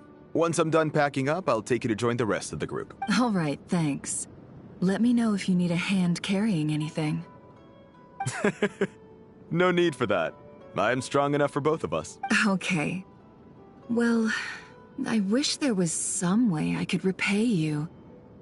Guess it's my lucky day, running into someone who knows what they're doing here. You might have just saved my life, you know? You're not wrong there. I mean, what kind of cargo is so important that it's worth risking your life to get back? I hope for your sake that it's priceless. Actually, I suppose I can tell you, since you've been such a big help. But be sure to keep it to yourself, or we could both be in big trouble. Oh, really? Sounds mysterious. We're in the antiques business. You understand? Some of our goods aren't acquired through the most legitimate means. We have to be very discreet when we're selling them. That's why I had to go looking for the missing cargo alone. Ah, no wonder. Well, ma'am, in that case, it turns out that maybe there is something you could do for me. I'm all ears. But to be clear, our commission isn't cheap. Think carefully before you ask. We don't want to ruin our relationship before we even hit the road. I'm sure that won't be a problem. My issue is, I have something that's a little difficult to sell on as well. Take a look at this.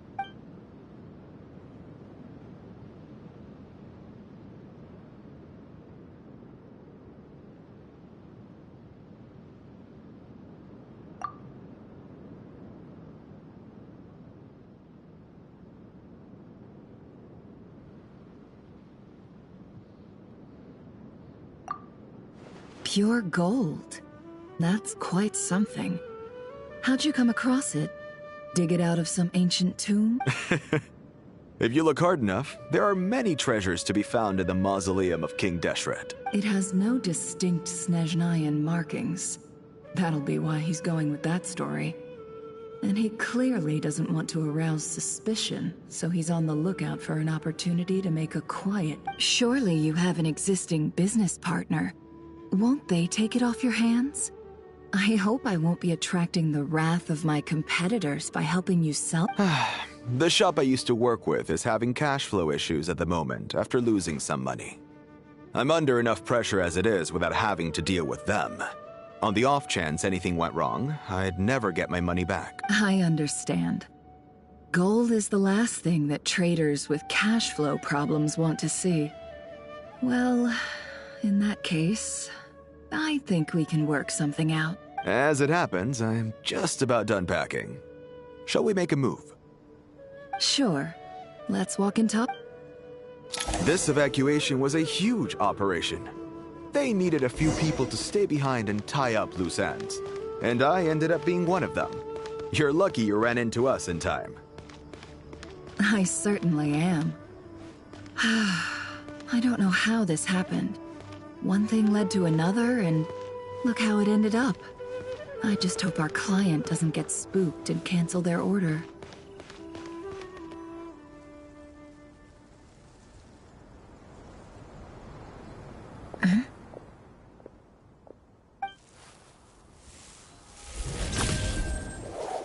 Hands where I can see them. General Mahamatra! No, wait! What?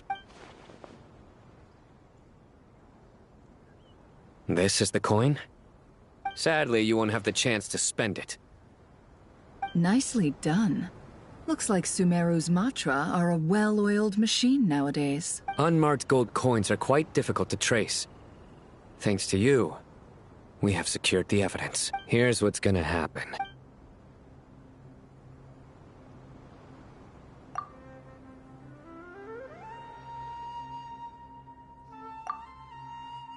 Southeast from here, leeward side of the hill. That's where he's meeting his contact. Great work. Candace tells me your interrogation skills are highly effective. Hers are quickly catching up. She's improved a lot in recent years. Looks like it's over to you for the next step. Because I'm quickest on my feet? Because you know how to trail a target. Plus, it'll be easier to monitor their activity from the air. Fine. I'll be quick. One more thing. The Traveler just brought a message from the Dendro Archon. Once you're done with this, we're to meet up at the mausoleum of King Desh. Got it. Will do. Are you sure you'll be okay at... Gee, I don't know. Maybe you should come with me. Okay. Then... Really? You do know this is a stealth operation, right? Meaning, you have to be quiet? Paimon? Are you sure about this? Well, Paimon at least wants to give it a shot. Like everyone says, if you never try, you'll never know. Besides, being the best guide into that has to count for something. This should be a piece of cake. Fine. Join me if you want. But be warned, if anything goes wrong, I'll have to gag you and shove you into a bush. No need! Paimon will be super careful. Promise! Good. Then what are we waiting for? Let's go. Ah! Coming!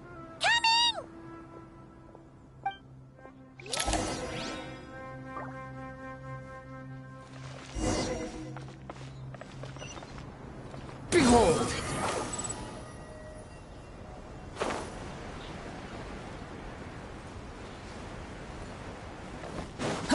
Squall Fury!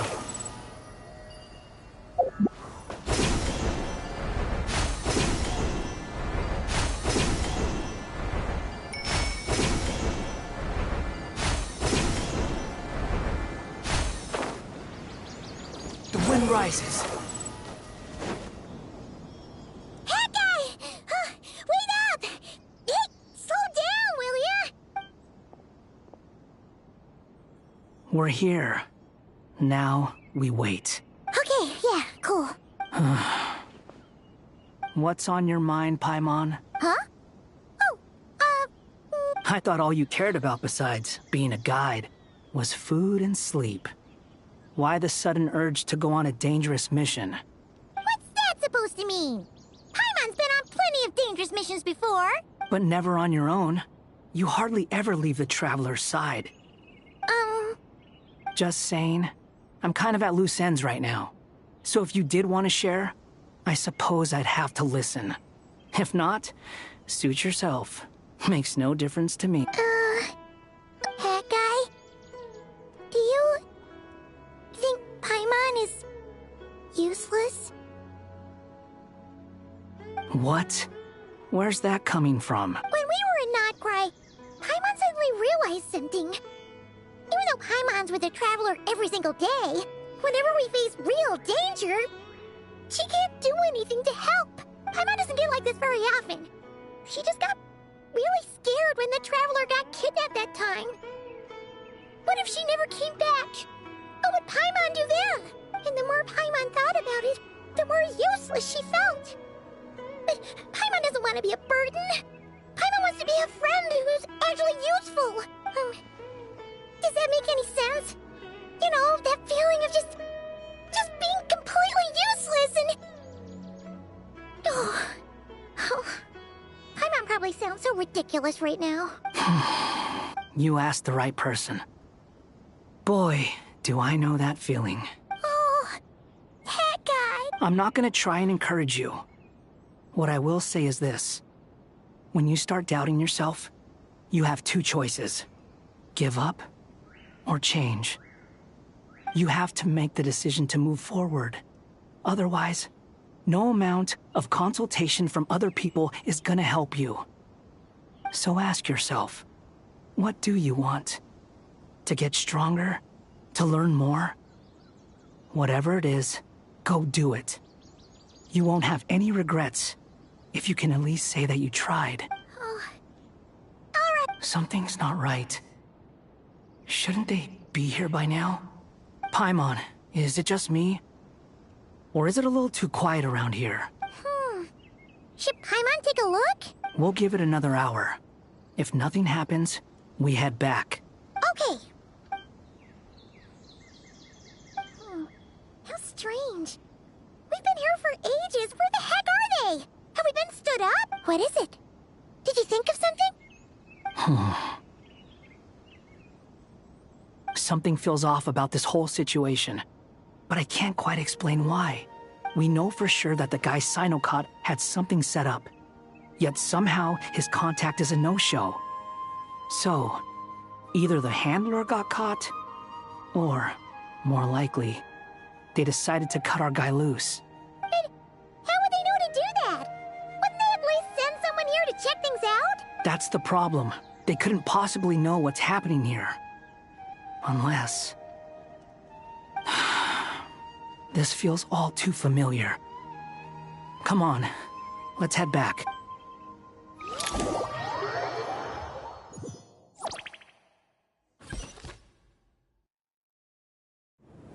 Even though this isn't a formal meeting, I'd still like to start by saying how grateful I am to each and every one of you. Thank you. Chesapeake and Bennu are currently assisting the scholars with the maintenance of Aru. As for Hermanubis, may he rest in peace. We remember him. There have been times when I imagined what it might be like to meet you all. Now that it's really time has taken many things away, but that which remains is all the more I must say, there is one thing that rather surprises me. You appear to be in good spirits, Lesser Lord Kusadali. But even so, I can sense that the life force given to you by the Dendral Dragon has far from fully resolved the problem of your vitality. Oh no! So even a Pep's power didn't work? Don't worry, Paimon. It worked very well indeed. The issue is how closely I'm tied to Irminsul. Until the problem with VII is resolved, there is no way. Sumeru has undergone tremendous changes during your absence. When gods pass away, inevitably, people's faith in them grows weaker. You must have sensed it already. Your power is not what it once was. Regrettably, this is... I too have grown weaker due to the effects of Irminsul. Right now, we're all in quite a sorry state. Then what do you suggest? We take all the help we can get. Sumeru is our shared home. You and I, gods and humans alike. We must unite all our strength in... Though Al-Ahmar is no longer with us, the alliance between the three gods remains in force. Regardless, as subjects of our king, we have a responsibility to support Sumeru through this catastrophe. Not to mention that it was the people of Sumeru who released us from this prison of Aru. Times have changed, and the people of today possess greater wisdom than those of the past. You really know how to give a rousing speech. Now then, let us learn more about your plan. The brightest minds of the Sumeru Academia are busy opening and renovating Aru. They claim it has something to do with Irminsul? Correct. Irminsul has existed in Teyvat since the very beginning. But during the Age of the Dragons, it did not possess the significance it holds today. After the heavenly principles arrived, the power of the Light Realm was divided into elemental energy, and Irminsul was refashioned as a device that records and preserves all information. Since then, everything in this world has been inextricably linked to it. As the Dendro Archon, I have a duty to protect Irminsul. To Sumeru, it is both a national treasure and undeniably a major threat. Teyvat has seen many upheavals in the last few years. The most recent of these was a major crisis in Notcry, which forced Sumeru to be even more vigilant than usual. I made sure to monitor all the pathways through which an outsider could potentially transmit themselves into Irminsul. But despite my efforts, a major problem still arose within. I still believe that someone has actively invaded Irminsul. But rather than taking any of the pathways I referred to, the intruder chose instead to utilize the most direct route.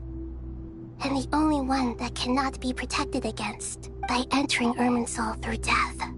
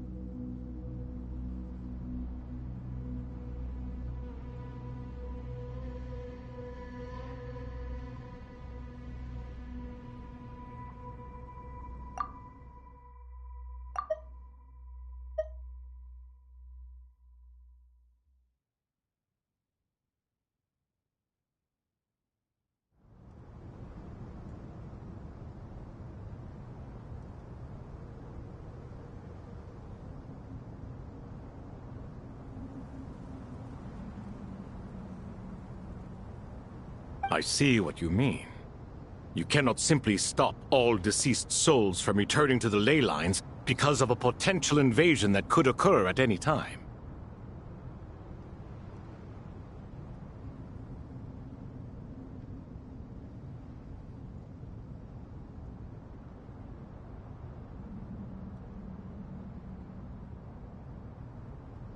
That's right. As important as it is to guard against external threats, I couldn't allow myself to stop the souls of the departed from finding peace.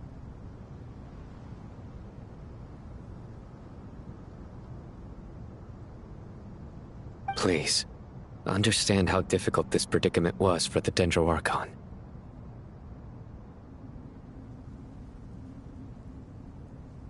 Defense has never been an easy task. After Irminsul was invaded, my authority was quickly restricted. Soon after that, the tree began denying access to any connections.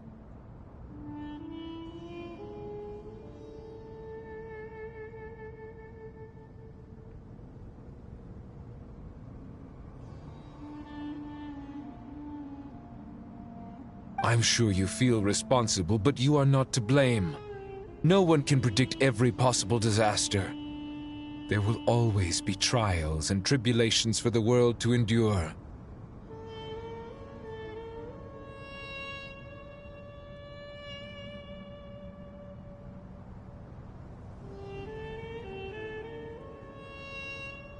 But the people of Sumeru should not have to endure this. We must find a way to break through the lockdown and connect to Irminsul. And this is why you need Aru.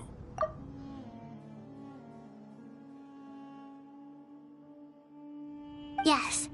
The only thing in Sumeru capable of rivaling Irminsul in terms of overall function and performance is Al-Ahmar's legacy, Aru.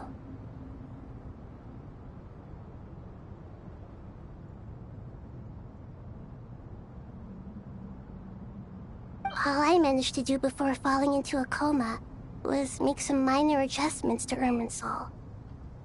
Using Aru is a last resort, and a move that comes with enormous risk. The Scholar's initial plan was to borrow Aru's power to reboot the Akasha, then use the Akasha to connect to Irminsul and investigate. Unfortunately, Irminsul has suffered far greater damage than they first thought, rendering that plan futile. To rise to the challenge, we had to resort to more extreme and far costlier means. This has led to a number of new contingency plans. To reclaim Irminsul, our brightest scholars have made further modifications to Aru with multiple goals in mind.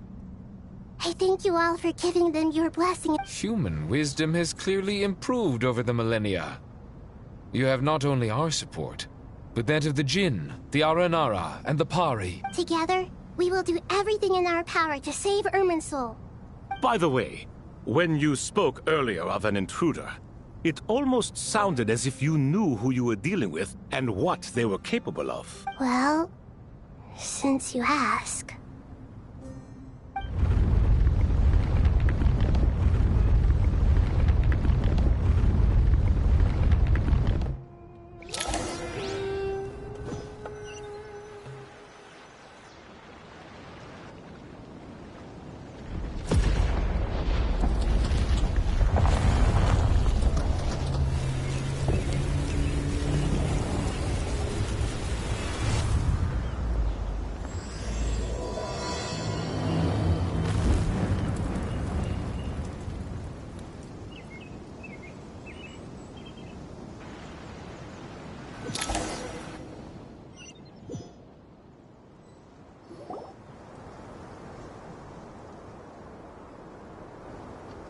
Master Tainari! What is that?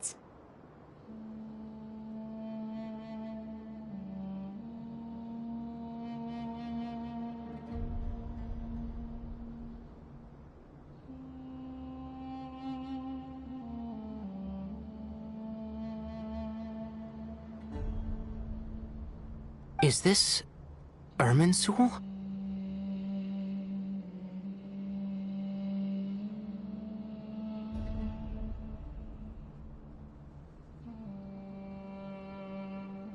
How did this happen? What's going on inside? Luckily, we managed to evacuate everyone. What in the world was that? That was terrifying!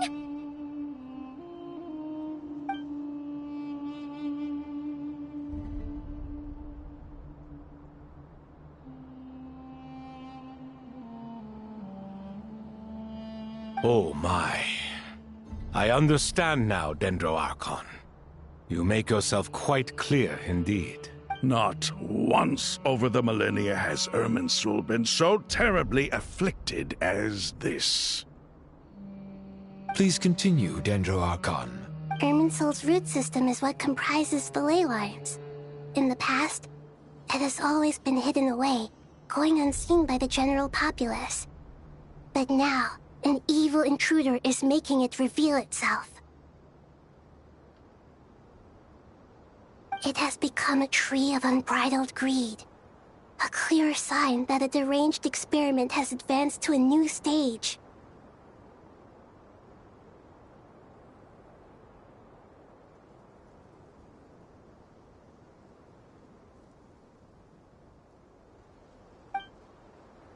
Blasphemy. From where I stand, an experiment in the name of blasphemy sounds rather improper. But, if we are to honor DOTTORE's will, this is what we must do. The birth of this tree proves to me beyond doubt that this incident is connected to him.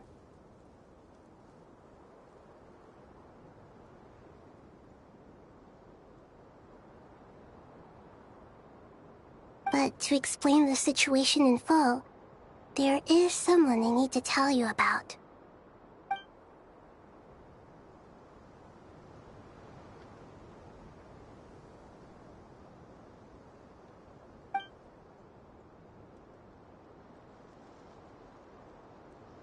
Zandik. So it was him. I saw him in the desert once. A man of supreme arrogance. So this is where it has taken him. But didn't DOTTORE die and not cry? How is he still able to do all this? He must still have loyal followers amongst the Fatui. Even so, I'm still unclear as to how he has been able to wield such a profound influence over Irminsul. I can confirm that Fatui forces have arrived in Sumeru City. Furthermore, Irminsul seems to be undergoing some kind of mutation. Evil branches are beginning to grow. Things that do not belong to this world are slowly but surely materializing. Sorry, I couldn't think of any other word to describe it. They don't seem to be fully formed physical entities yet, after all. But they are gradually becoming real. A baleful tree, climbing up into the heavens. Speaking of DOTTORE, I have some information on that front as well.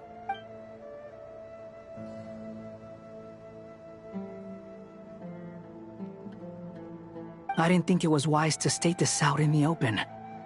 But my theory is, the mole wasn't cut off after he was caught. They wrote him off from the beginning. You mean, the Fatui never intended to follow through with him? Then why plant a mole at all? It's hardly a conventional strategy, and the rationale behind it is pretty twisted. But as it happens, I know someone who works exactly this way. And when it comes down to it, his goals are very simple. He just wants to confuse people, so they can't figure out what he's up to. He's been a collaborator of DOTTORE's from the outset. That fact alone confirms that DOTTORE is involved with this somehow.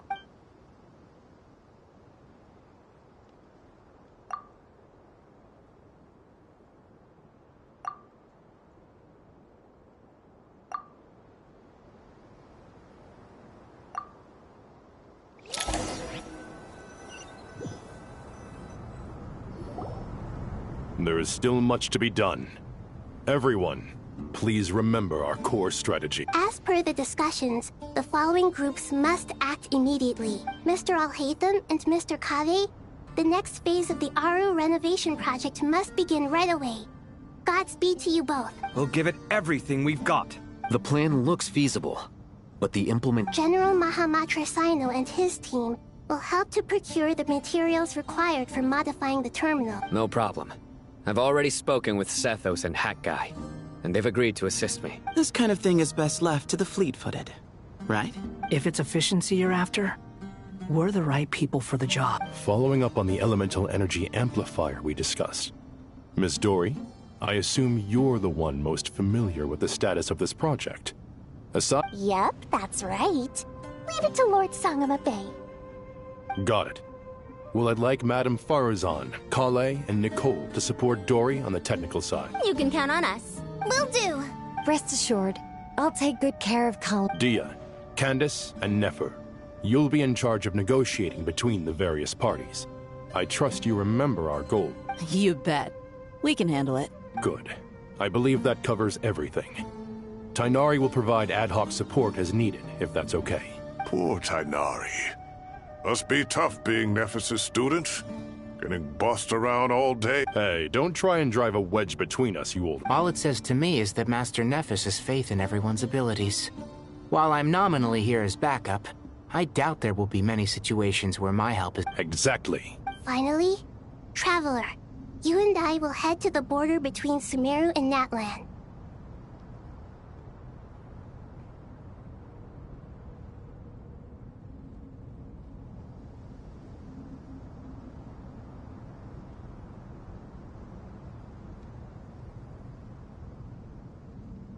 Once that task is complete, I'll be asking some of you to accompany me to the Eternal Oasis.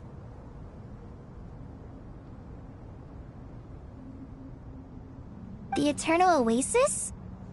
I thought that was just a legend. So it does exist after all.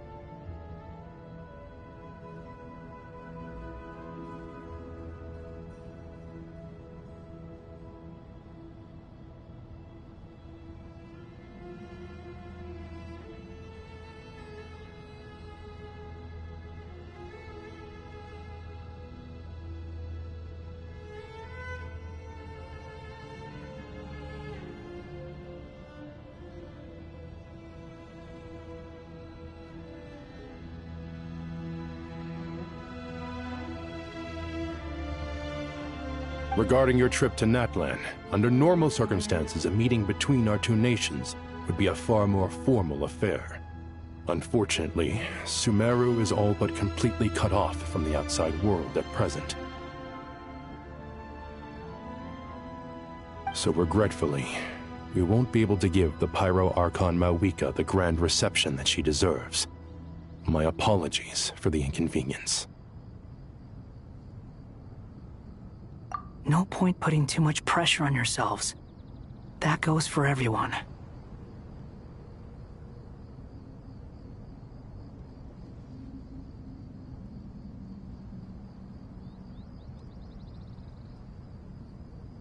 Right. Especially you, Dendro Archon. I'm sure you're still feeling quite weak.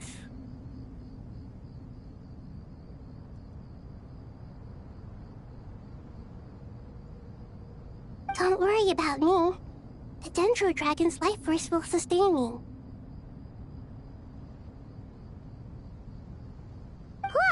We'll be there every step of the way. Nahida will be just fine. Yes. I believe in myself. And I believe in every one of you. Well, time to get going.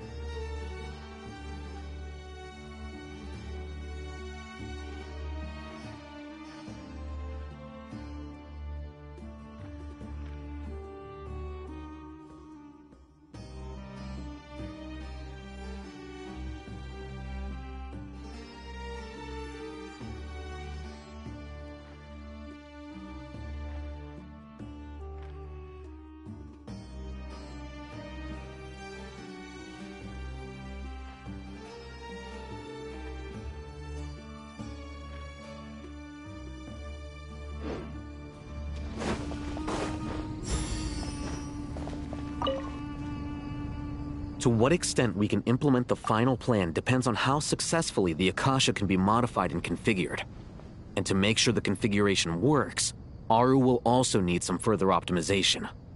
Yeah, no surprises there. Once we roll this out, any Sumeru citizens who already have Akasha terminals can simply continue to use their existing devices. This still leaves us with a significant equipment shortage, though. Many groups of people were never issued Akasha terminals, including mercenaries, the desert folk, and many others. We'll need a supply of rare materials for the renovation of Aru and the production of new terminals. Right now, the best place to source these locally is from the primal constructs within King Deshret's mausoleum. Time is not on our side here. It's gonna be a race against the clock. The Aru merge and renovation project will have to be carried out by you two.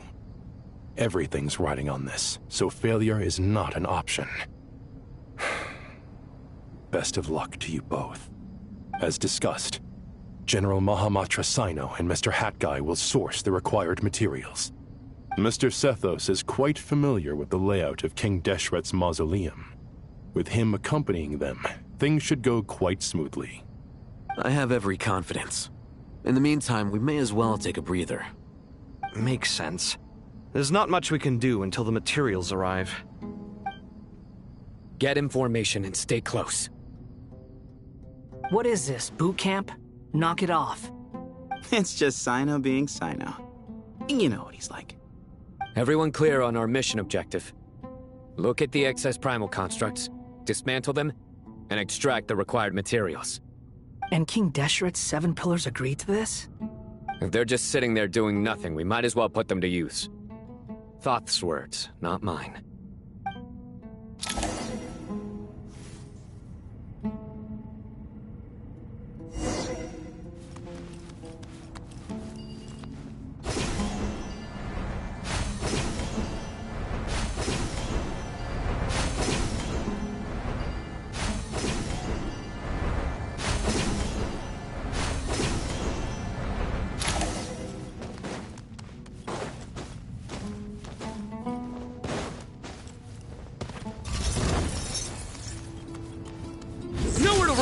Your sins weigh upon your soul!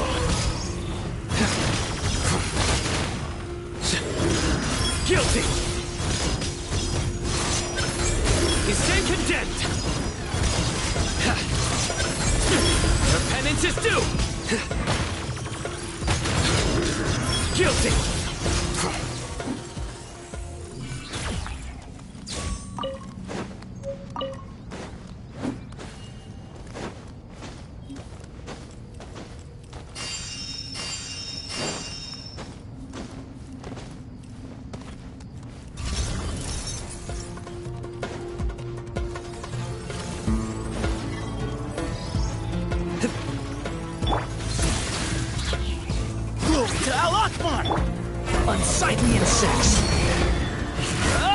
Behold!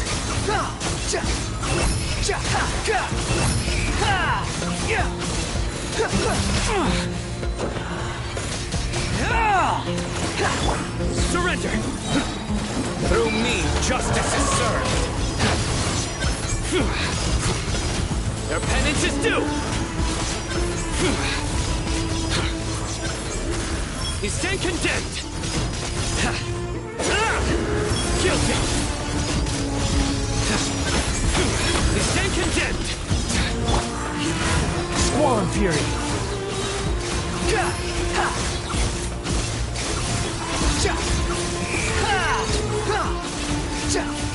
Bow your head! These devices should still be usable even though they're broken down. Let's take them back for the others to review.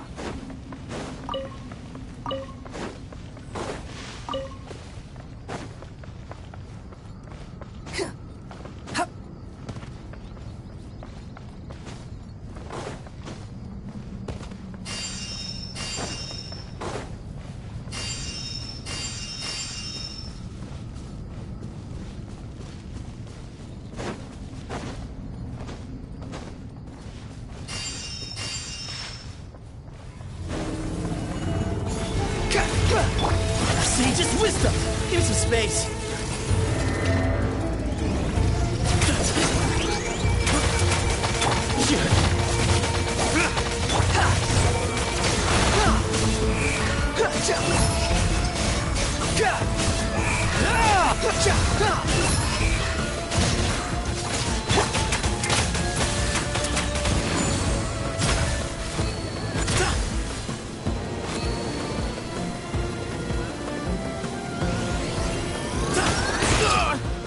It was all...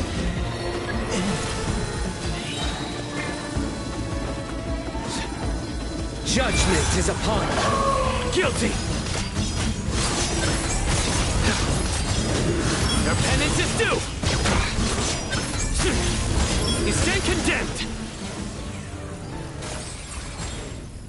How many do we need again? Enough to make an Akasha terminal for everyone who doesn't own one. I remember you telling me how revolutionary these Akasha terminals were. You've used one before, right? The Academia declared the Akasha to be the most powerful and comprehensive wisdom dissemination system in history. That should give you an idea of how powerful it is. Certainly sounds impressive. Neither Hat Guy nor I have ever had an Akasha terminal. Well, if it all goes to plan, that's about to change.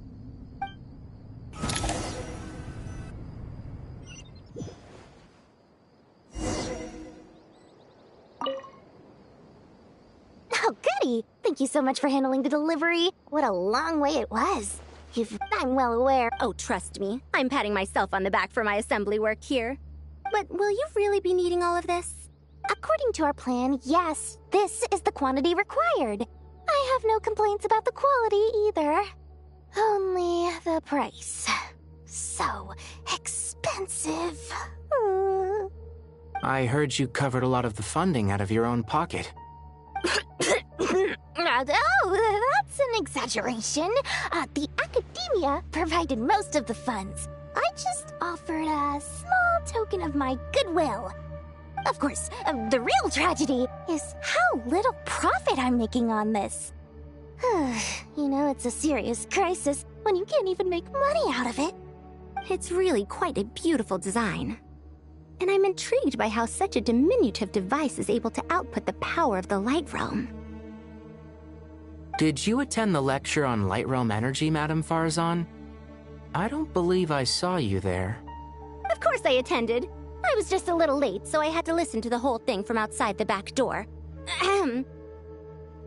Anyway, I have a perfectly good understanding of Light Realm, elemental and abyssal energy, as well as the relationship between the three. Good to know. Master told me in private that the conversion process between Light Realm energy and elemental energy involves highly classified knowledge that shouldn't be disseminated too widely. But even so, the scholars still shared said information. Well, you can't enforce a rule that everyone breaks. Is that the idea?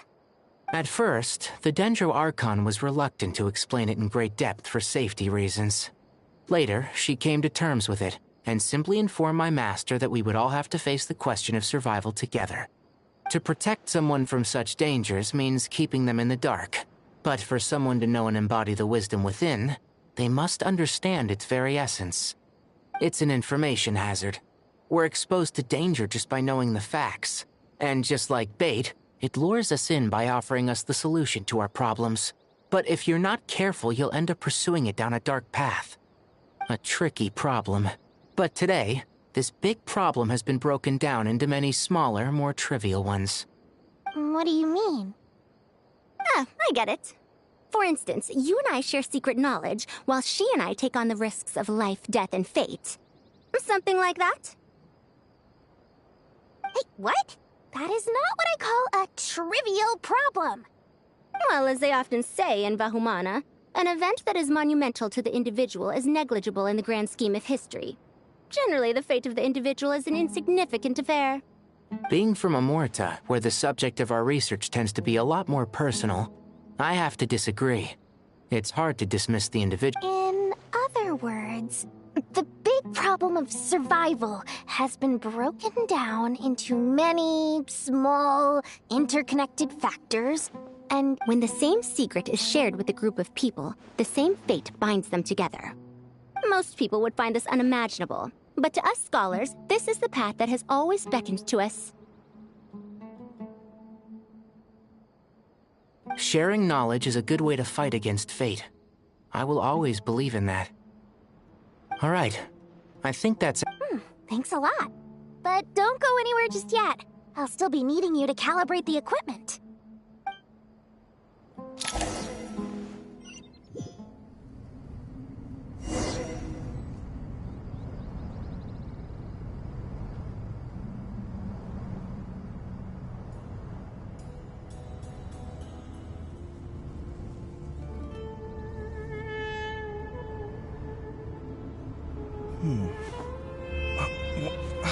Where's my key?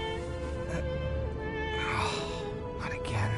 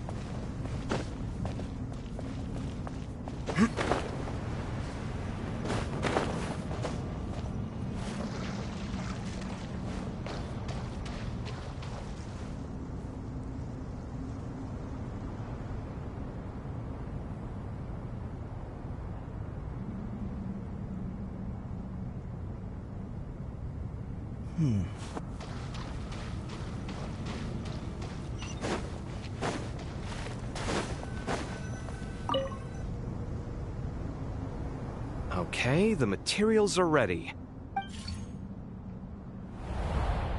Al-Haytham, how are you getting along? Most of the information in Aru is written in ancient desert scripts. Oh. Not lost to history. Some are. All we can do is infer the meaning based on the rule, although this section actually fills in some of the missing historical record. After Aru started up, 2 more lines of text appeared here. Can you read them? Humans may not read what is written. Victory should not be easy to attain, for it symbolizes divine wisdom. Knowledge must not waver, for it has... Is this a clue to solving a You can't read it unless you... Wait, I think I've got it. A chessboard.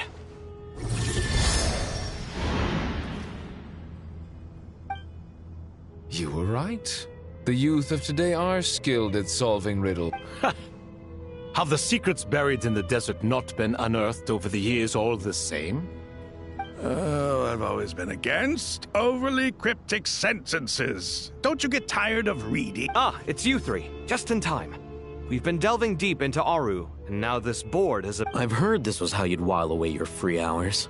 You must be quite the experts by now in that case. It is true. King Deshret's chess games are some of the most well-loved of all his wonderful creations. If you have ever been to Safhe Shatranj, you may well be familiar with the chess pieces you see here. Is this chessboard supposed to be another visualization of the interior of Aru, then? Naturally. Visitors, everything is ready.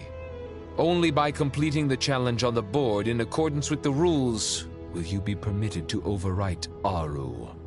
1 second. It's not dangerous, is it? Dangerous? Why, yes, of course. I should be the one to go, then. Wait for me here. Sounds like the self-confidence of our present company has rubbed off on you. Don't be ridiculous. I'm your upperclassman, and that means I have to look out for you. I appreciate the sentiment, but a game of chess typically requires 2 players. Besides, I'm sure they won't let things get out of hand. Keeping things relatively safe is in your best interest too, isn't it? Fair enough. I mean, you guys are controlling the difficulty, so please don't go too hard on us, all right? Ah, but Bennu said he wanted to put some respect into these whippersnappers. All right, all right. Thank you. Obviously, we'll still try to be careful. This doesn't seem like ordinary chess. Is the goal to defeat the opponent? No, you must enter the board and pass the trials we have placed there. Ready? Let's do it.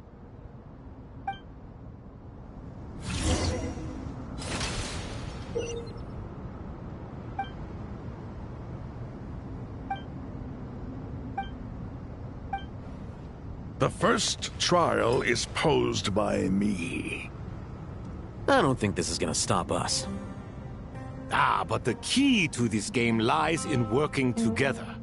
Otherwise, you will be deemed to have broken the rules. Looks like it's up to me. Marak, can you open it? King Deshret's favorite primal construct. Living on in suitcase form, of all things. Amusing. Ho-ho! Excellent work.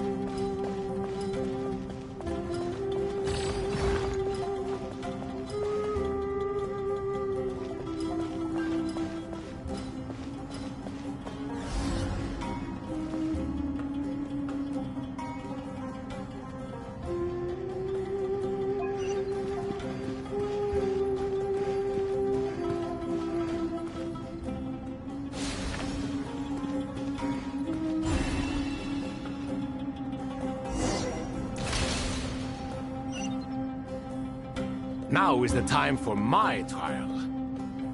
Now, don't be nervous. I'll make it nice and easy for you. Really? Thanks in advance. We appreciate it.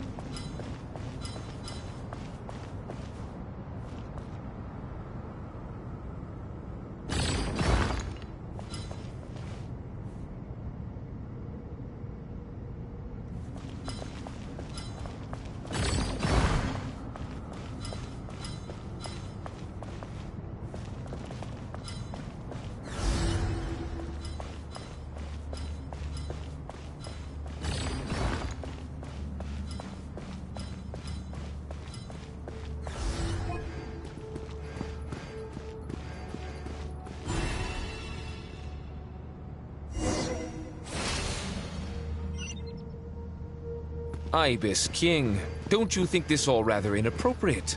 You may as well be handing them victory on a silver platter. Do not expect me to follow your lead. Ha! Suit yourself.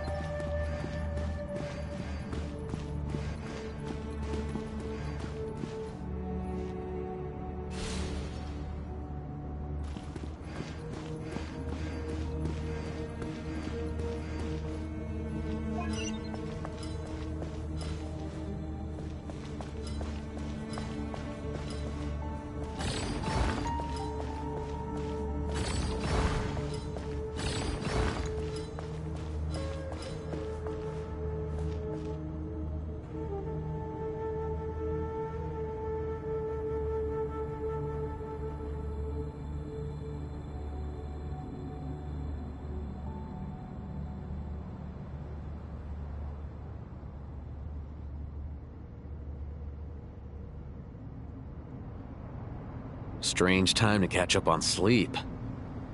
I'm not sleeping, I'm thinking! It's not that simple, you know.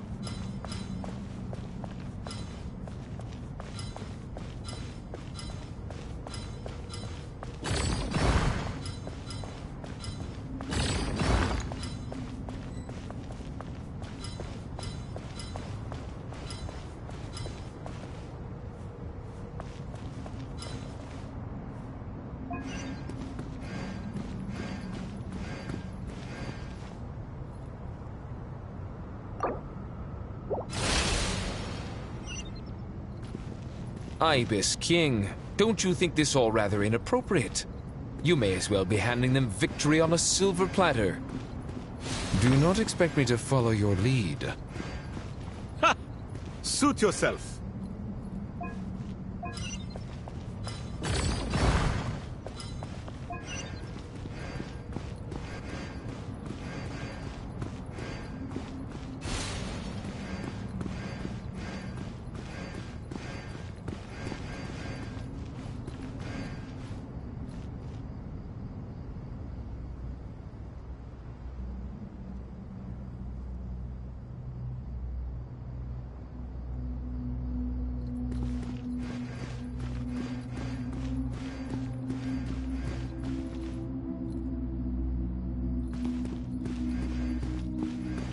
Alhaitham, what are you thinking? If you don't want to wait, you're free to leave. I never wanted to wait in the first place! Chessboard gave me no choice. If you say so.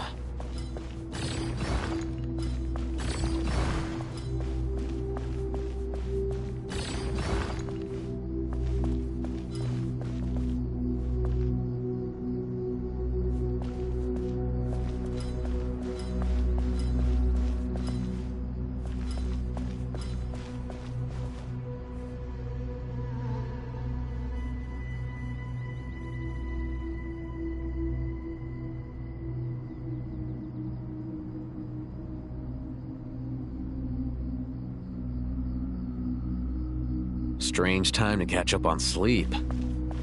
I'm not sleeping, I'm thinking! It's not that simple, you know.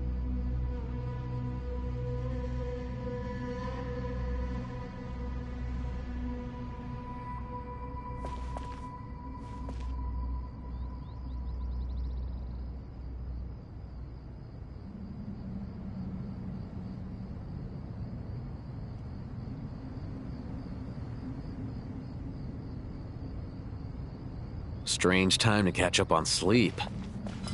I'm not sleeping, I'm thinking! It's not that simple, you know.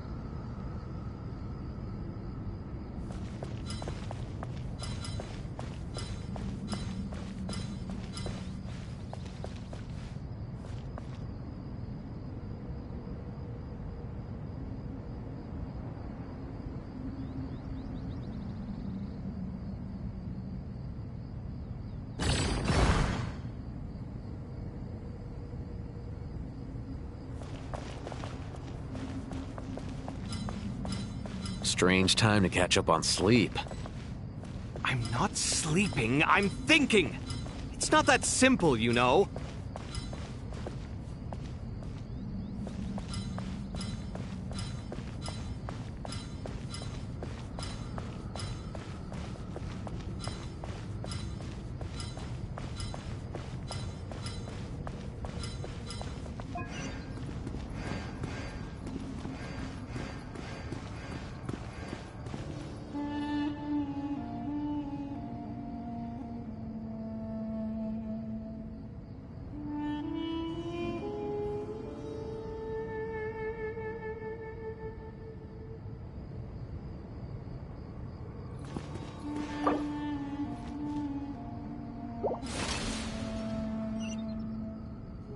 Ibis King, don't you think this all rather inappropriate?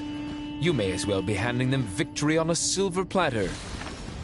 Do not expect me to follow your lead. Ha! Suit yourself.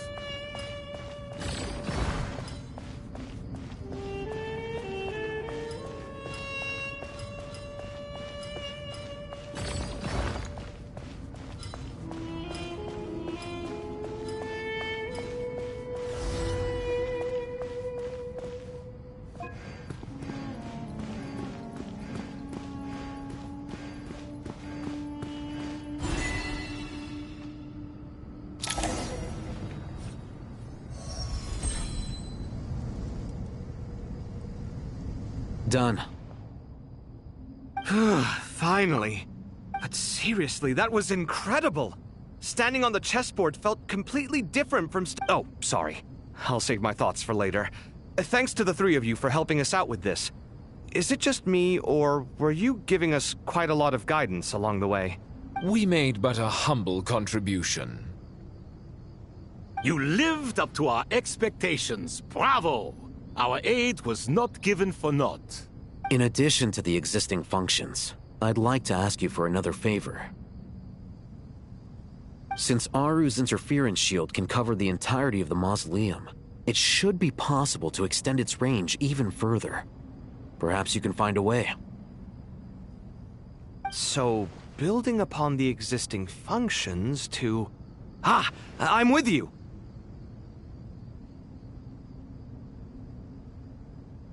Imagine for a moment. What would the ideal outcome look like if this function were compatible with the devices?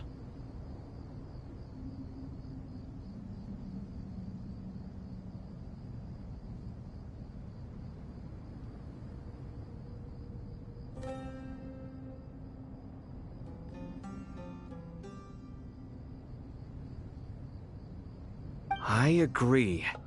This is the best solution possible. Please, everyone, we beg you to help us.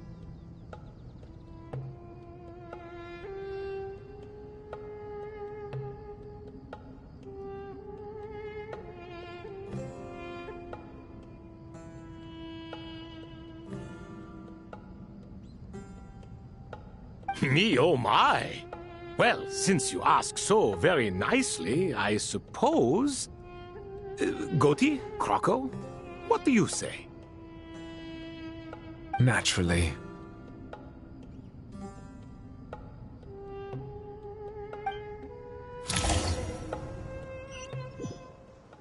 Time to go! Let's go find Nahida!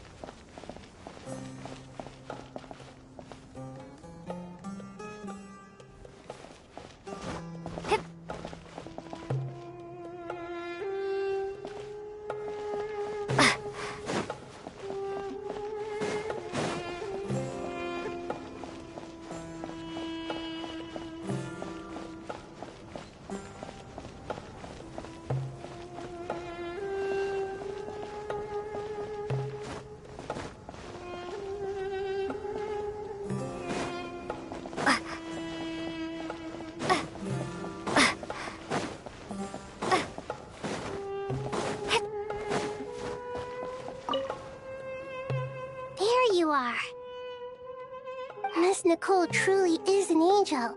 She shows great wisdom in guiding others, and she has already sent word to Netland on our behalf. She said that while the other members of the Hexen Circle are busy with important work, she is quite free, and she's more than willing to accompany the people of Sumeru for the entire journey. Oh, there's Nicole, all right. Always super patient and loves to help everyone out. She's the best. She is. So kind and enthusiastic. Well, time for us to get going. Let's head out.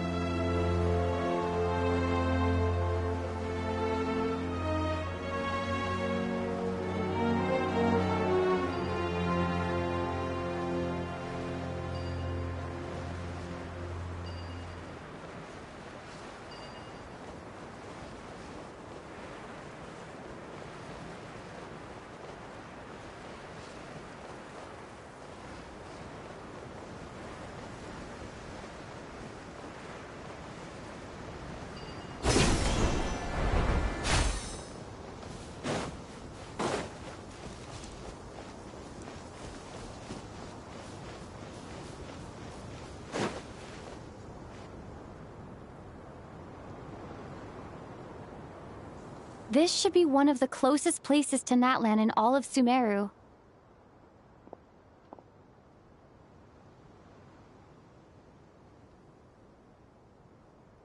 There's the barrier Nicole and Nefer mentioned.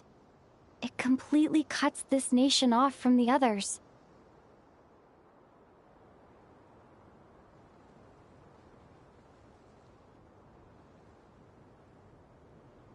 But why? Why separate you from the rest of the world now, specifically? And if I'm not mistaken, Irminsul was polluted once before, wasn't it?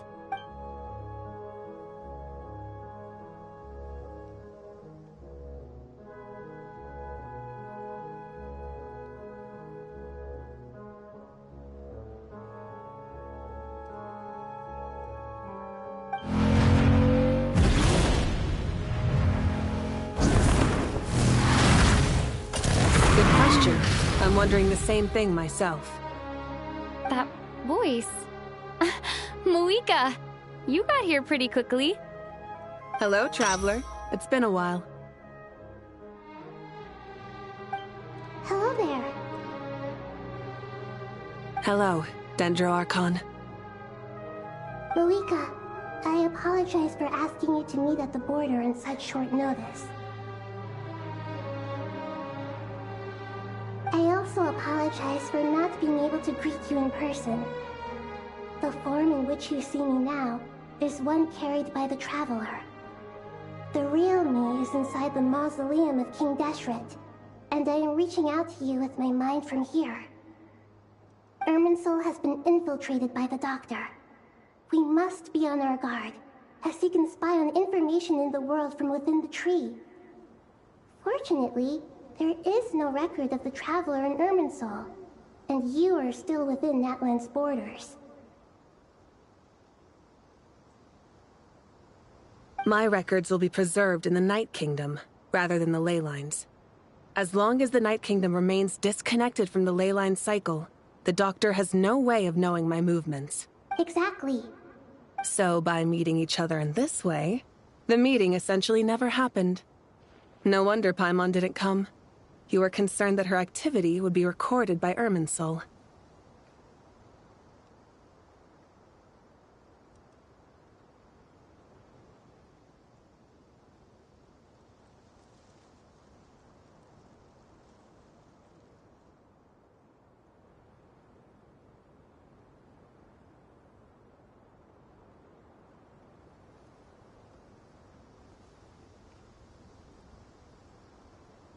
The Natlanese have heard about the situation in Sumeru. With the borders sealed off, merchants have been forced to stop their shipments. It's pretty serious, and you're the ones bearing the brunt of it. I'd like to address the question you raised at the beginning.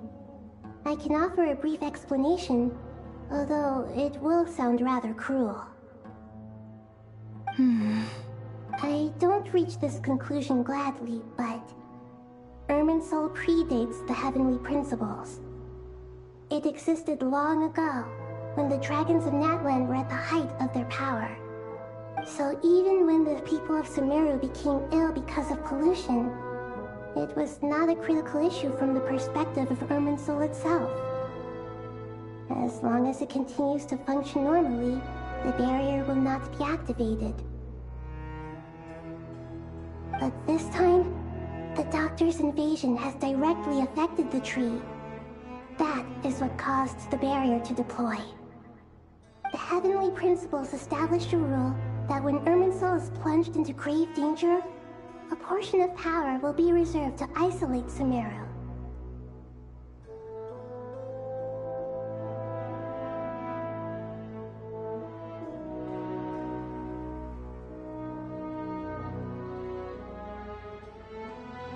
That way, even if Sumeru is destroyed, the outside world at least has some time to catch its breath.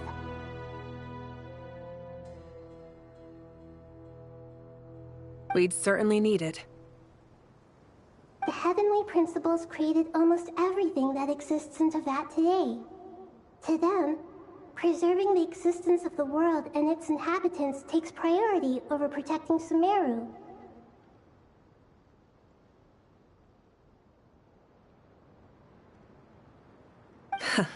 Meaning, protecting Sumeru now falls to you.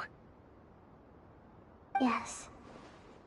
My own power may be limited, especially compared to yours. But that doesn't mean that we're just gonna sit around and wait for the end. If necessary, I will utilize any and every means at my disposal. Nicole of the Hexen Circle didn't say exactly what this meeting was about. But after hearing everything you've said so far, I think I can guess where this is going. That's right. Nahida and I discussed it at length. We both know how presumptuous this is, but... You need the pyronosis, don't you?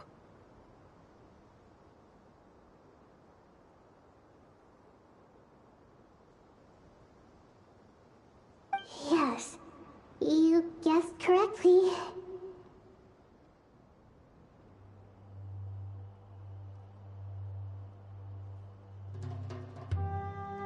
Originally, I only intended to borrow it, but the situation is far graver than I foresaw.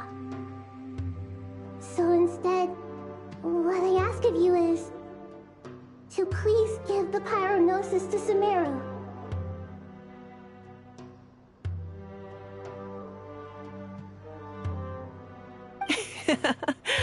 Why do you sound so nervous? There's no need to be shy.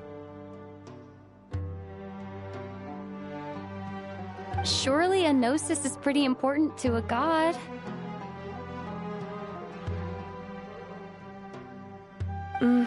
I guess, but it's not as if losing it would suddenly render us powerless.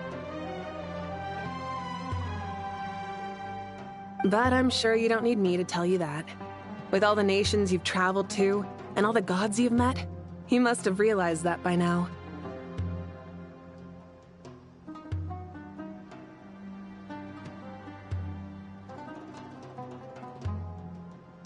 As far as I'm concerned, a gnosis is basically an elemental energy enhancer. But I don't usually use it. You know me. I like to think I'm pretty strong without it.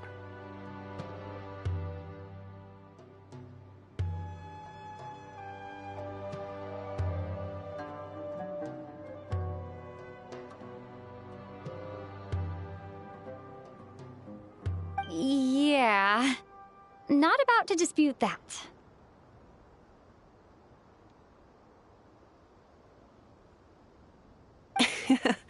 So you see? You don't need to sweat it. Here, take the pyronosis.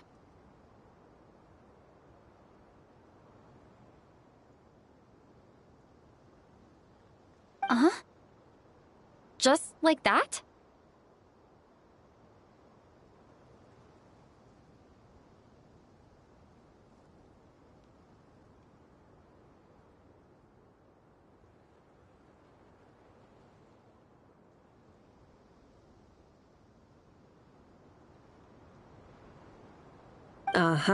Just like that. To tell the truth, I've always toyed with the idea of giving it to someone who needs it more than I do.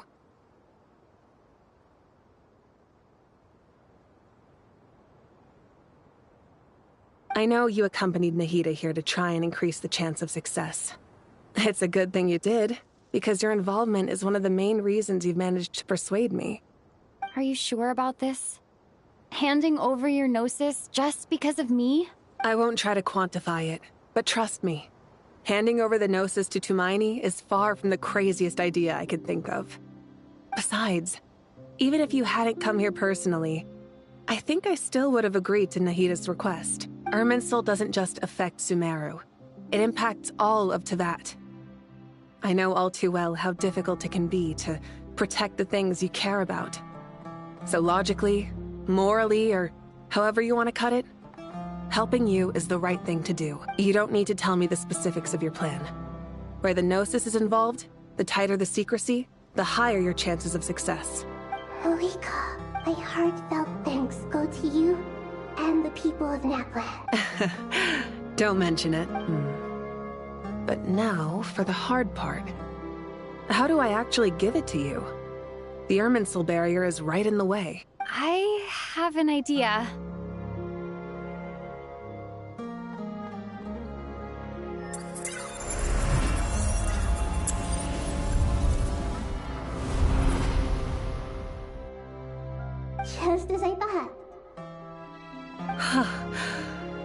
incredible. What did you do? Just made a lucky guess. This seems to happen quite a lot. Things that apply to everyone else don't seem to apply to me. I figured the same might be true here.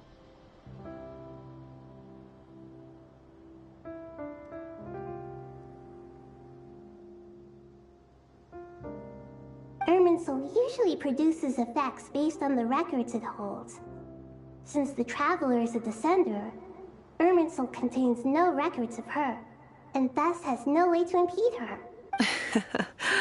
Is that right? You really are full of surprises. Catch. Whoa! Thank you, Moika. Thank you for trusting us with something so important. All right. No need to get so formal. It's not like we're strangers. Besides, there's still one problem. You might be able to pass through the barrier, but I don't know about the Gnosis. Any other surprises for us, Traveler?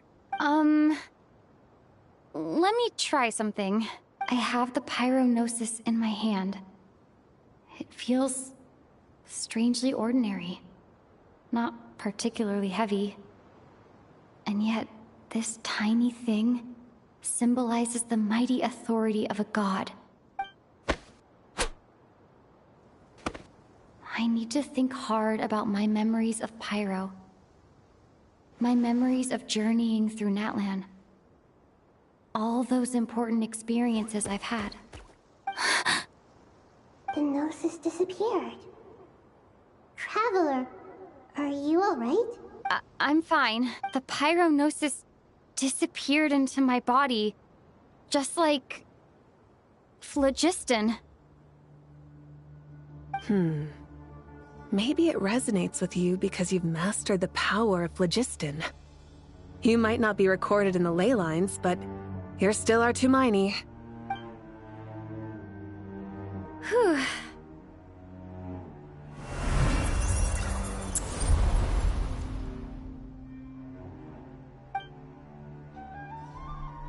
Please allow me to express my gratitude once again, Moika. Pleasure. Well, I've given you all the help I can. We won't let you down. Yeah, we aren't about to lose.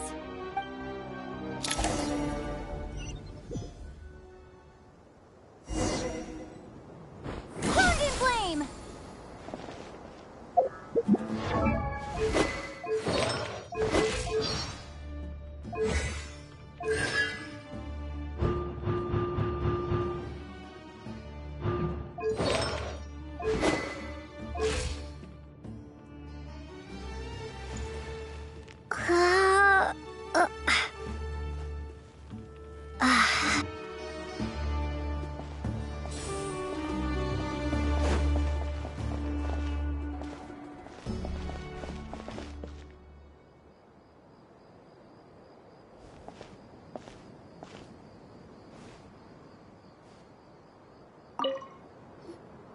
Traveler, Paimon, how are you feeling? Paimon's a teensy bit nervous, but only a teeny tiny bit. Seems like she's gotten way braver over the last few years. Of course. After all the adventures you've had with the Traveler, I'm sure you've gained a lot of experience and grown as a person. I'm doing all right. What about you, Nahida? How are you holding up?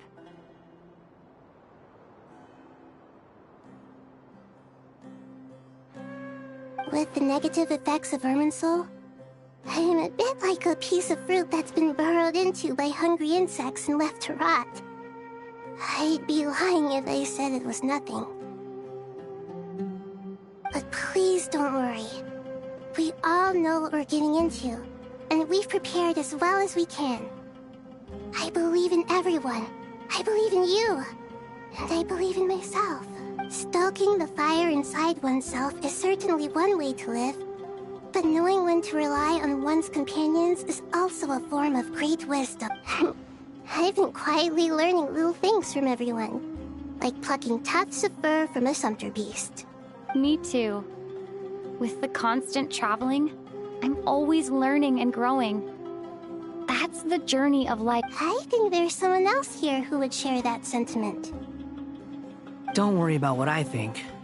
I was... What are you talking about, hat guy? This is the top floor. No one passes by. Says who? You can fly just like I can. I would have thought it may... I don't know why, but I feel a little more relaxed now.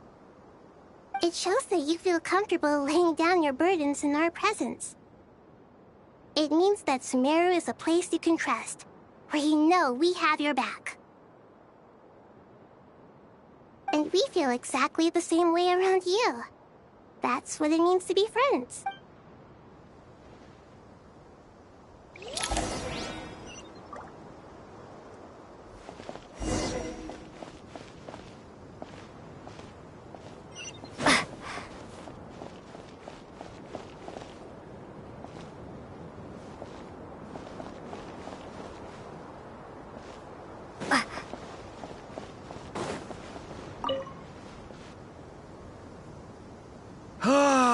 It's finally done.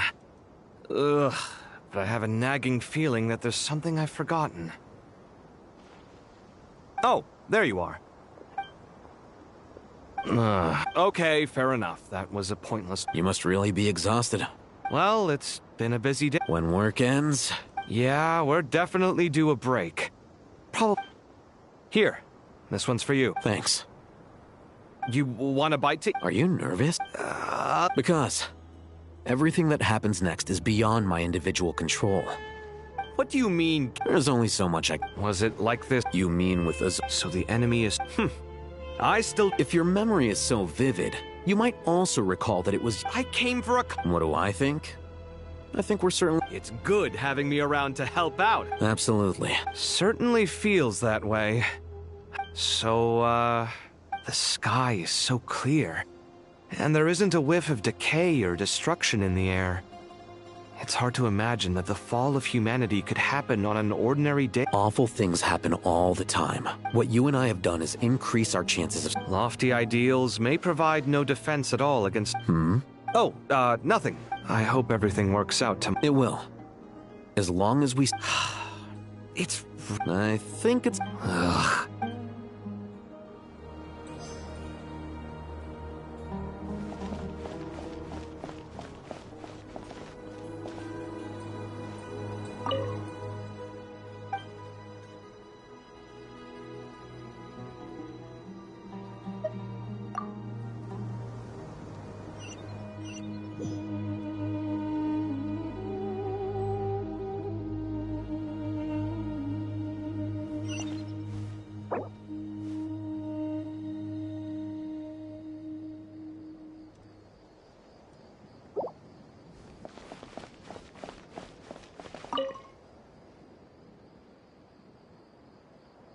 We'll make our move after... Good.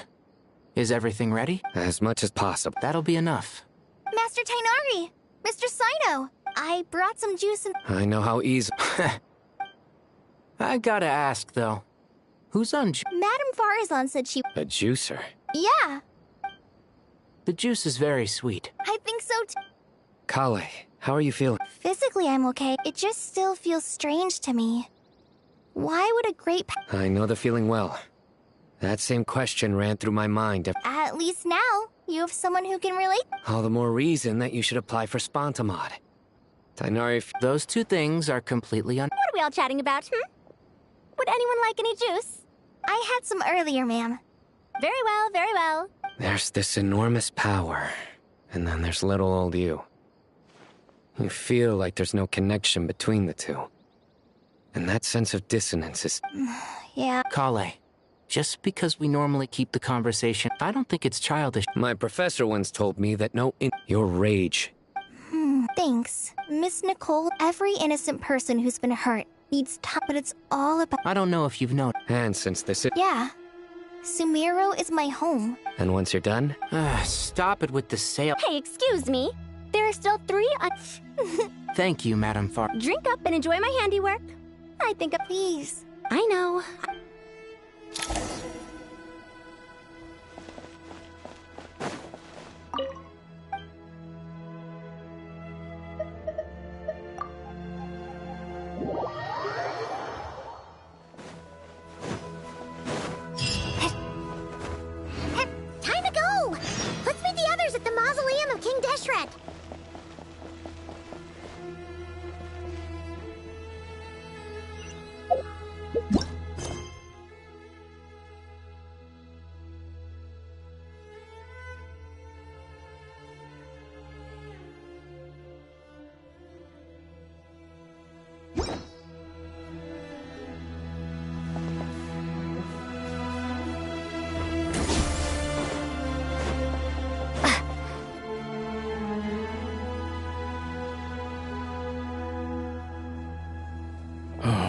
Not felt this way in a long time. Standing up high, gazing out at the rolling dunes. One cannot know what freedom truly means without first losing it. The golden slumber truly lives up to its name as a dreamland. Though desert sands exist there too, no mirage, no matter how glorious, can compare to true beauty. Dendro Archon, what is on your mind? I was wondering whose counsel I should seek on the questions in my heart. What kind of questions? So many. More than can be put into words. As I once said to a friend, we look, we see, and we comprehend. But the question still troubles us. What are the many disasters that this world faces but the sum of all irresolvable questions? The biggest question you should be asking is how to seize victory. Yes. Although, I would express it differently. I must not fail. And so the question I am most curious about now is whether the path to victory will be an arduous one. What we declare to be a young sapling, we may, in fact, find to be a towering tree, if we would only cast aside our ignorance and look beyond the veil of time to see her true form. Nahida! We're here! Just in time. My preparations are almost complete. Ready when you are. We're here too. Miss Nicole! Miss Nicole! You run so I thought I'd get a lot of exercise as a forest ranger. Sorry, I got a little carried away. Lesser Lord Kusanali, the equipment is ready, and the modifications to Aru are all complete. As discussed during our meeting. Accessing Irminsul via the Akasha is no longer feasible at this stage. There are other options, it's just they're a little more extreme. Maybe you should take it from here. The architecture and functionality of the Akasha terminals overlap considerably with Aru. There is reasonable evidence to suggest that one was developed based on the other, or that they both utilize technology of the same origin. As long as the transplant and merge operation succeeds, Aru should theoretically work on a scale greater than the Akasha and approximately equal to Irminsul. A system this powerful is capable of a lot of different things. In the past, the Akasha was primarily used for one-way information transmission, but I suspect it could also serve as a central bridging hub. In the pursuit of greater knowledge, some scholars have attempted to connect their consciousness to Irminsul through the use of terminals, incense. Correct. In academic language, scholars who reach that stage are said to have entered Satyavada life. Hypatia has performed this practice many times in the past, and she was once under my care for a period of time. Right. And this at least proves that there is a zone within Irminsul that can be connected to. That's right. Providing wisdom to the people is one of the very reasons for Irminsul's existence. I think I understand where you're going. Please, continue. In that case, I'll skip to the conclusion then. We need to further modify Aru, merge it with the Akasha, manufacture terminals, and distribute them to every single person we can reach. Every person? Even the desert folk? Yes. I've already calculated the amount of raw materials we... So you mean we're going to get new Akasha terminals? Yes. But this time, the people of Sumeru won't be using them to acquire knowledge, just to connect to Irminsul. That's the key. When we evacuated the city, we brought all the important assets from the House of Dana, in case we ended up needing them. Fortunately, this included the Akasha system's main term. We've checked all the relevant records, and one thing is certain. Nothing like this has ever been done on this scale before. Everyone in Sumeru is part of the plan. Whoever controls the people controls the city. Since this function of Irminsul was introduced, it has only ever been made available to scholars, who don't constitute a particularly large group of people. But by expanding the scale to include all the people of Sumeru, all the individual connections will stack up to create a significant load on the system. Under normal circumstances, Irminsul would be able to cope with the additional load. But with it already being under strain from other activities, its remaining capacity is limited. Thus, it might be possible to shut it down completely by overloading it.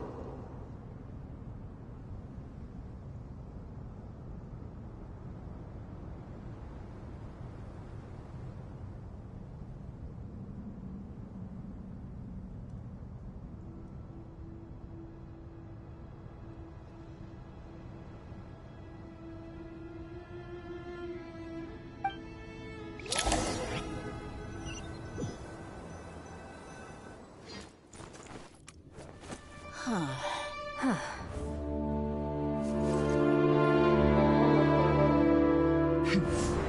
down.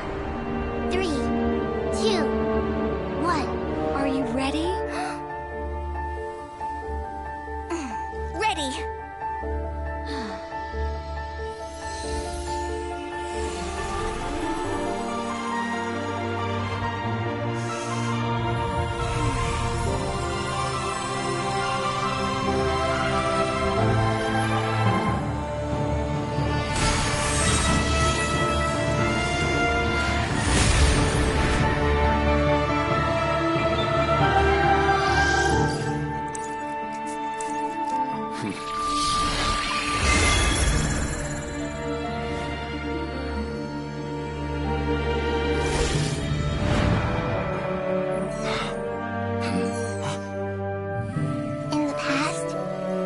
People sought knowledge, they turned to the Tree of Wisdom.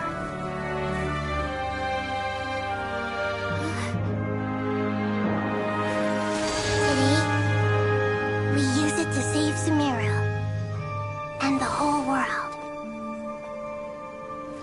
These boughs that nurtured learning must not become tools for destroying the world.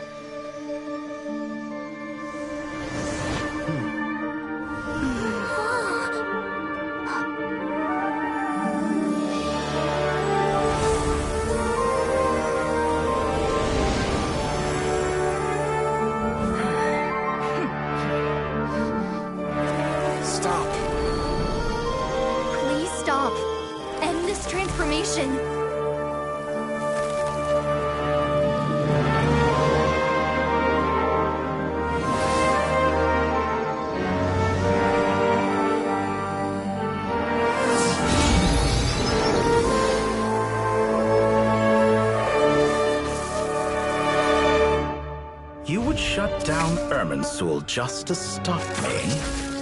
You fools. I have all the time in the world.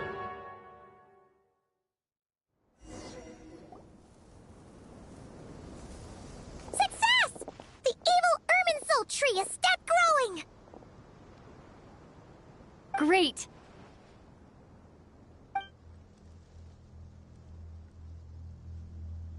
What a display of true courage. The courage to think and the courage to act. I never thought I would witness the shutdown of Irminsul with my own eyes. Perhaps this is human wisdom in action?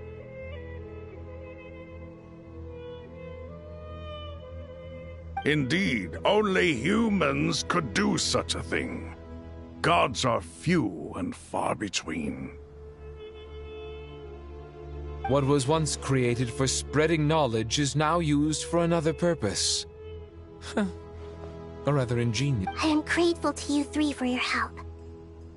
Only thanks to you were we able to extend Aru's interference capabilities to cover all terminals.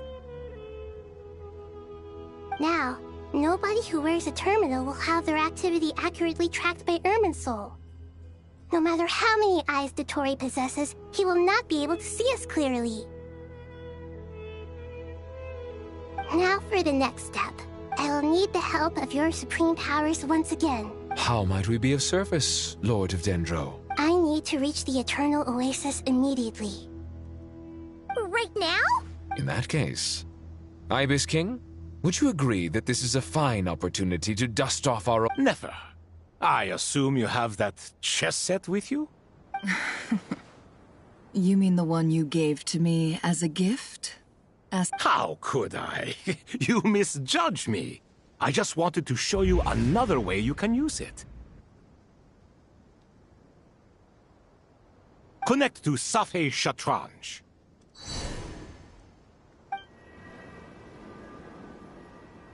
Safei Shatranj?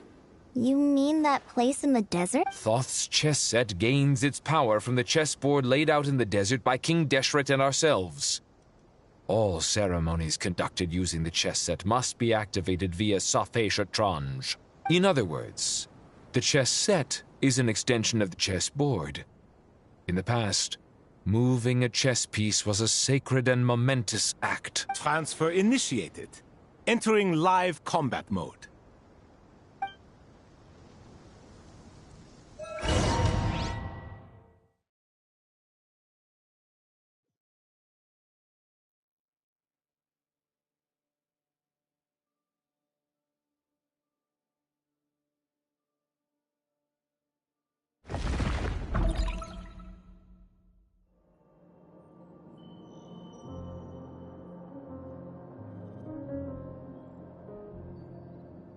We haven't heard a single word from our spy in the desert. I'm afraid he might have been captured.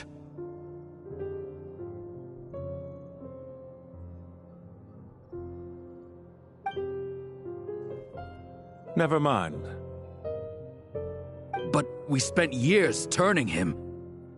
And a lot of Mora. Nothing comes for free in this world, but the loss is not without its purpose. For a small price, we have wasted a precious amount of the limited time they have. Quite a bargain, if you ask me.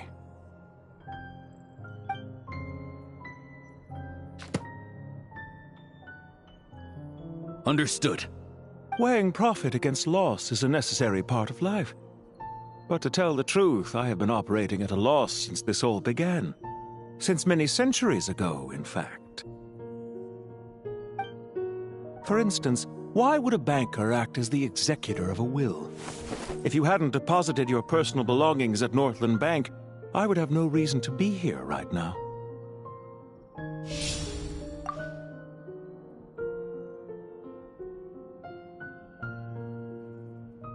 DOTTORE, I've placed your final data backup into the ley lines as per our contract.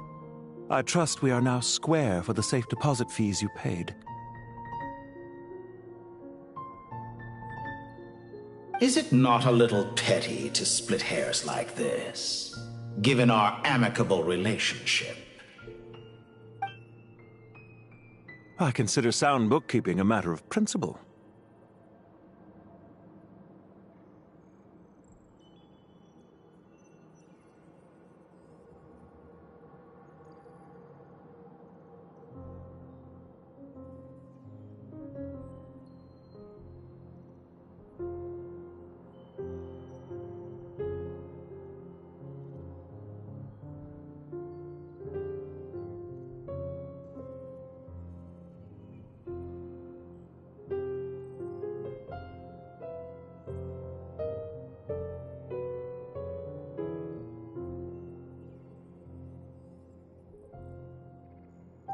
Do not forget that you only live to see this day thanks to me. In fact, every day of your life since you met me, you've been living on borrowed time.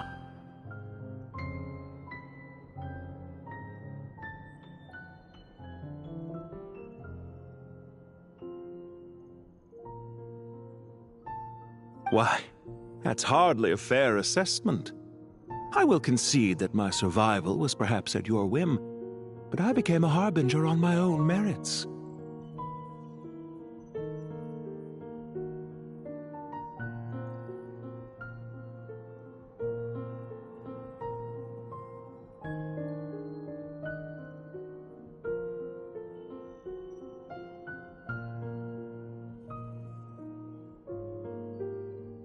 Managing money is not like other professions. Mine is not a role I could have acquired based on your recommendation alone. And certainly not one I could have lasted so long in without genuine ability. The information stored in the ley lines is quite comprehensive. Rest assured, I have not forgotten how strong your pride is. Well, I presume you have no sense of fragmentation while talking with me? How could anything possibly go wrong with such strict measures in place? The remainder of your soul was split in two, with one half sent to Nodcry and the other stored in the most secure vault of the Northland Bank.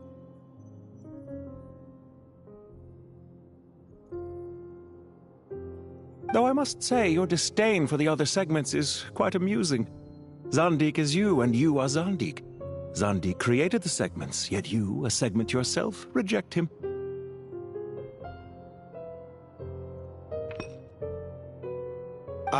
That is, Zandik, created segments of various ages in his later years. To achieve this, he had to freeze time and part with a portion of his soul.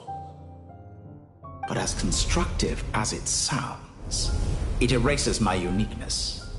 If each segment is equally me, then by the same token, none of them are truly me. A soul living forever in the past inevitably holds different views than he did in his later years. The same thing that completes me also restricts me. You too might ask yourself which stage of your life you want to be preserved at. The day your business failed? Or the day you were framed by a gang and sold off to a medical lab as a test subject? We needn't dredge up the past. This undesirable plan was eventually scrapped. Lesser Lord Kusanali was quite right. I needed an opportunity to eliminate myself.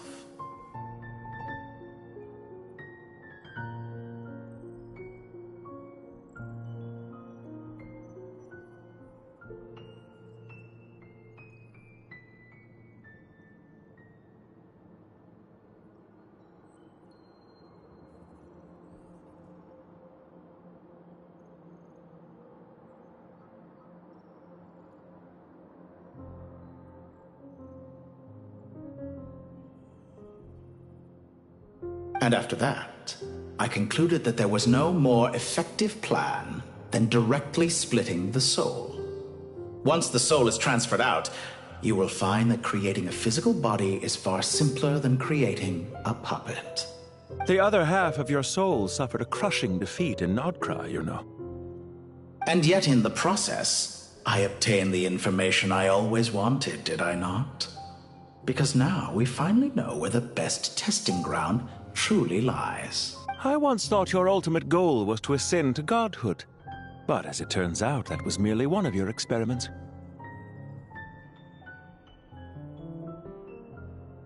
Experiments take many forms. Most people are too eager for success, too fixated on the end goal. They forget that the experimental process itself is just as important. A suspiciously vacant seat, a new face. I trust you can put two and two together. The reason it doesn't exist is because someone tampered with the record. What can I say? After all your efforts, you really did uncover the world's secrets. So, is the new world you promised a lie?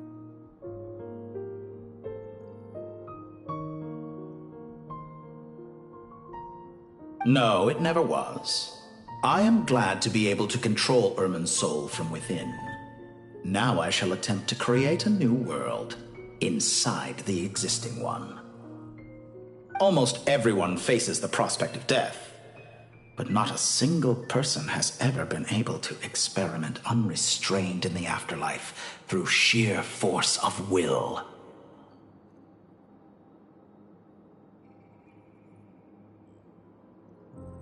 I am the only one to have overcome this enormous challenge. Would I not be letting the world down if I didn't make the most of the opportunity to experiment? Clearly, the dividing of your soul did not affect the magnitude of your ego. Out of all the versions of you that have ever existed, this you is the most insane and the most radical. Is that why you chose to work with me? Which was it then? My insanity? Or my radicalism? Could I call myself a venture capitalist without a suitably ambitious plan to invest in?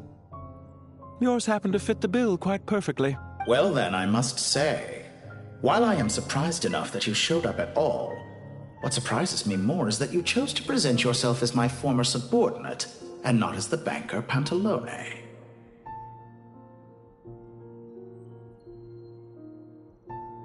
Why make things harder than they need to be? Exposing my true identity in a situation like this would only serve to destroy diplomatic relations between Snezhnaya and Sumeru. I daren't imagine the consequences.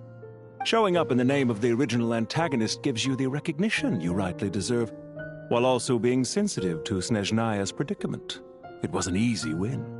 As for why I'm here, if you're suggesting that your credit is in the negative, I won't argue with that. Many people say that about you. I'd argue that a significant factor in your willingness to cooperate is the fact that you have but a few years of life left after my death. Living and dying together has a way of binding two parties together rather closely. Is it not true that a relationship should be judged by both the positive and negative returns it yields? So some of what I said actually made it into your head after all. It's true that I hope you don't die too soon, but don't you find that a strange thing for me to say? After all, you've already had quite a long life, especially for a human being. Let's not pretend that you're any more innocent than I am. Are we not the same in this regard? We both despise the existing laws of this world, and neither of us enjoy being under anyone else's control. Is it really so greedy to want the world to operate by a new set of rules? Of course not, my dear friend. And as I've said before, mutual interest is the foundation for the most reliable of relationships. You can attest to that. I just hope there never comes a day when I have to work too hard to prove that. Regrader, sir. People have been spotted approaching Sumeru City. How strange. Despite your access to Irminsol's data, it appears the soldiers noticed before you did. They must have found a workaround. Well, DOTTORE, I trust you know what this means. The fact is... They're coming. They'll breach the city gates any moment now. But even so, I would say Irminsol is a wonderfully convenient thing on the whole. If you do manage to create a new world, perhaps you could plant one outside my office, too. I'll consider it. What do you need me to do? Stall them? The experiment will take time. Stall them for as long as possible. Very well. But you're really asking for the moon here. Have you heard this story? There was once a guilty man, kneeling in the center of a church while an angry mob outside waited to bring him to justice. He pleaded with the gods, begging them to grant him one final request, the chance to finish confessing his sins before he was sentenced. Many suns and moons passed, seasons changed, and still his confession continued, as if he intended to speak until the end of time. Are you suggesting I worship you as a god? Or were you hoping that I might confess my sins to you? Certainly not the latter. That would make my life miserable indeed. For someone who despises them so, you never seem to have any objections to me creating or becoming one. At first, I thought you'd be furious. Concerned I would terminate our partnership, were you? Not at all. You had reasons why our partnership must continue. Don't you find people's attitudes toward gods amusing? A god descends from the heavens and people worship it unreservedly, blindly following whatever rules are given to them. And yet, when they see an ordinary person gain godlike levels of power by virtue of their own hard work, they treat him with nothing but suspicion, even if he is a compatriot. Is that supposed to be a compliment? No. I was just thinking. I pity the man who would call you a compatriot. There's no need to be so self-critical. I know it's a little late in the day to be asking this, but how have you been keeping? I'm flattered that you would take the time out of your busy schedule to consider my well-being, Doctor. The part of your soul that went to Nodcry caused quite a stir, sending our organization back to the drawing board on numerous fronts. It was quite a headache for everyone involved. Dear me. I must have caused you no end of trouble. You certainly did. I had the rare honor of being summoned before the Tsaritsa with Pulcinella to answer for myself. A terrifying ordeal. Don't worry, I pulled through. At most, it's a public relations nightmare. I made sure of that. Now I'm curious. How did you explain yourself? Oh, it was quite simple. I just pinned the blame on someone who wasn't there to defend himself. I could hardly be expected to defy the demands of someone as insistent as the Second Harbinger, now could I? How you slander me. You know full well that I am perfectly amenable to reason. There's no question that you are partly to blame for the ruin of my reputation over the years. Do you have anything lined up for when this is all over? Hard to say. Field work always takes quite a toll on me, as you know. Once I'm back at Snezhnaya, I'll start with a well-earned cigarette. Why are you so eager to ruin your lungs after I went to the trouble of replacing them for you? If you have an issue with it, feel free to try to stop me. What's on your mind? The limits of humanity. It's a pity. Despite running countless calculations, I find there is simply no way to reduce any further the amount of one's soul required to sustain an individual. It's rare to hear you admit to being unable to achieve something. I beg to differ. For instance, as I've told you before, the original me was prone to motion sickness and couldn't make long train rides. Ah, yes, of course. One of the reasons you often sent yourself out on errands. What are you thinking about now? A new experiment. In the event that my soul was depleted, say we extracted my data from someone else's memories, yours for instance, and then combined it with your intact soul as the base material. What would we create? Such a scenario would be impossible. Oh? As long as your current soul survives, there will be no need to create a new individual. Don't forget, you were the one who approved of the present situation wherein only one DOTTORE remained. And if you ceased to exist, who would be capable of performing this experiment? Since the day I met you, you've always excelled at talking your way out of a quandary. Isn't it a little too early to be saying goodbye? Not that I wish to keep you from your business, of course. Very well. Let's leave the conversation there for now.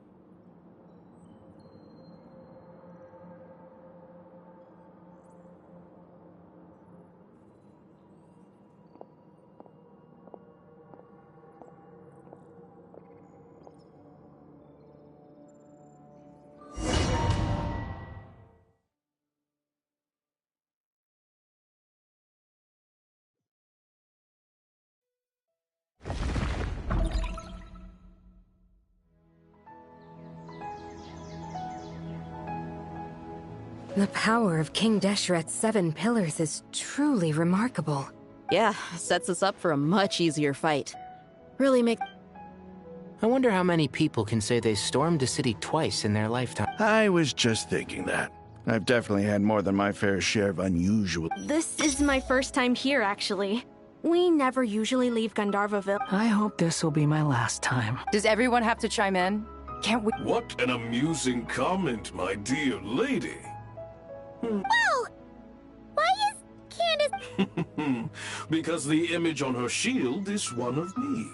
And I, of course, can appear wherever I wish to. Huh. Well, la-dee-da. Isn't that fancy? You wish for your gauntlet to speak? Ahem. I think you'll find that it is I whose image is carved hereupon. Thanks. Definitely feel strong. You're welcome, my lady. I am glad to lend you my... Sino, what's the situation? There are troops stationed at every entrance. As we expected. Everyone, stick to the plan. We'll take the main entrance. You head for the House of Dana. Move out.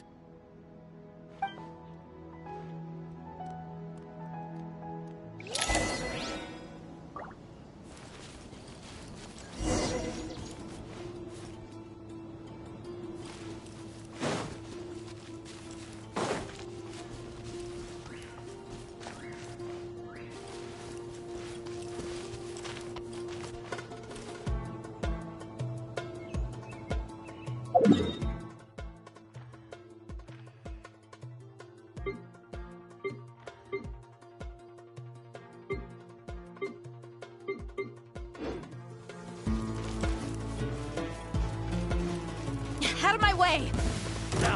Take this! Watch out! Get lost! Thank you, Jed. You gotta be more careful. If you're not ready to put your life on the line, you can't be certain of defeating your opponent. She's right. Keep your wits about you, Rana. Your sins weigh upon your soul. Your penance is due. Guilty. Take them out and secure the harbor.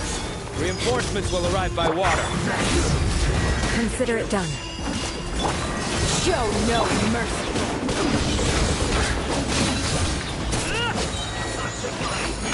Through me, justice is served.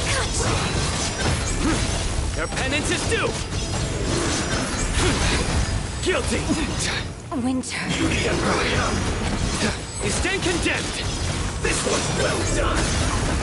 Your penance is due. We shall prevail. Yield.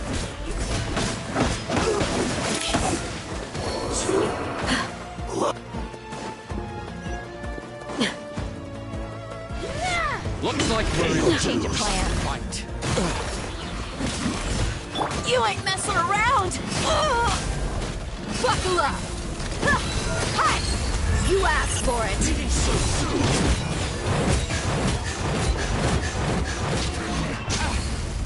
Cha. Huh. Yeah.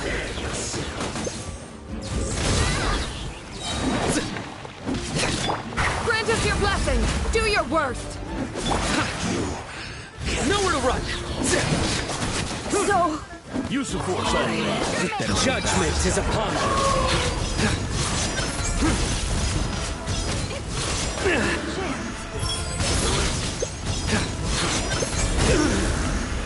Guilty. You stand condemned.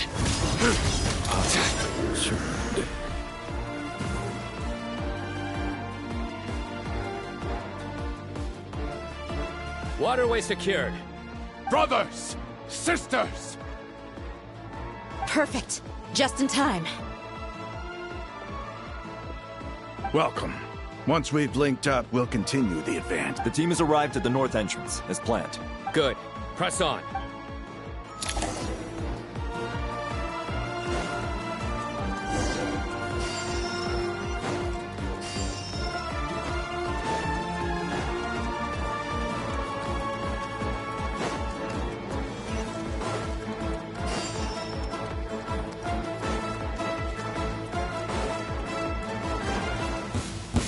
Got ourselves a straggler. Yield. The barrier. Look alive. Surrender. We shall prevail. You're dead meat. Let me amuse myself.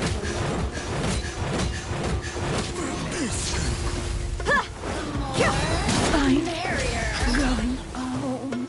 Blink.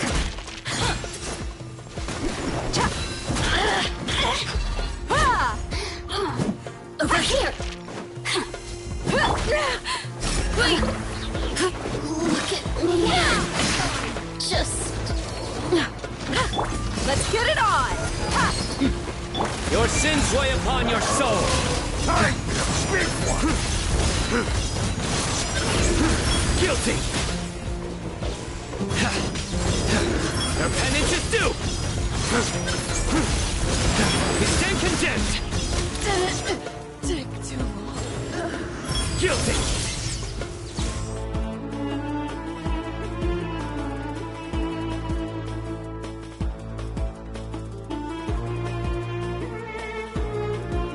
Look out! It's an ambush! Finally. We need to hurry. Take the middle road now.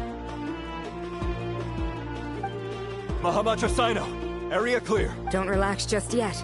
More Fatui approaching from the right.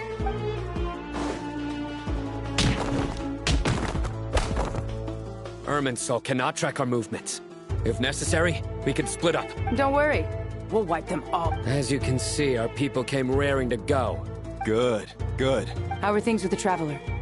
Can Tainari keep her safe? Don't underestimate Tainari just because he's a forest watcher. All right. You know that's not what I meant.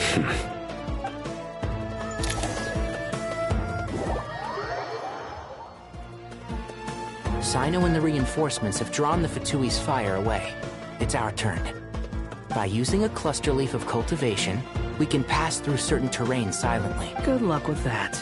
We'll just fly up there. Huh? Oh, yeah. Ready? Ready.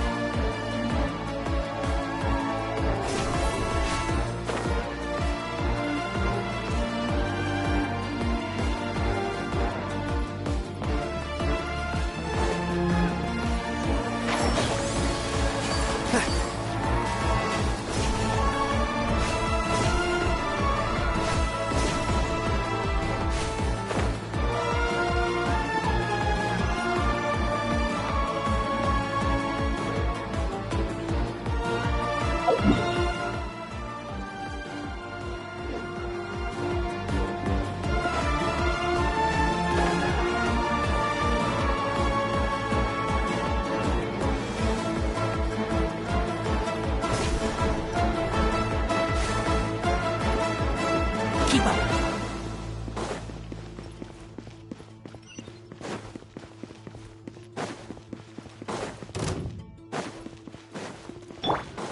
Scorch and burn! You're dead!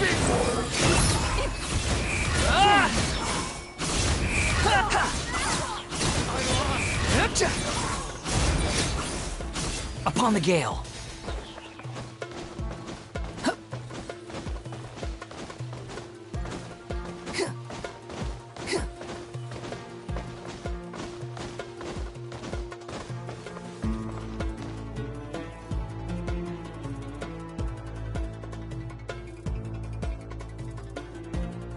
Fatui soldiers up ahead.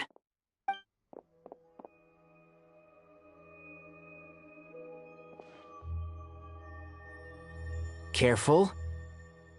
Prepare for battle. Hey! There's people over there. You have some nerve showing your faces here in the center of Sumeru City.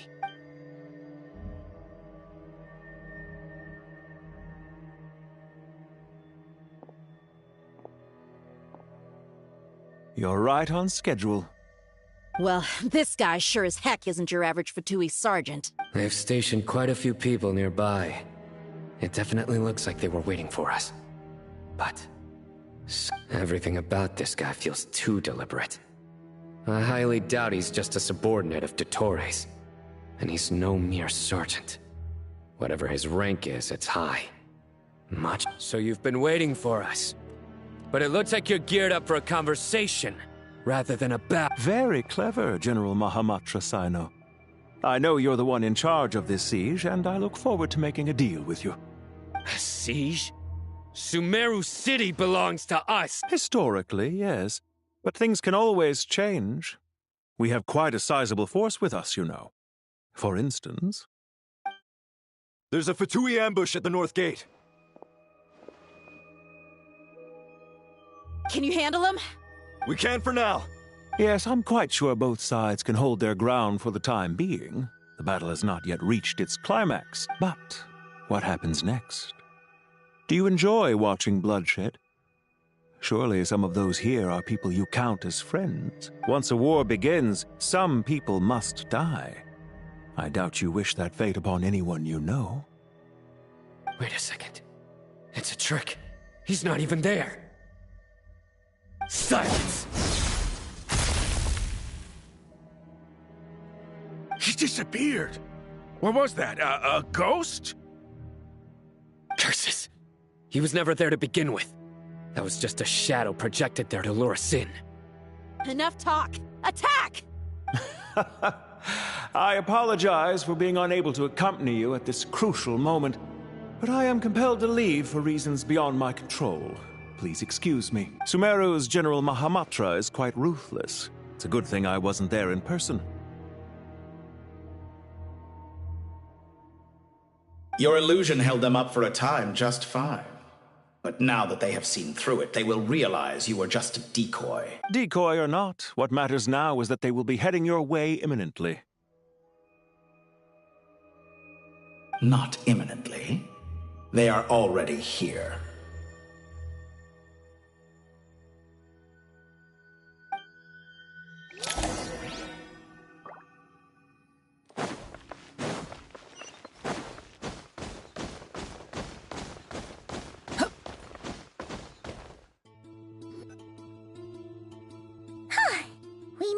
This is far enough. Tainari, you go help Sino. Don't worry about us. Are you sure you don't need me to stand guard? No need. Once the connection is established, we'll disappear from the sanctuary of Surasthana. All right. Goodbye for now, then. Please tread carefully.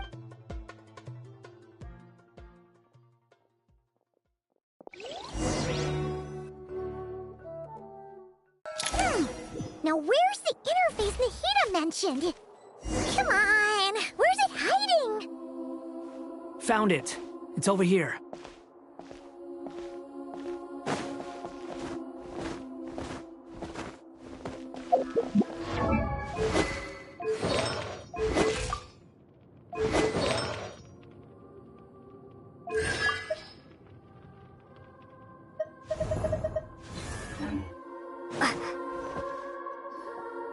We can connect to the inside of Irminsul through the Sanctuary of Surasthana's built-in security system. You should be pretty familiar with the process. Is it the same route as last time? For the most part. We don't need to adjust any of the parameters.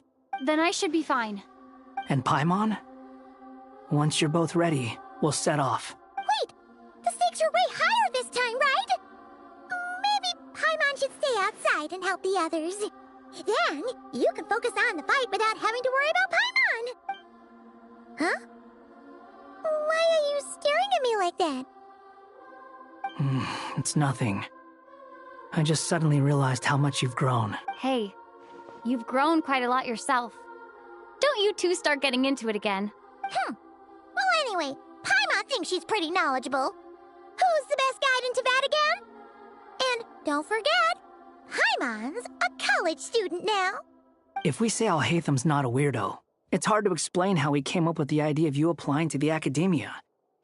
But for all that he counts, you're doing surprisingly well in your studies.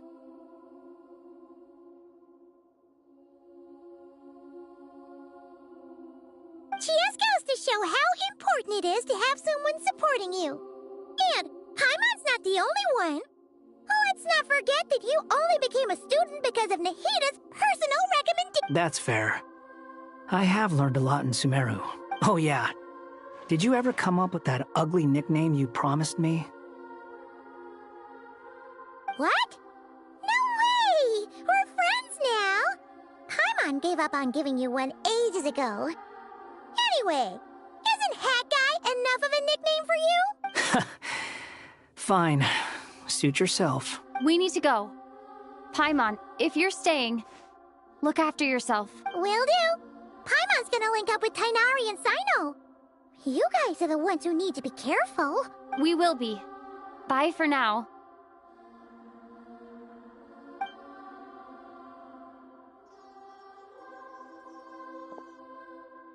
Initiating connection.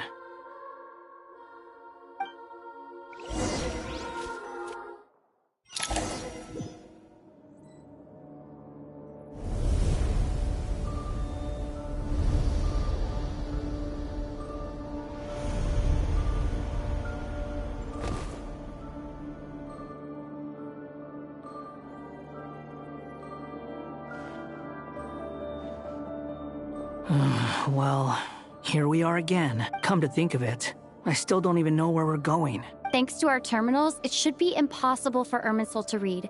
I can... Don't tell me. Only you need to know. That way, whatever happens to me next, it won't affect your progress. Listen to me. Your safety is just as important as mine. Don't even think about sacrificing yourself for the greater good. We came here together, and we're leaving together. All right, if you insist. I won't argue with you.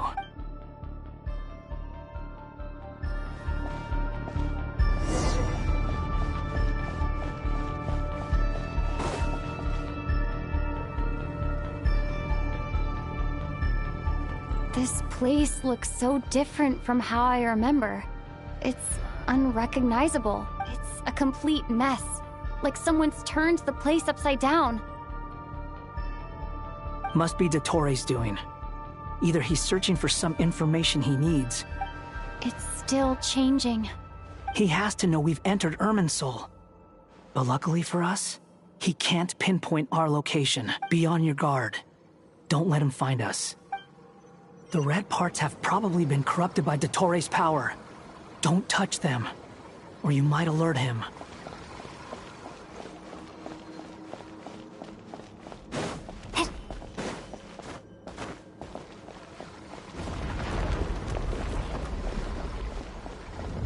He's looking for us. Tread carefully. That wall could be a problem. Fortunately, it looks breakable. Give it a shot.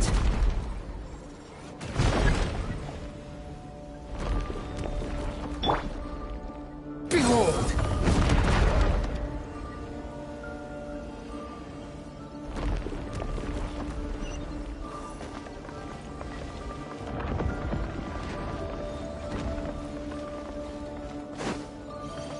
The wind rises.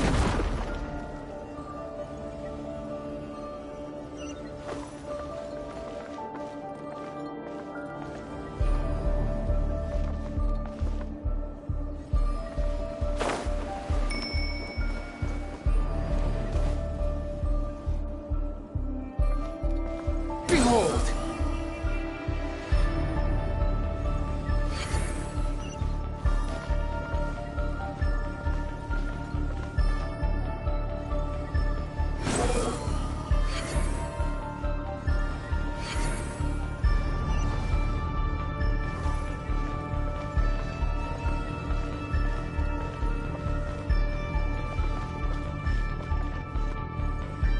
The wind rises.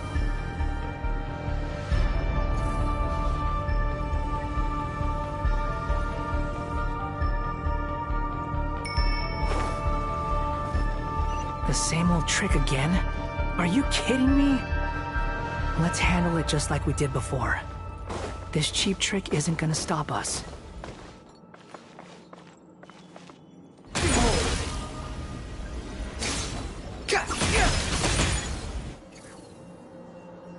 Oh no! It's... A trap! Is that why he was using this trick over and over again? To get us to lower our guard?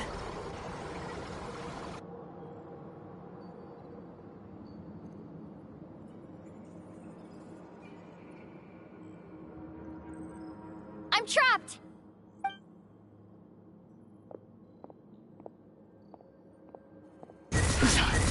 Why won't this thing budge?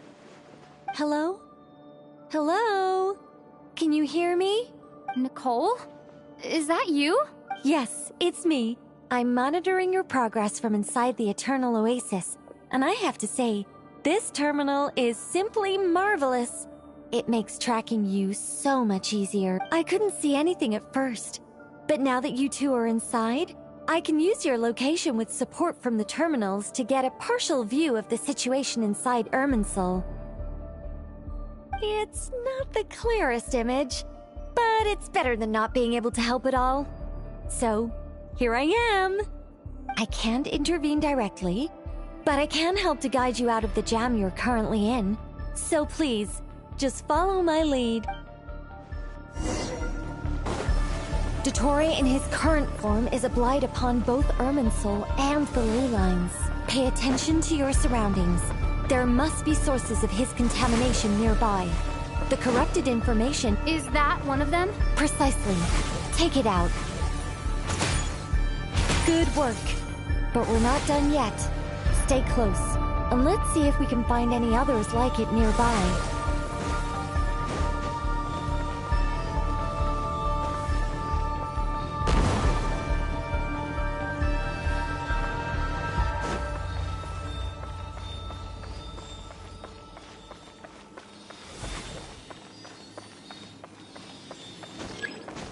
The wind rises. This must be another one.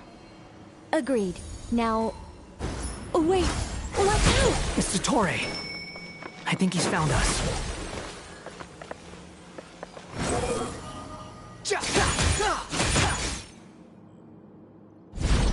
scale is broken.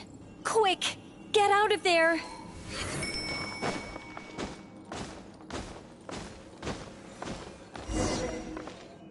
And where exactly do you think you can run to?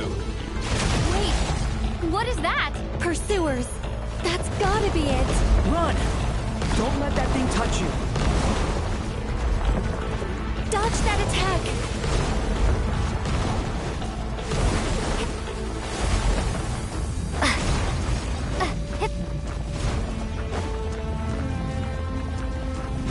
There's more than one path. Which way do we go? To the left. Trust me.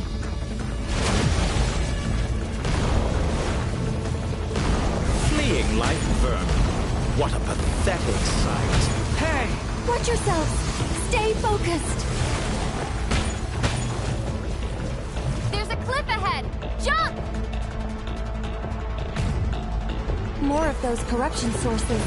Destroy them as you did before, and open the exit as quickly as possible.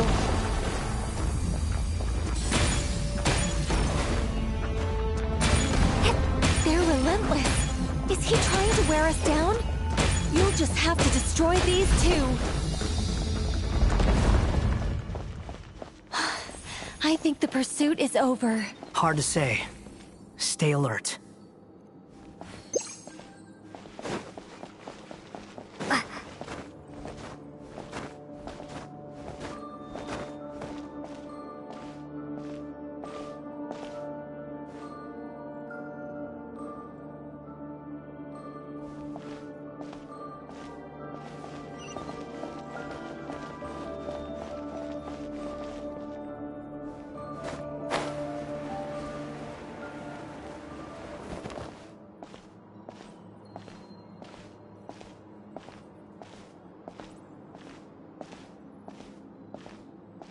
Time to ignite! Whew. I think we've made it to relative safety. Whew. Goodness. That was tough. You doing okay?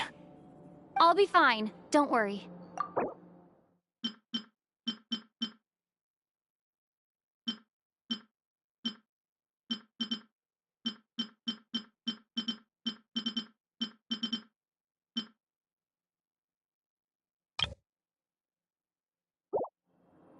Take a short rest, and then... Nicole? Nicole! The connection's been cut. But that means... Look at you supporting one another. How very touching.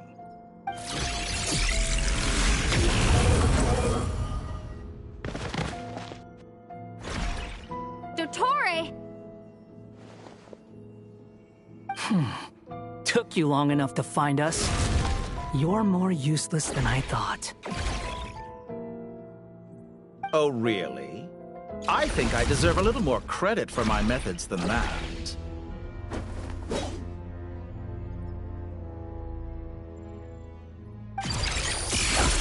Rather than hunting you down, I chose to let you roam free.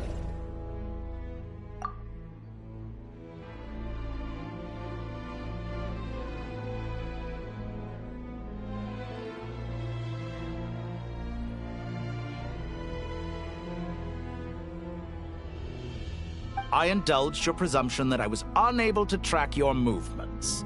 Played along with your clever little plan. Fleeing is for animals, but I rather enjoy watching you flee. Some things lose the will to run altogether as soon as you put them in a cage. If that's true, then why did you come looking for us? Because I wanted to observe you up close, of course. Don't misunderstand me, I'm not here for a fight. Is it so unusual that I wish to greet my old acquaintances in person?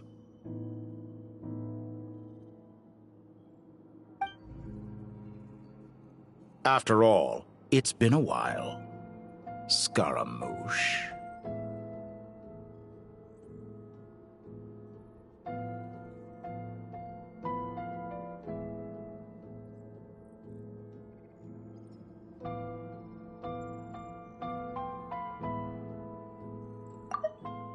After all, it's been a while. After all, it's been a while. Scaramouche.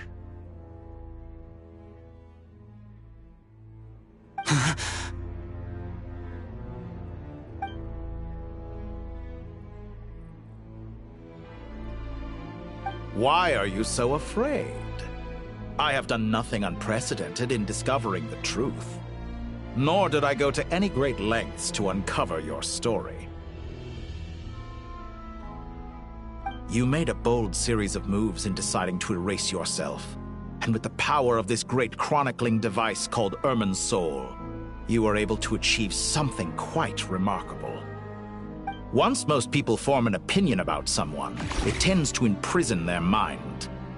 Yet you managed to erase every trace of your existence.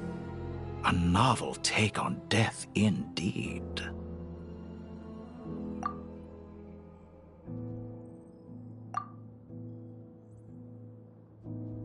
However, this meant that you stood out to me all the more when I saw you in Nodcry. I didn't even have to go looking for you. Just the sight of you was enough for me to intuit the truth. For someone in my position, connecting the dots was a trivial affair. It would have been more surprising if I hadn't managed to piece it together. You seem very pleased with yourself for figuring it out. I'm sure you'd even be more delighted to learn the full extent of your crimes. That would hardly be necessary.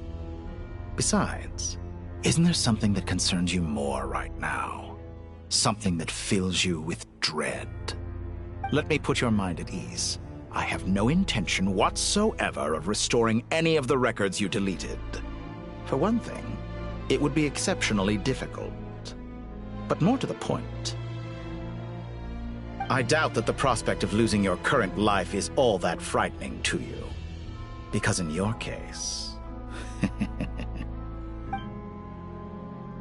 the cruelest twist of fate is that you'll never again have the chance to make up for any of your mistakes, isn't it? DOTTORE?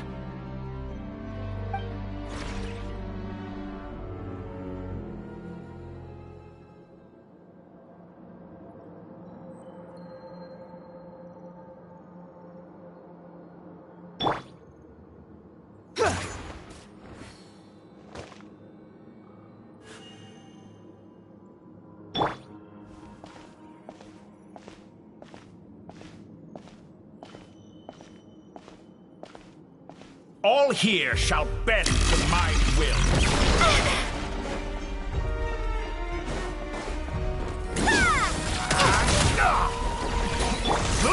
Squall and Fury.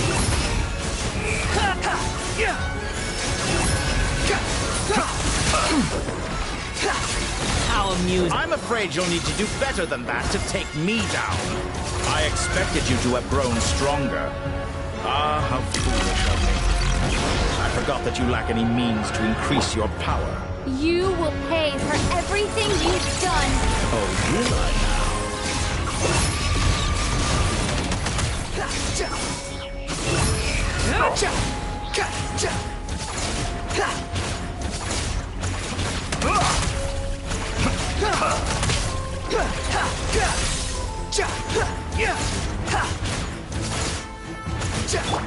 Hound in flame!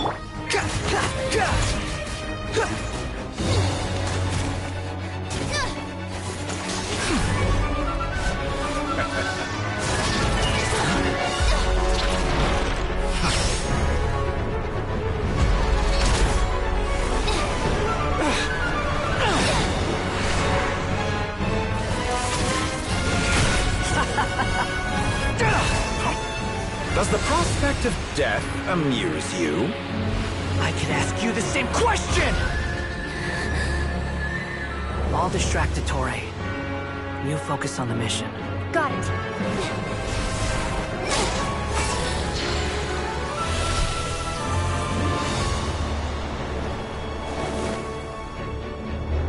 For the hopes and dreams of the masses.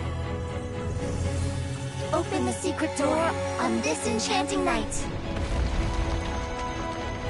May wisdom this light, eradicate ignorance and darkness, and hereby fulfill our ancient vow. Commence data extraction.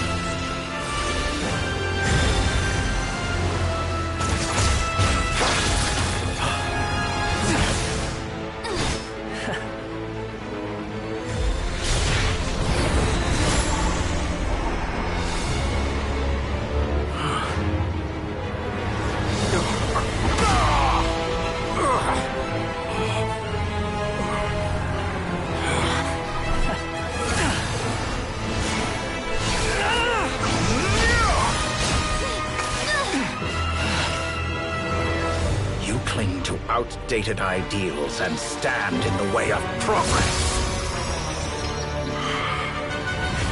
You will pay for interfering with the grandest experiment of all time.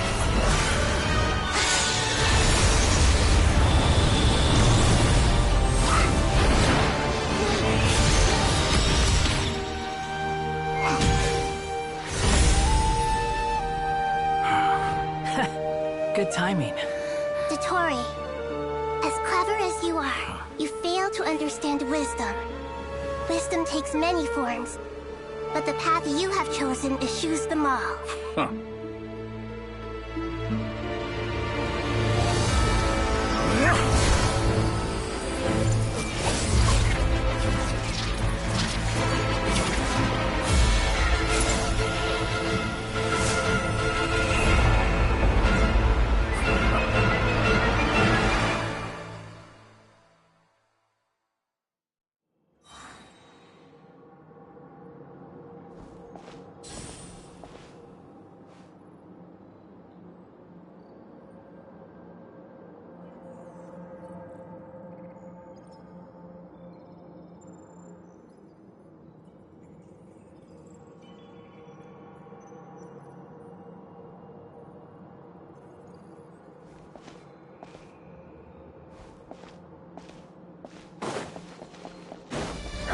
My strength is fading! Since you are within Irminsul, it stands to reason that any power you wield comes from it. You're extracting the information from Irminsul just to strip me of my power. I will find his weakness.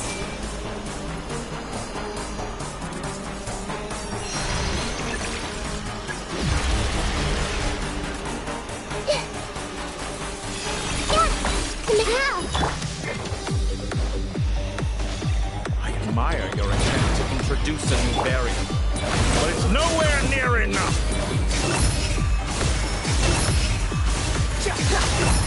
A petty trick! This may hurt a little.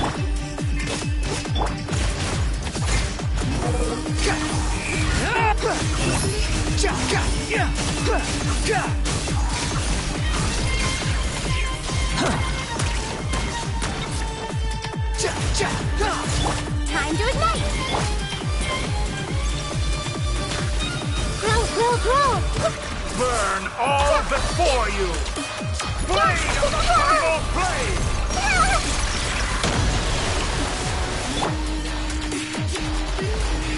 Ha! You won't defeat! You're so close! Just hold her a little longer! I'll hold him up. Traveler, Hanggang, the rest is up to you. We certainly have a knack for surprising each other, don't we? I'm just getting started.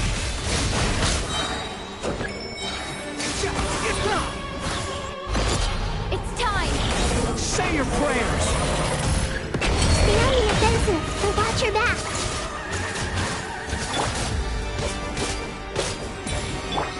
Behold!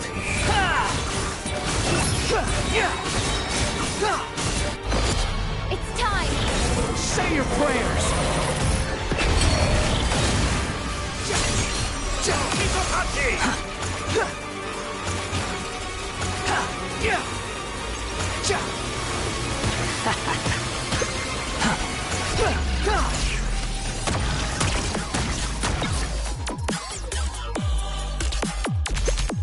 Burn all before you! Blade of the primal blade!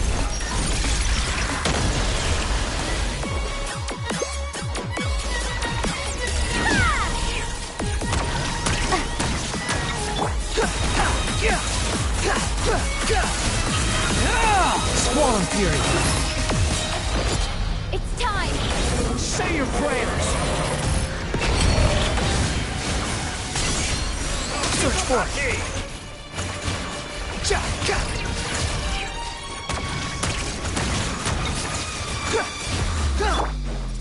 Blazing light! The wind rises.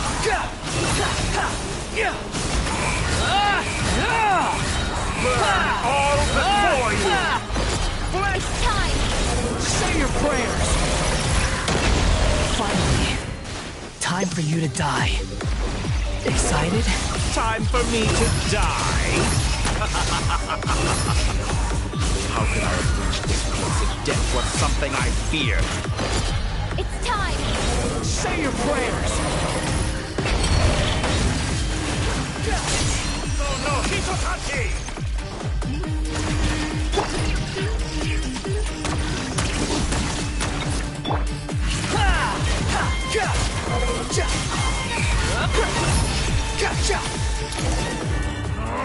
That's enough!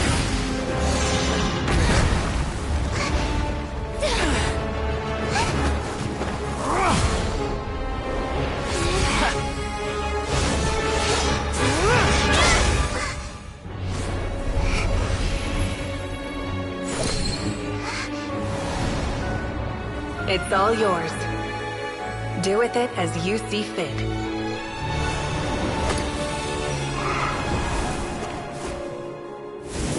Just as you say, this world is home to some archaic things. And as you suppose, you are a formidable opponent. You have long coveted the secrets of wisdom. So now, I will demonstrate true wisdom in action. I invoke my supreme authority as the keeper of Irminsul. Command me or condemn me. But give your verdict now!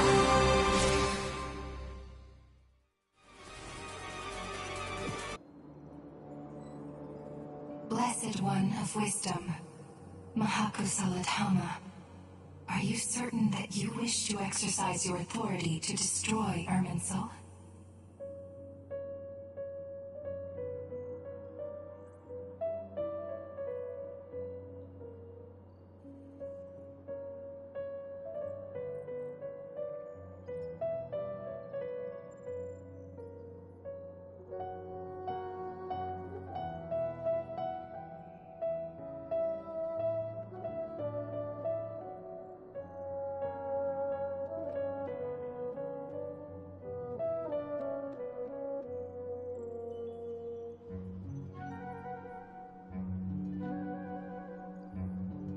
It represents both your roots and your finest accomplishments.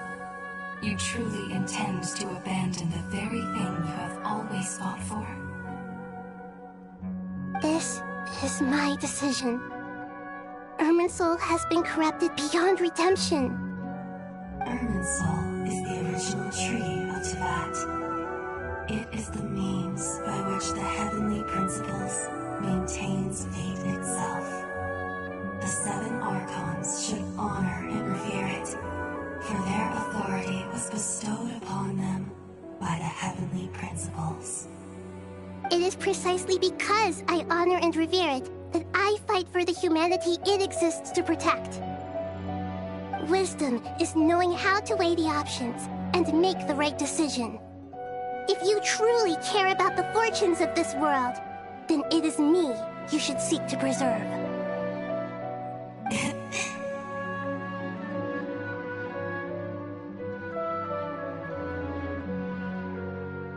Planting a seed begins the chain of cause and effect.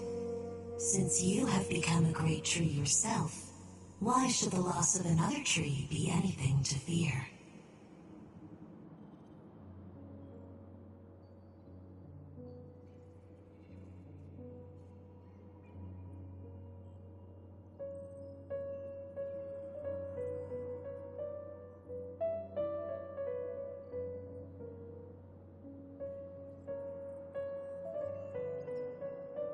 Till we meet again, Lord of Dendro.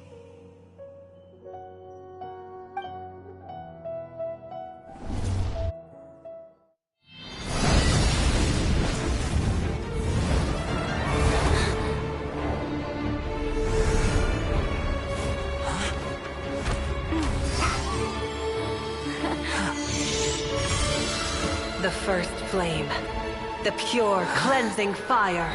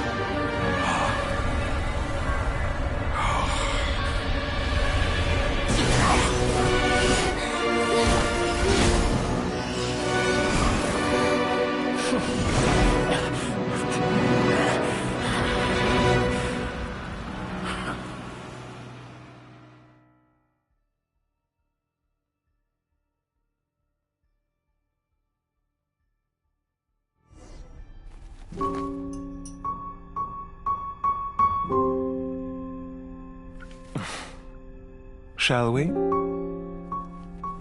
Where were we? I was suggesting that you needn't perform when signing a contract.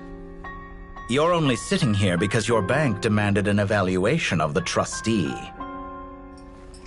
So you told a story about a young scholar from a merchant family in Sumeru? I told a compelling tale, didn't I? The post-expulsion story is far more captivating. The human experiments or the elixir of immortality? The part where you die. Ah, yes. My favorite part. The 35-year-old Segment thought of himself as DOTTORE, reserving the name Zandik for the original specimen. Of all the Segments, he was the most selfish. After his expulsion, DOTTORE searched for a new direction. He joined the Fatui, studied Elazar in great depth, secured resources. He was rather fortunate in his career. Zandik turned to Conrian technology and successfully created his segments. But this was not immortality. Even with backup segments, his body would still age. Still, thanks to Snezhnaya, Zandik found the ideal base for his experiments. Then a perfect partnership materialized at a crucial moment. The year that both parties realized they needed more time. Fortunately, Zandik succeeded. In a miraculous turn of events, he gained the extra time he needed. I seem to recall it differently. All right, it's true. No matter how much elixir he took, Zandik remained human and continued to age. Then, on the morning he turned 85... Help me up! Call for help! Surely he would be rescued, Zandik thought. But to his surprise, no one helped him. Zandik was too selfish for that. Don't forget, you're one of us. Yes, and we're all waiting. Waiting for me to die. Pantalone arrived for a meeting and happened to witness what followed. He found it unsettling. I never said that. But the Zandiks were unfazed. It was a rare opportunity for self-dissection.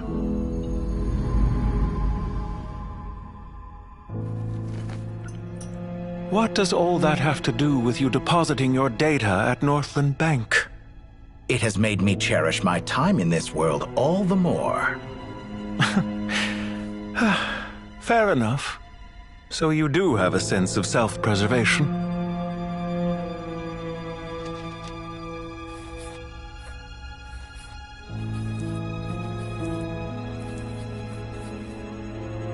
What do you mean? You're hardly normal, and you don't cherish life. You just don't want to admit defeat in the limited time you have. Even so, don't I deserve an interesting ending? I'm counting on it.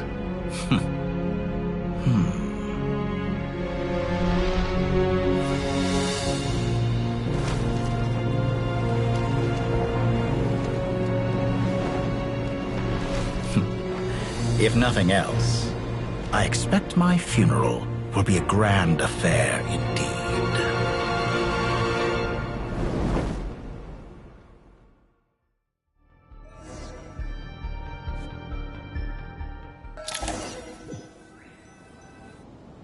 What a magnificent fire.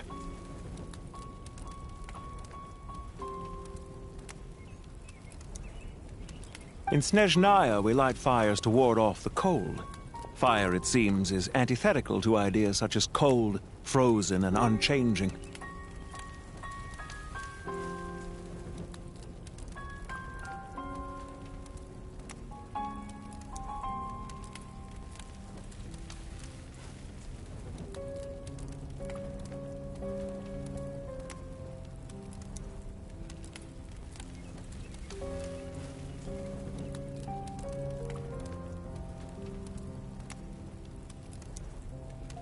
Perhaps it has always been that way. From the beginning, fire has been used to drive away wild beasts and warm the body and mind. You could say it's a form of treatment. One that cures the human heart of mortal fear. Mortal fear? Something you haven't been acquainted with in a long time, by the sounds of it.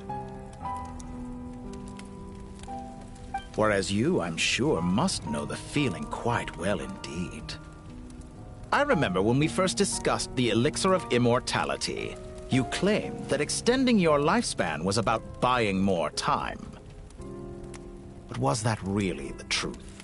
You fear the prospect of dying a wretched end in this world, don't you? Of course I do. I'm only human, after all. And while you may have forgotten it, you cannot deny that you too were once human, DOTTORE. I do not believe that there is no such fear in your heart.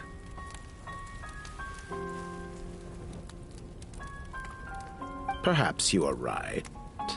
But I abandoned it long ago and devoted myself to my experiments. I have felt no fear since. From the very beginning, I never thought you could win this game.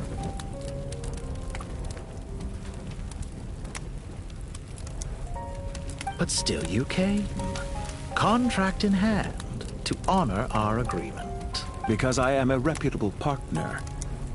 And as we have discussed, experiments are about more than results alone. The process is equally important. I have come here and completed my creation, and I do not regret my decision. I'm afraid your journey ends here. After I die, there will be no one to make the elixir of immortality, and your remaining stock will only last a few more years. How then will you prove that you didn't perish in this incident alongside everyone else? When I feel optimistic about market environments, I never forcibly adjust them. They have their own direction, and I myself am one such environment. I have been quite particular about many things in my life, but where the manner of my death is concerned, I choose not to be. You make yourself sound so magnanimous. Oh, but I am, and I hope you will be too. It may have been a long time since anyone told you this, DOTTORE, but I recognize that you are a truly rare talent. Ha! I can see it. The experiment in blasphemy that I've been performing all this time.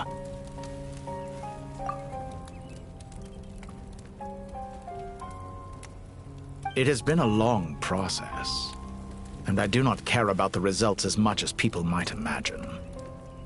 If the very goal of your experiment was to explore infinite possibilities, then there was never any reason for it to end. Indeed. Yet now, the experiment has officially drawn to a close.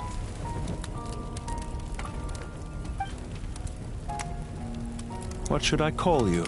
Zondik? Or do you prefer DOTTORE? Suit yourself. Goodbye, Feofan. This time, that's what it truly is.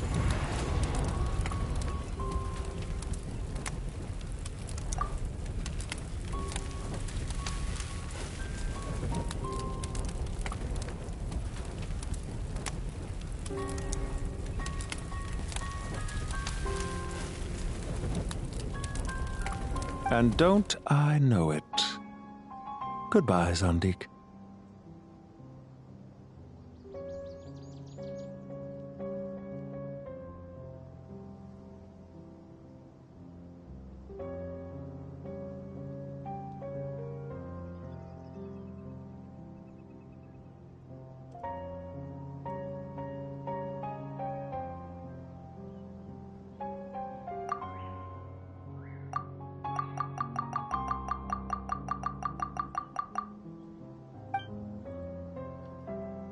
I could have carried out many more experiments, but to me, Lord of Dendro, this outcome is certainly not the worst.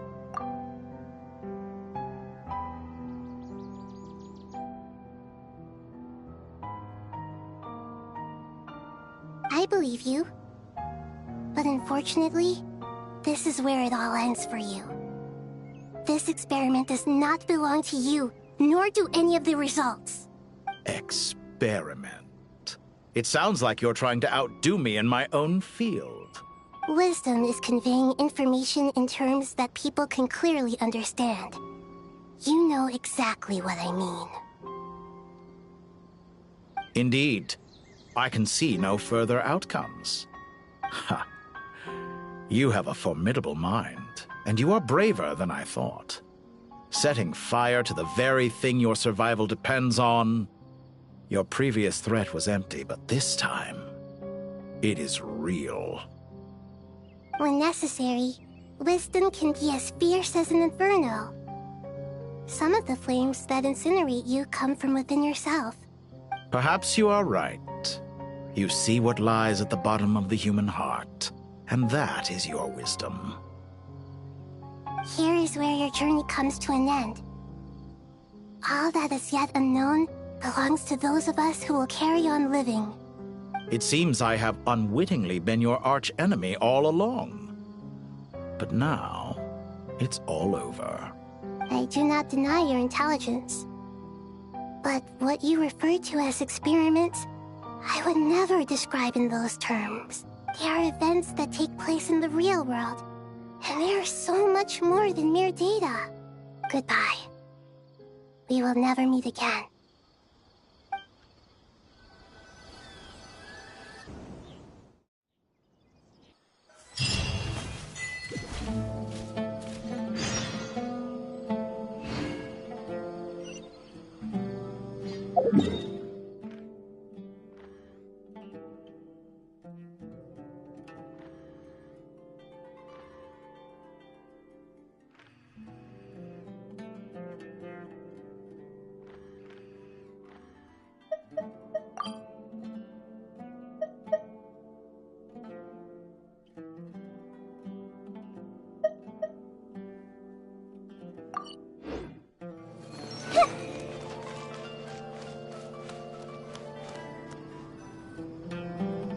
Well, that's the last of them. Everyone on the list is already back where they should be.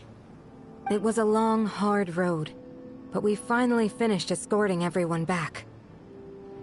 I just pray that we'll never need to leave again. I hope we can stay here forever in this peaceful paradise of our own choosing. Paradise. In the annals of the Temple of Silence, that word carries great significance. It represents the hopes and desires of the gods. They're longing for a place to rest. I wouldn't think gods need such a place. People always think they're the only ones who can lose their homes. They forget that gods too need a place to reside.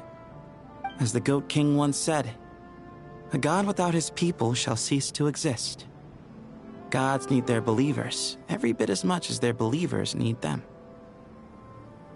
Only we can truly understand how much the desert faith has faded over the centuries.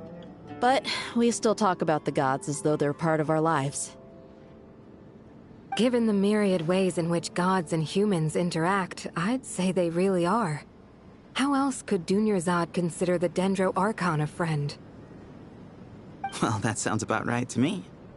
Describing them as friends sure makes us feel a whole lot closer.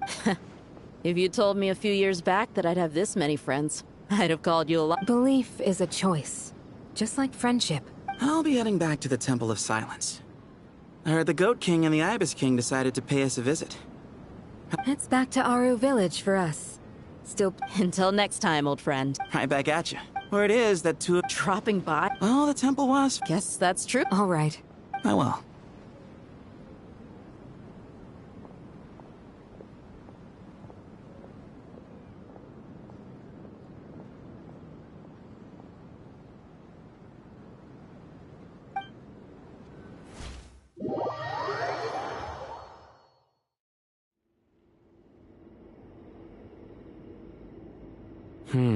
You do have a point.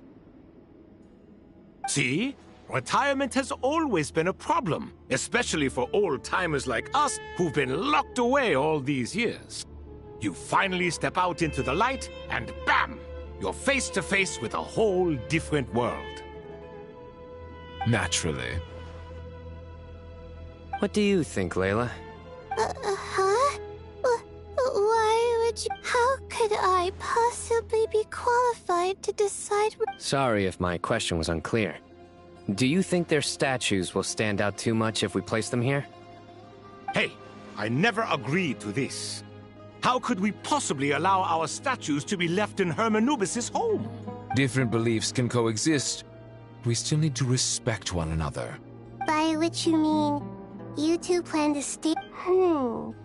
Family. You could say that. Just look at this place. And... I mean that for the... Why does that not... Anyway. Once Sethos, the current leader of the Temple of Silence, but judging by the expressions of everyone here, this sacred ground houses untold knowledge after all. How about we share a meal together first? Oh, that sounds... Are we having a get... Oh, my, that... How the time... And you, Mr. Herreshoff? What? To be honest, I haven't given it much thought. Me... I'm very... Forgive my bluntness, but... I do, but... Not putting on air... Exactly. Last time when... Can we do that? Wouldn't Tainari have to... Don't worry. Me? The more the merrier. Don't take this the... If I were to compete against you... Where's Sobek? I'm sure he... I wonder what variant of... Oh, I'm glad you brought that up.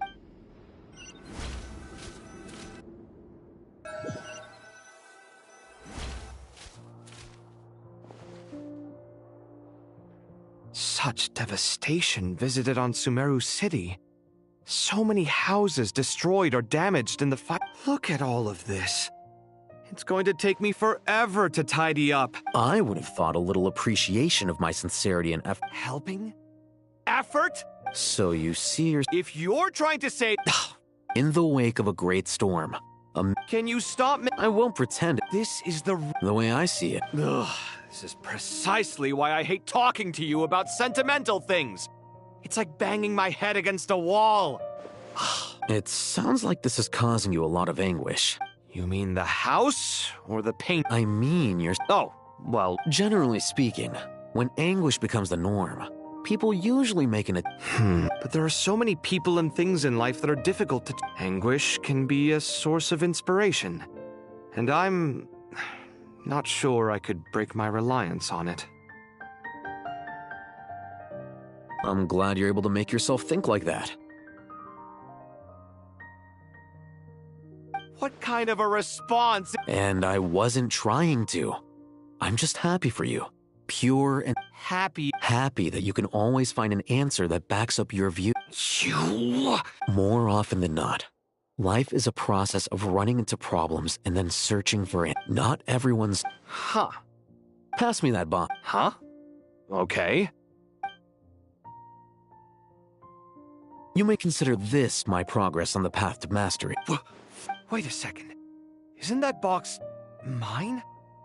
Hey, it is! Would you like me to put it... Huh? What kind of progress is this? These books are... Ugh.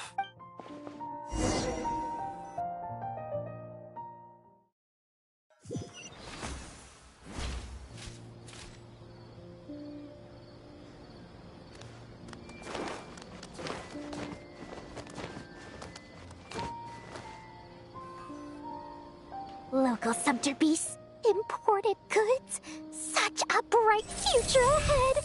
I can picture the Mora just rolling in. You do realize you sound like a choking cow?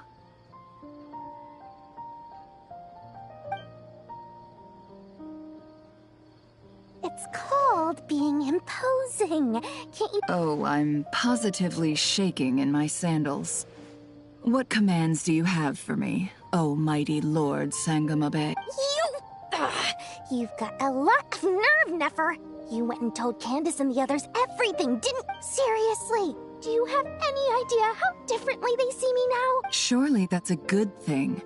I presume they're more disposed to actually like you. You traded my secret for sympathy! Thanks to you, I've lost every last shred of my mercantile majesty. How am I supposed to make anyone think I'm a big, scary investor now? The dark day. Speaking of friends, since—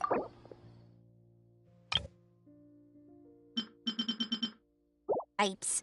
A coming together of fates, nothing more. Forget it. Still, I really took a loss this time. I'm trying to see if you're really crying or if those are just a little birdie told. Nefer! Thank goodness you're here. I've been looking everywhere for— Huh? Well. If it isn't the House of Dana's very— Oh, no. I'm not here to buy. I'm here to bring Lady Nefer a book.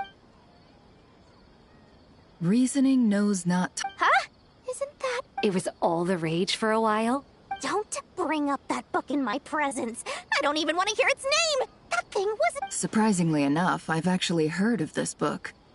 You're from the Vahuma. I brought you this book. Don't tell me it's actually any— You may not know this, Lord Sangamabe, but Lady Nefer has a fondness for books with— how should I put this? No eye for good literature. Huh. Perhaps she feels— Suits my style as an intel broker. Very interesting. And as it happened— Incense? I imagine you've all— Well, but I'll gladly— Katayun, you haven't—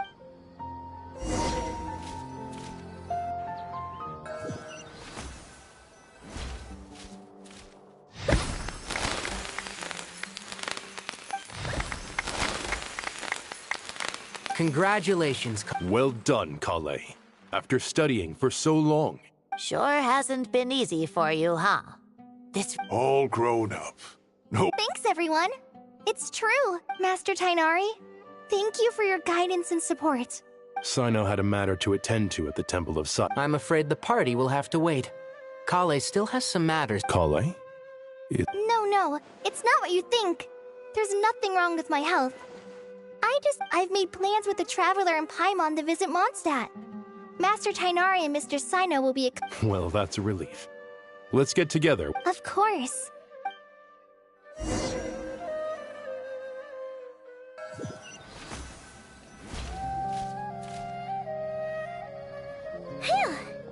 After all that catching up on sleep and food, Paimon's feeling— For someone who spends so much time resting, your recovery routine is surprisingly simple. Hey! Paimon's been working her butt off too, you know. She flew all over the city helping everyone— Don't worry. I saw how hard you work. Alright, we all know you're the most hardworking person in Teyvat. As long as you're rested and full, that's what really matters. Paimon's been looking around the place, and it seems like the city's already on the mend. But Paimon's been wondering how Nahida's doing.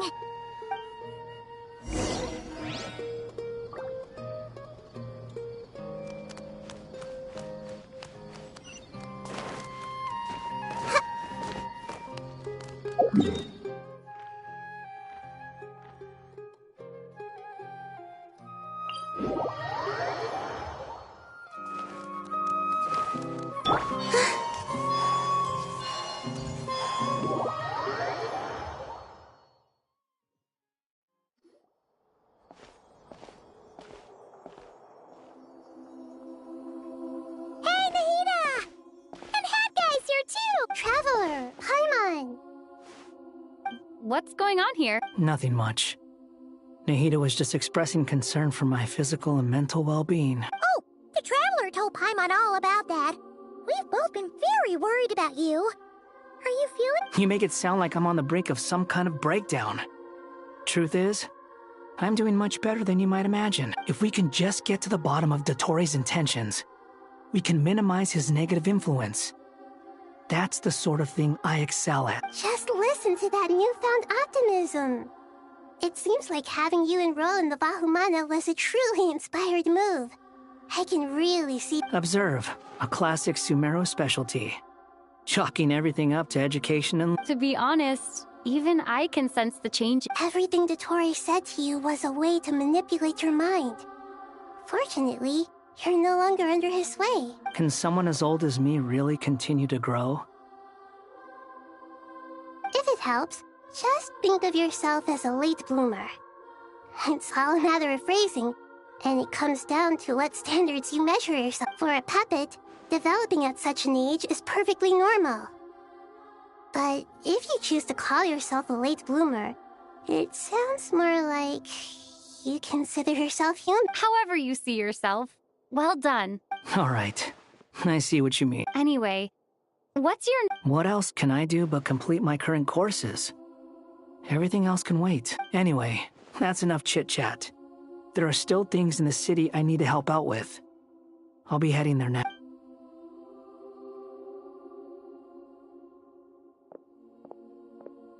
I'm so happy that Hanggang is doing better than we thought. But what about you, Nahida? How are you holding up? The pyronosis burned down the corrupted Irminsul. The flames blazed for 7 days and 7 nights before they finally subsided. All that was left were the parts underground. Now, Aru shoulders the responsibilities that once belonged to Irminsul. The situation was contained before it got out of hand, so Tevat's most vital information has largely been preserved. Irminsul has a strong influence over you, doesn't it? How will you cope now that it's gone? There's no need to worry. Thanks to Nicole's extraordinary talents, my connection to Irminsul has been severed and transposed onto Aru.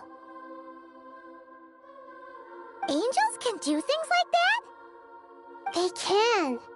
Such abilities are precisely what makes them so powerful.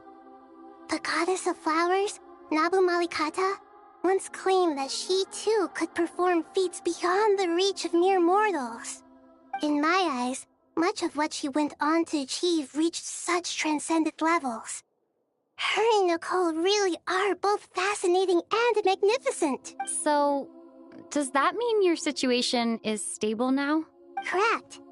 Just imagine that Aru has become the new Irminsul, and the essence of my existence has been bound to it. The wisdom of Sumeru has ultimately converged into a single, unified entity.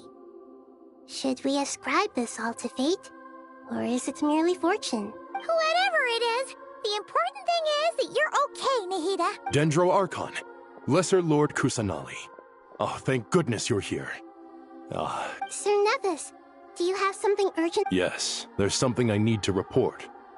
We've received a message from Snezhnaya.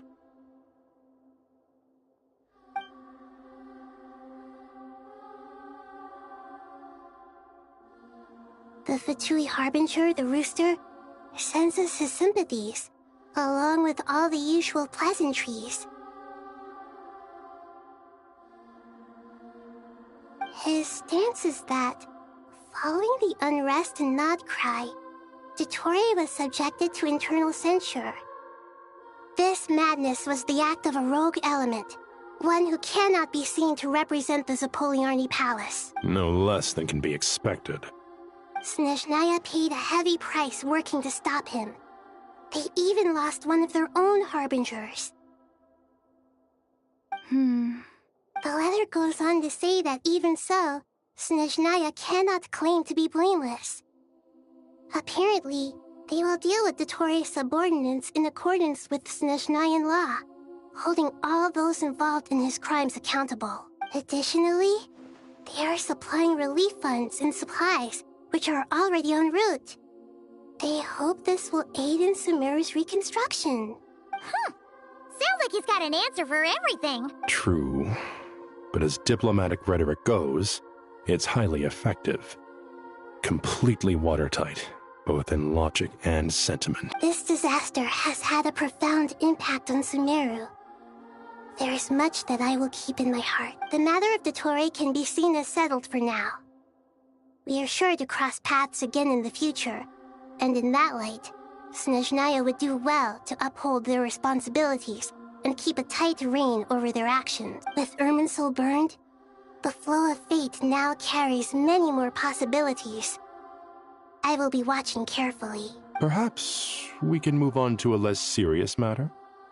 Dendro Archon, will you eat with us once this matter is dealt with? Everyone wishes to celebrate together. Of course! Junior Zod, Sino, and Hypatia all told me the same thing. If there isn't enough room for everyone, we can arrange back-to-back feasts. What a wonderful idea. That just leaves the question... Not more tomatoes, surely. More? Dendro Archon, what do you mean by more tomato? Those good friends of yours are always talking about tomatoes. Sometimes when I'm walking through the city, I can even hear them arguing in the fields. Since you see them so often, you must hear about tomatoes, even tomatoes. The word has a certain magic to it, like the autumn fur of a sumpter beast swirling in the wind. Tomatoes. What can we make with tomatoes? Take your time, there's no need to rush. The Traveler, Paimon, and I still have somewhere we need to visit. Does this mean you're going to Natlan? Meeting them there in person. It will require a long journey. I know. But this is necessary. I must go myself. Traveler, Paimon, we'll set off as soon as you're ready. Is that all right? Sure.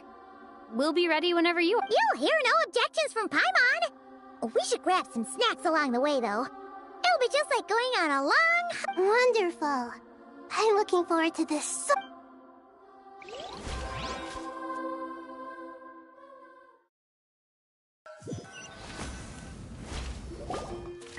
Natlan is such a lively place.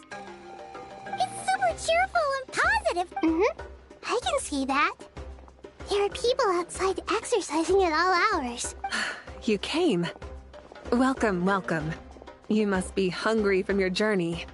Would you like something to eat? Oh, thanks, but no thanks. We've been eating the whole way here. We had a mushroom platter, Sap's meat stew, butter braised chicken, Hadasara pudding. All right. No need for all that detail. Maybe later then. We can wait till everyone's got an appetite. Then I'll head out for a meal together. Sounds like a plan. Let's find somewhere to sit.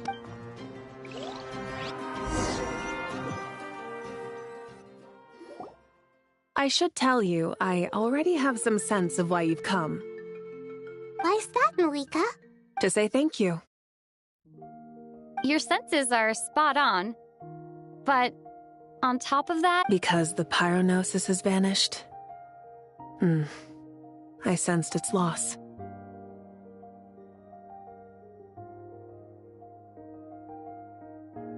Despite scouring through the remnants of Irminsul, we couldn't find any sign of the pyronosis. Not even any trace of it burning to ash.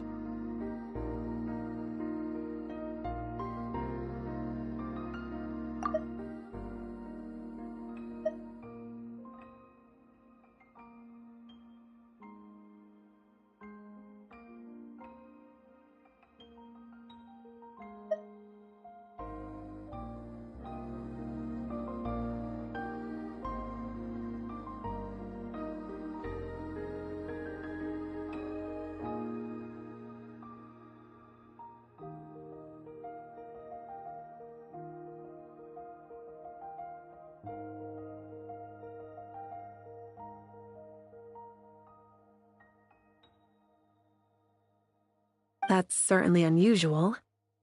Still, the potential fallout from Irminsul's loss is significant, to say the least. Perhaps the pyronosis's disappearance is simply a knock-on effect of the impact it's had on a certain strand of fate. There's no need to feel guilty. We were clear that this time there was to be no returning, only giving, pure and simple. thank you really is a fascinating phrase. We use it to express gratitude for the smallest of things. Yet, when faced with a kindness too immense to describe, we use exactly the same words. It's not that we lack other means of expression. It's that when we truly need to express our feelings, the simplest and purest words are always the most powerful. You're right. In Natlan, we prefer simple expressions too. Companionship, friendship, support. They might not sound fancy. That's wonderful to hear. Sincere feelings are often a vehicle for the deepest wisdom of all. Irminsul's destruction doesn't seem to have done you much harm. I'm glad to see you're doing well. There's still a lot of work to do, but before we begin, we felt it was important to come here and speak with you. Partly to express our gratitude, but also because we felt that seeing you, in a sense, is like basking in warm sunlight. That's a nice way of putting it.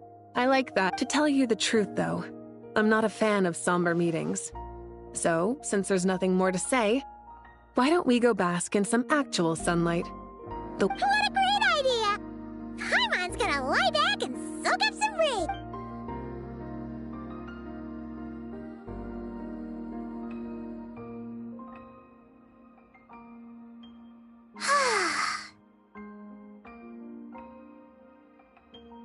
In that case, I think I'll lie down for a bit too before we head to our next stop. And where might that be? Mondstadt. Paimon and I are gonna head back there with Kale and the gang. Long ago, I sensed that the god remains inside Kale had come from the goddess of flowers, but I kept it a secret. Those remains weren't hurting Kale, not as she is now. They simply exist. Besides, I could sense a deep yearning within her, a yearning for an ordinary life. A yearning to hold on to the hard-won happiness she now enjoys. With someone like her, I have a responsibility to keep her secret. She should be ready to face the truth by now. Whenever people meet, there is always the potential to create warmth and kindness. Every child grows up. But even as adults, they are still children in the eyes of certain people. Oh, just like how Paimon sometimes sees Nahida as a little kid. Is that so? Well, anyone who's friends with a kid is probably a kid themselves. Of course! And there's nothing wrong with that. When we get back, we'll actually be hanging out with another of our friends who happens to be a kid. Or more like looking after, in her case. Anyway, we'll always be there to watch out for our friends. Dear Sucrose, when you receive this letter, I'll probably be as busy as always. But busy with wonderful things. That's because I'm no longer a trainee. I'm now an official forest ranger. Impressive, right? Sino said that official rangers sound much tougher than trainees. Though he did say it was already pretty tough to start out with. You probably heard that something big happened in Sumeru recently. Don't worry, it's all been taken care of. We're heading to Mondstadt soon, so if you're free, maybe we could... Plus, it's not just me.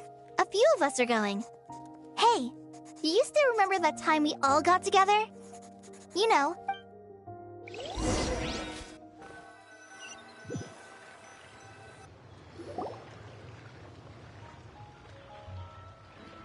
Dainari.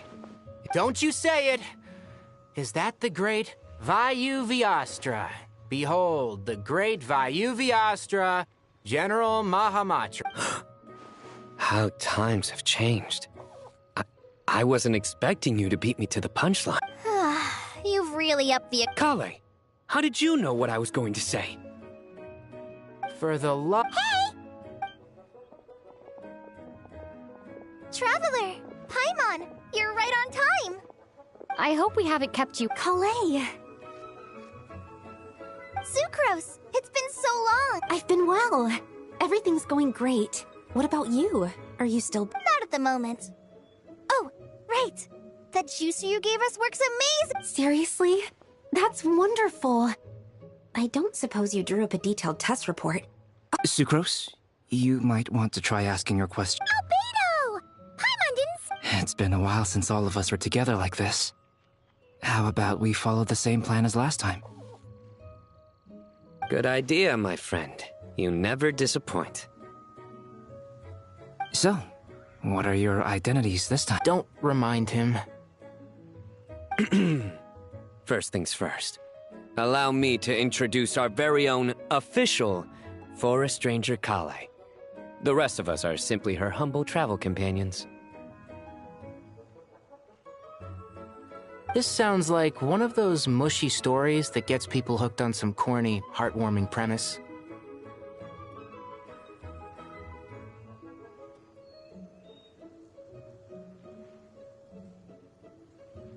Oh, is our story not heartwarming?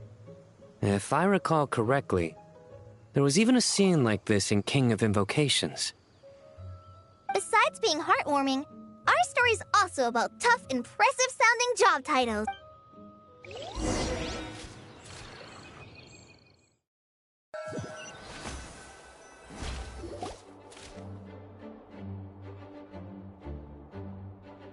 Oh, you're here already? I'm still giving Dotoko a little trim. I won't be a moment. A trim? Does Dotoko need... Of course! It's important to know how to take loving care of the apple. All of these trivial matters get left to me. It's because I'm an angel. And angels are, in a way... Oh, right! What are you writing? I'm just brainstorming some cool-sounding lines. Oh, write them on these card backs. Of course. Clearly, my lines are pretty amazing. Miss Nicole? Kale? You seem a little... I was just wondering, who was the person you mentioned who needed their wish fulfilled? Wish? What? Miss Nicole asked if we could meet up in Mondstadt once everything was over. She said a friend of hers had a wish that needed my help to come true. Well, you never mentioned that before. All we knew was that you'd arranged to meet in Mondstadt. To be fair, everything I... Come on, let's...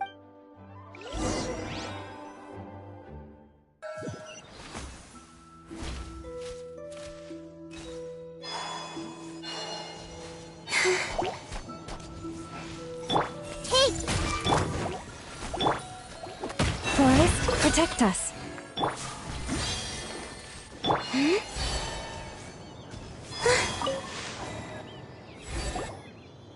Huh? You're... Surprised? I bet you weren't expecting to meet a woman like me beneath this beautiful tree in a faraway land. An oasis will spring from the place where a djinn resides. That saying falls somewhat flat here in Mondstadt, given that everywhere is already... Lilupar? I made friends with Miss Nicole. I asked her to bring me here and then invite Kale to come. The prologue to this story is that I have a wish. It has stirred within my heart for centuries. Millennia, even. Originally, it was merely Al-Ahmar's lie, but now it has become reality. Could this be related to the goddess of... My dear young lady, my mistress left her final trace in this world upon you. I can't tell you how glad I am to see you here. And now I have seen you, and peered into your heart. You have experienced hardships and suffered setbacks. The torment an ordinary person might expect to face, but beneath all this, I've witnessed the seeds of desire. You yearn to return to the simple life you once knew, do you not? I do. I want to throw away everything that isn't mine. But how do you decide what is yours? The scars that others carve into your flesh? The kindness and love they inscribe? They are. This is something I've talked about with Miss Nicole. Miss Nicole said I should learn how to adjust my standards. I just want to live as an ordinary human. Anything beyond that isn't mine. Don't you want anything from the remains of the goddess of flowers? She gave me a revelation once. I think that's already more than enough. In the past, you would not have possessed such a rich heart. Your brief life has taught you to hold on to everything good, to home in on kindness. How fascinating. You're nothing like Nabu Malikata, and you're certainly not her. Of course not. I'm not some great and powerful being, Miss Lilopar. Yet I am a djinn. We exist because of the Lord of Flowers. We revere and love her. Kale, can you do? But her remains won't be easy to remove. Are you sure That's beside the point. First, I need to know. Are you willing to do... But look, you know nothing about me. Even if you have heard the stories about me, all you would know is that so you do know. My dear young lady, to repay... Are you sure about this? I yearn to see my mistress. For this moment, the world can burn to ash, and you, Kale, I can give you a gift. You'll become just another ordinary... But Miss... My wish will be fulfilled, and I can die happy. Why would you wish for that? A long, unending life might seem desirable for one who has never possessed it, yet it brings torment to one who has. My remains are scattered across the yellow sands, but since you've promised to grant my wish, give me that release. Allow the dying to die, and let the dead rest in peace. Kale, there's no pressure on you. What she said, it's all true. It's as if you want to use the last of your life. Nothing's so selfless. I understand. Close your eyes, Kale. Then open your soul. From there, I will embrace my mistress. The downpour of flowers is your touch. Like returning to the very beginning. Like surrendering to your grace. My mistress. People say that devotion is beautiful, yet filled with pain. How foolish of them. For me, thank you.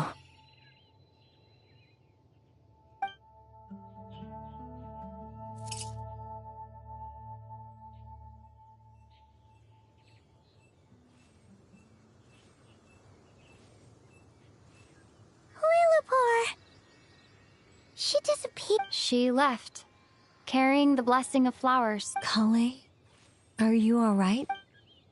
I'm fine. Now that the remains are gone, don't actually feel any... Those remains weren't hurting Kale. Not as she is now. They simply exist. Kale must have already received what she was yearning for. I'm doing fine. I feel relaxed. Then my wish has come true. To become or... That's just one of my wishes. Actually, I have a few more. For instance, I want to protect... So between Miss Lilopar and me, you fulfilled 2 wishes already. And protected 2... Wonderful. Isn't it? I guess that settles things here. So what's next? What do you want to do when we get... Kale, look who I've brought to see you. Hey, Kale! I heard you guys were holding some kind of secret event. Huh? Oh no, it's nothing like that. We were... Really? Who? Me. The old me. So that's what this is all about. Did you come all the way to Mondstadt for that? Because we knew the old you, so we could witness the change. Exactly. The old me is gone. I puffed her into the air, and she became a fluffy pink cloud, floating into the sky, before disappearing. Do you think, maybe up in the sky, she has friends waiting for her with test tubes, flasks, and bows? Oh, when you put it like that, it doesn't sound... What do you think, Miss Nicole? I think, at least, if it were up to me, I'd consider that... Dear Sucrose, even though my childhood ended long ago, these past few days have really felt like growing up again. I've become stronger, and I feel like I can finally accomplish things by myself. Surely someone as mysterious as you will find a friend like this fascinating? Always growing, always thriving like a plant. I came to say goodbye to my old self. I know that after this, she'll be gone. Thinking about it makes me feel a little lonely. I know the weakness that kept me company will one day leave me too. But somewhere in my heart, I feel a great sense of joy. It feels like I've always wanted to take this step. To walk towards the new me.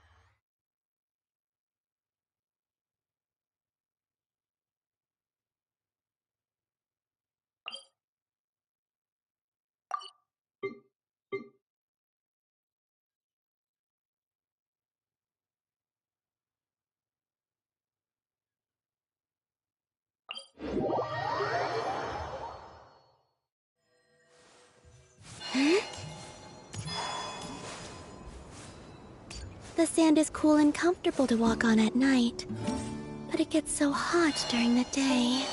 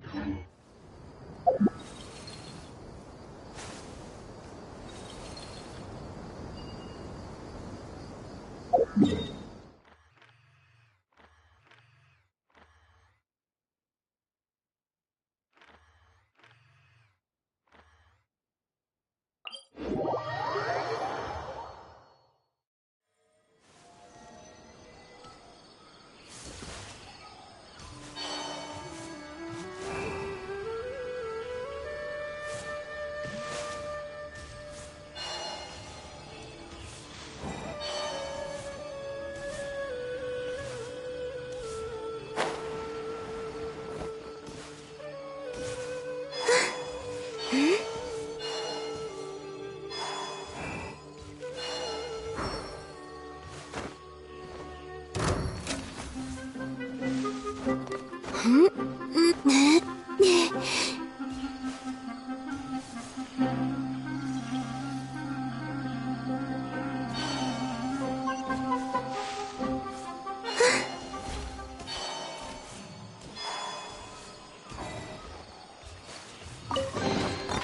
call this a pleasant surprise, right?